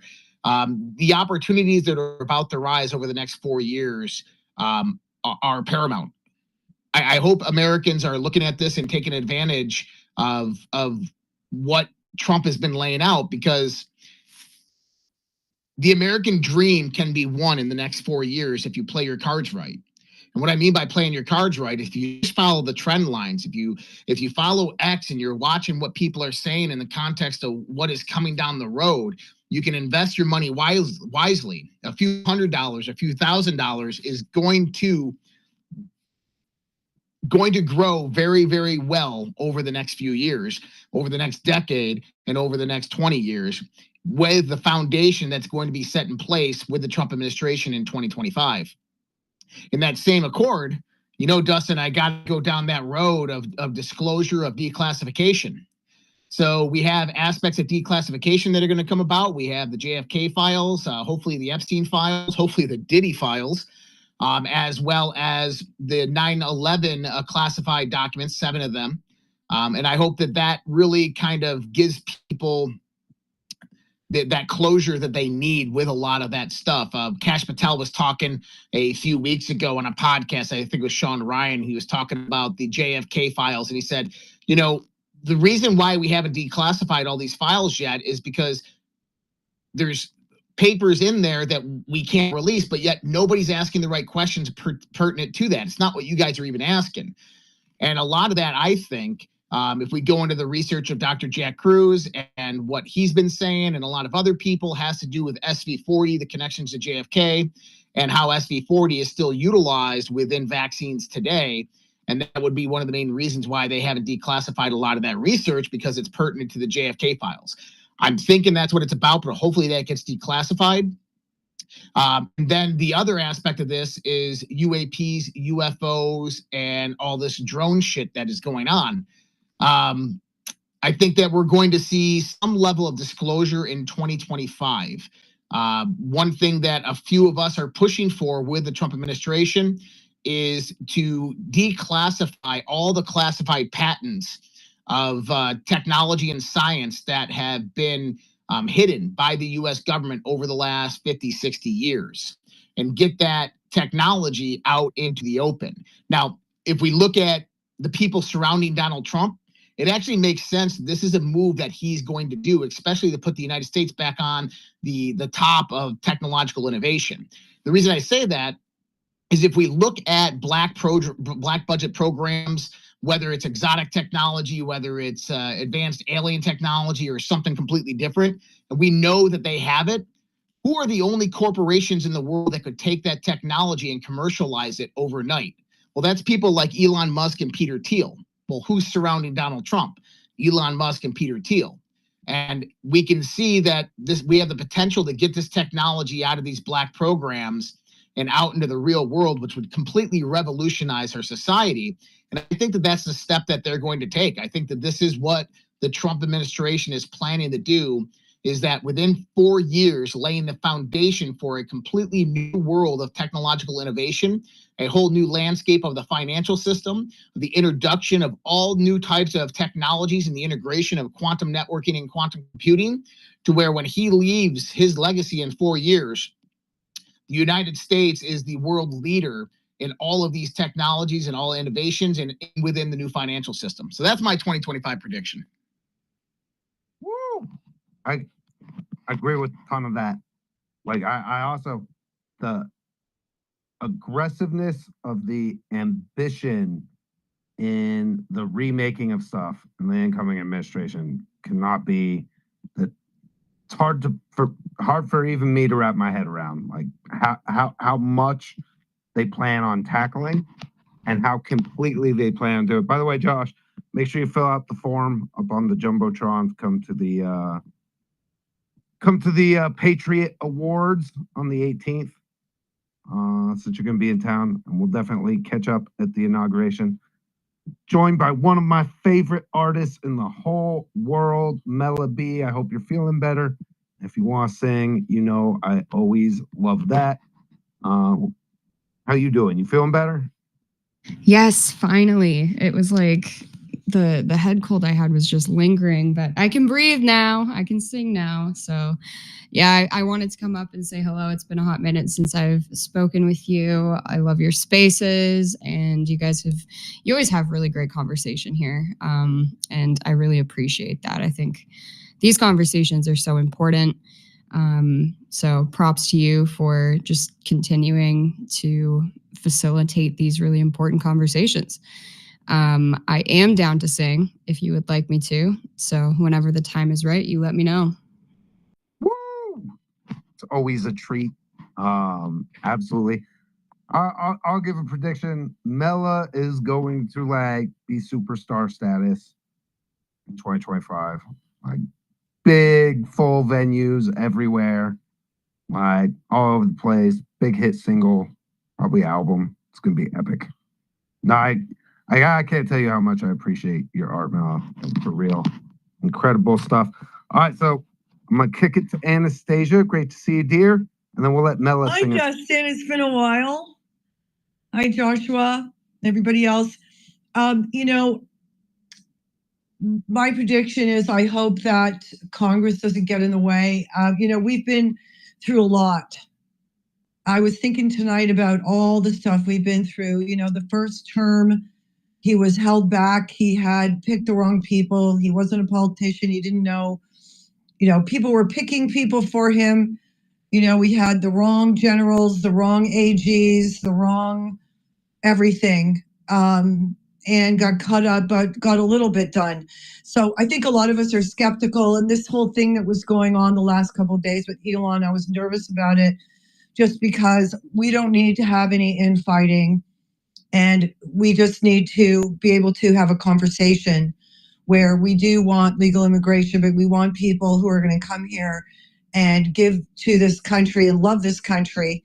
And we also need to make sure that American citizens don't get not chosen to, by these tech companies the thing is, you know, we don't have a lot of trust because of what we've been through, you know, including COVID and everything else. And people that have, I know Trump has been through, he's had a lot of people, you know, like Scaramucci and all these people he had on his side turn on him. So we're skeptical, but we're hopeful. And Joshua gave a very positive take on his prediction, and I'm predicting great things. Hopefully, we just have to really stick together. United, we stand. Divided, we fall. Wow, love it. So I've given a lot of predictions, some specific ones, some broad ones, right? And to sum it up, I predicted that 2024 was going to be the year of exposure and the year of the whistleblower. And a lot of what we predicted would happen played out like to a T, and like ways that are actually like baffling and like kind of cool. I think 2025 is going to be a transition year, in that we're going to see wholesale disruption of lots of really big things. And I actually believe it's going to be a really tough year to live through. Because we're going to see and the disclosures and the changes and the health and the food, and on all of these different levels, there's going to be these big changes. And that's going to lead to like new opportunities and healthier people and right new ideas and new coalitions, right? Like I honestly believe we're going to watch the end of the old right left like divide over all these issues that like no longer make sense. And what's going to form are new coalitions around things like how taxation and monetary policy and ethics and how much automation we should have. And those divisions are not going to come without the protest death throes of like the old power establishments. But ultimately what replaces them is so dramatically superior that we're going to go well. I tend to agree with Josh. I think most of the worst case scenario stuff, I have confidence that their attempts to disrupt will largely be thwarted, and that the blips that they cause will be problematic. I expect tons of high profile, crazy, mind-blowing arrests and disclosures from inside. There's one thing I know about Kash Patel and a bunch of the other people coming. They have a base principle of disclosure and transparency that when you put them in the places that they're in, I think a lot of justice is going to be doled out to a lot of people who have been attacked unjustly. And the last thing I'll say, and it's a repeat from earlier, but a lot of the people that we thought were heroes are going to be revealed as villains, and some of the people that we thought were villains are going to be revealed as heroes. And massive, crazy change in agriculture and in medicine and in tech and in energy. And all of those things combined, just like, I think this is the year. It's going to be tough to get through. A lot of us are going to have base level things that are challenged that we have to come to terms with. I think people are guided towards art and spirituality and how we interact with one another. And I think it's going to be an incredible time to be alive. But I think this first transition will be turbulent. But what it's laying the ground for and the seedlings that are created are the next great empires and the world's greatest Renaissance period that we've ever been through in art and in architecture and in organizing and in food. All of it is on the table and begging to be improved. And I think that the starts of that we'll see in 2025, but we won't really start seeing the fruits of it probably until I think 2026, 2027 will be the years where a lot of the things that we have spent so much of our time and energy consumed worrying about, the attacks and the venom and the potential of all these dark evil forces causing disruptions in our lives, I believe like we get some level of closure and justice, and that is like turbulent. And then when we get through that, we're freed to pursue things in ways that we can't even fathom. That's just going to be awesome. So, Dustin, I also think we have to make sure that we keep the 4 years after this 4 years. I think if we do, Trump said he's going to do paper ballots, watermarks, and voter ID, so we can have another 4 years after this. I think, Anastasia, for real, that like we will be so far past like the concept will seem so ancient and antiquated that we didn't have a system of voting that was trackable, verifiable, and like trustworthy. That we'll look back at this as like absolute insanity that we allowed. It'll be the same around like that we let the oil and petroleum people do all this other evil shit and suppress all these other technologies. Like I think the transition we're going through is so overwhelming towards transparency and the open sharing of knowledge that I think this is the year that we get justice, and there's accountability for a lot of bad people in ways that shock us. Trials will like we will be flabbergasted at the depths of some of these plots and conspiracies and levels of evil. But when we get through that part, I think the next part is so overwhelmingly that we'll look back on some of the things we're worried about now and be like, I can't believe I ever had to worry about that. And I think elections will be one of those things.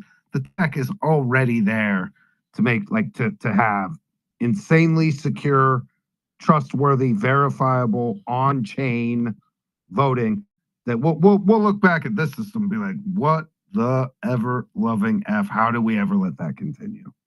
Exactly. Well, I'm just tell you, Dustin and Josh, I'm going to start on my YouTube channel and Telegram channel a open mic Mondays starting the second Monday of January. Any of you guys want to come to the open mic Monday? We're all on the same wavelength, it seems like. Just send me a message here. My wife keeps my calendar. Send me a message through x.com. Would love to have you guys. I think we can have an explosive conversation for sure. Right on, man. I'll definitely try to check that out. By the way, you guys, make sure you're following everybody up on stage. Josh podcast is fucking next level. Seriously, probably the smartest person I know. Like, we call him Encyclopedia Josh for a reason. And you know, I love Josh. Like, your optimism, like after all these years, I could not agree more, and it's so well earned and deserved. Because like Josh, somebody who's always looked at like the hard truths and the hard realities. Sometimes that makes people think that like, oh yeah, no, they've got a negative outlook. Like, no, it's just things were negative. But love to hear like the optimism you have for the coming year, man, for real. And can't wait to see it at the inauguration. Make sure you come to the event. Come see the statue. I just requested tickets. You better approve me.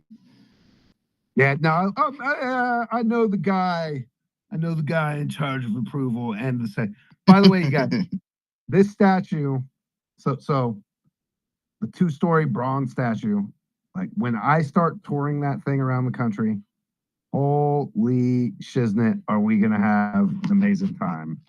Like, I could not imagine a more fun way to spend my year personally than bombing around the country with a giant bronze statue, the smartest AI wizards in the world, and the Make America Healthy Again crew.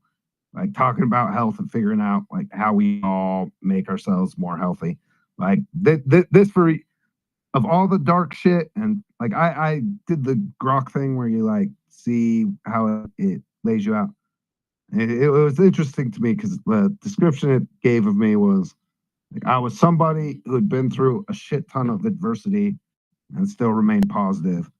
And I'm looking forward to a year of really just incredible creativity and building and community and meeting people. Like so blessed, like so overwhelmingly blessed. It's awesome. And so can't wait to do it. All right, I'm gonna give it to Kendon and then Anastasia and then Mela. I'm gonna let you sing us out. You guys make sure you're following Mela B. Incredible. Dustin, I am so thankful you've had this space. And I wanted to say that what your idea of there being a blockchain election process where everybody, hey, you don't have to worry about your vote. I've been saying that for years. Matter of fact, my father, one of the most smart people I've ever known in my life, he probably is one of the best read individuals I've ever met in my life, and my own dad. And he was saying it years ago. Why don't they have a voting system that's an electronic system like the banking system? I mean, we got electronic banking, that's secure. Why can't we have electronic voting where people could just simply look at instead of having a 1,600 page bill that's got all this other crap in it, vote on every one of those things individually. He was right then. You're right now. There's a way to do this. There's technology that could allow this to happen where we don't have to worry about there being, look, this voting system that they just used. I mean, come on. It was the most corrupt 2020 election was the most corrupt election ever. I mean, it really was. They had a candidate that didn't even leave his basement because he couldn't even get a crowd with our first black president at his side. And he supposedly got 700,000 votes to our incumbents, 3,200 votes at 4:00 a.m. while the tabulation was shut down on a machine and software that has intellectual property protection that prevents it from careful scrutiny. I mean, come on, people. We do need to change this system, and we do need to change the things that really matter. And one of those things that really matter is our voting counting. I feel very bad for the January 6th defendants. My nephew's one of them. And it's horrible what they've done to him. He was a 2-tour veteran of the Iraq War. He went there because he thought he was doing the right thing for his country. He honorably served his country. He was trained for armed conflict. He had to participate in armed conflict while he honorably served his country. And then only to come home where he said he wouldn't even have been there if they'd had the National Guard there. He wanted to be a small measure of protection against the Antifa thugs. And he didn't even go in the Capitol, and yet he spent 3 years in cruel and unusual punishment that included solitary confinement for 23 and a half hours a day with no visitation from family, which was particularly cruel to his son because his son had already missed so much of his life because of his honorable service to our country. I'm just thankful for you guys. I'm thankful that, the whole mega Mania, what is it? What is the Kennedy crew call himself? Anyway, I'm so glad that everybody, Maha, I'm so glad that everybody's getting together, that we're doing away with this uniparty crap and we're getting into the United Party crap. And I don't call it crap because it's not. It's United Party, people getting together to do what's right for this country. And there's a lot of this stuff that, look, as it gets exposed, these people aren't going to like it. They're going to fight tooth and nail. We already know. So just be prepared for that. But at the same time, hey, goodness always wins in the end. Truth will rise up like the head on a beer. It just is truth. There's no way you can keep that down. And it will come to light. It's just a matter of time. And thank God it's finally here. I owned a business my whole life, and I've had to compete in this system, this corrupted system, my whole life. And all I ever wanted the whole time I was competing in this system was a level playing field. And I believe that's what's fixing to be delivered. Thank you. Amen. All right, Anastasia, Kim, and then going to Mela. Yeah, I wanted to ask Joshua and or Dustin their predictions about, oh, is Joshua not here anymore? About what the deep state's going to try to do to stop us. You know, I've been hearing that they've got a plan not to certify Trump on the 20th of January. What do you think about that? Not a chance. Not happening. Agreed. Not a chance.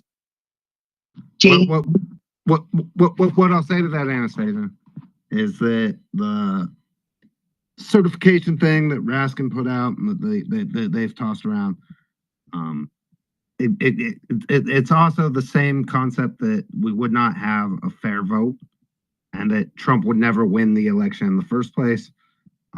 There are forces in play that are countering those things in a way that I am very, very confident that Trump will be seated. The inauguration will be beautiful and joyful, and work will proceed. As far as what they plan to do, I think that they want to try to collapse the economy. They'll try to start a war, and ultimately, I think Trump is way ahead of all of them. And the U.S., right? I think they will ultimately fail. Although there will be blips on the radar, but that their attempts to destroy and sow chaos will largely be ineffective because I believe they're on defense. They're the ones who are worried about investigations and their freedoms and facing the consequences of their actions, and that their ability to conduct these kind of large-scale operations is going to be largely limited. And so I think it's bumpy, but the good guys win. And we have to get rid of Mike Johnson. No Johnson. Oh, I hate that little fucking twerp. Speaker, no. Guy's the worst. All Polly right, go ahead. Pockets. Trump calls them Polly Pockets. All right, so I just wanted to come up and remind everybody that tomorrow at 4 p.m., I am going to be doing an intro to crypto space. So if you have not gotten into the wonderful world of crypto and you have been thinking about it, come listen. If you want to participate, we'll have some prizes. We'll do some swapping, and you'll learn, the beginning stages of it. It never hurts to get in there and play around. Another thing is if you are new to XSpaces or if you're new to X, AmericanMission.com, you can go out there and we have a follow list. We've spent the last 2.5 years curating a list of people that are trustworthy and who have fought the good fight with us. So it's important that, we recognize new people coming in here and we want to welcome you. And we want to make sure that you don't waste your time with nonsense. So please go out there, check it out, and give it a like. Right on, game. It's going to be a huge year for American Mission, let me tell you. All right, with that said, you guys make sure you're following everybody who was up on stage. Incredible space. Thank you guys all for coming out. Enjoyed every minute, and what a treat to have Melody in the house singing for us. Turn it over to you. Thank you so much. Really appreciate the opportunity to sing for you guys. Again, thanks for hosting the space. These are incredible, and I appreciate you. This is an original song called Dance and Cry. This is my late night version. So yeah, I'll just take it away.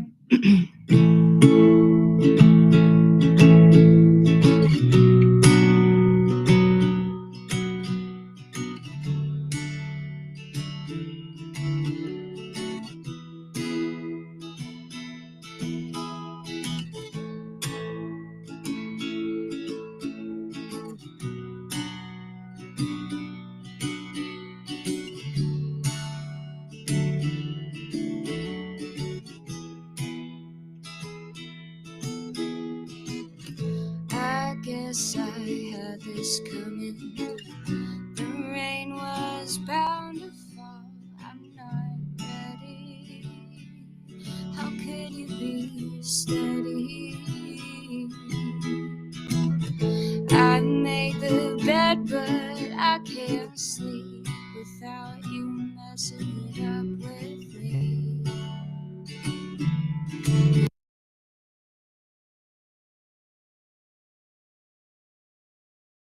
Now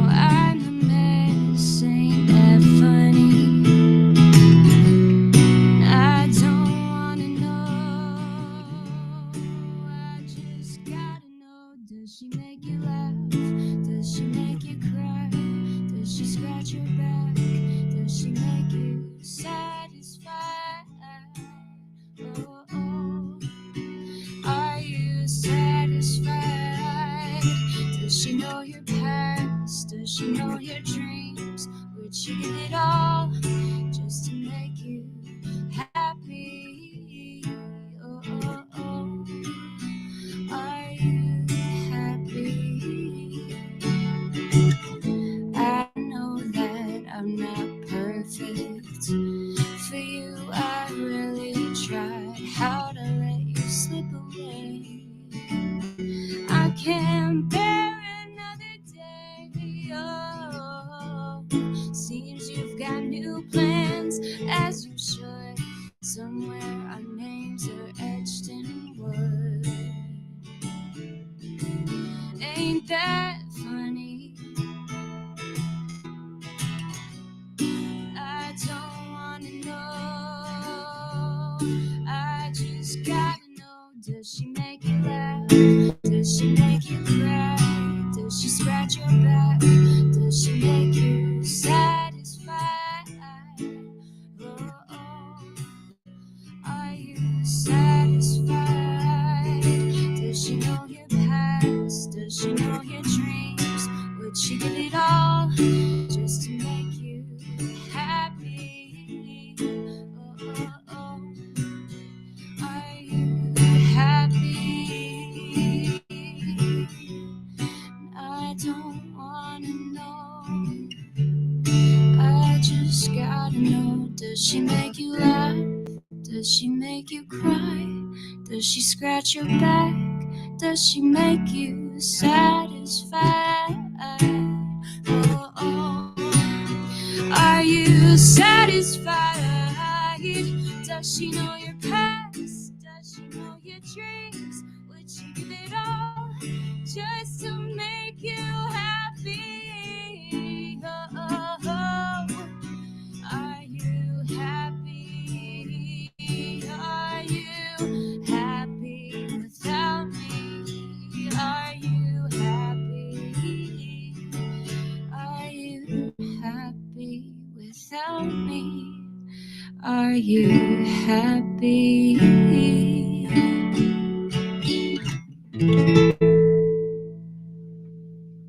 Thank you. So good. Thank you so much, Mel. It's always such a treat when you come sing for us. Hey guys, 2025. Look out for each other. Love one another. Be there for people. Be forgiving and understanding. And we'll get all through all of this together and get to living the dream and the renaissance that is coming. Fear not. It's going to be all right. We're going to get through it. And I think great times ahead. And thank you guys all so much for being here and all the support and love and outpouring. We are truly, truly blessed. And I live that every day. Thank you guys. Talk to you soon.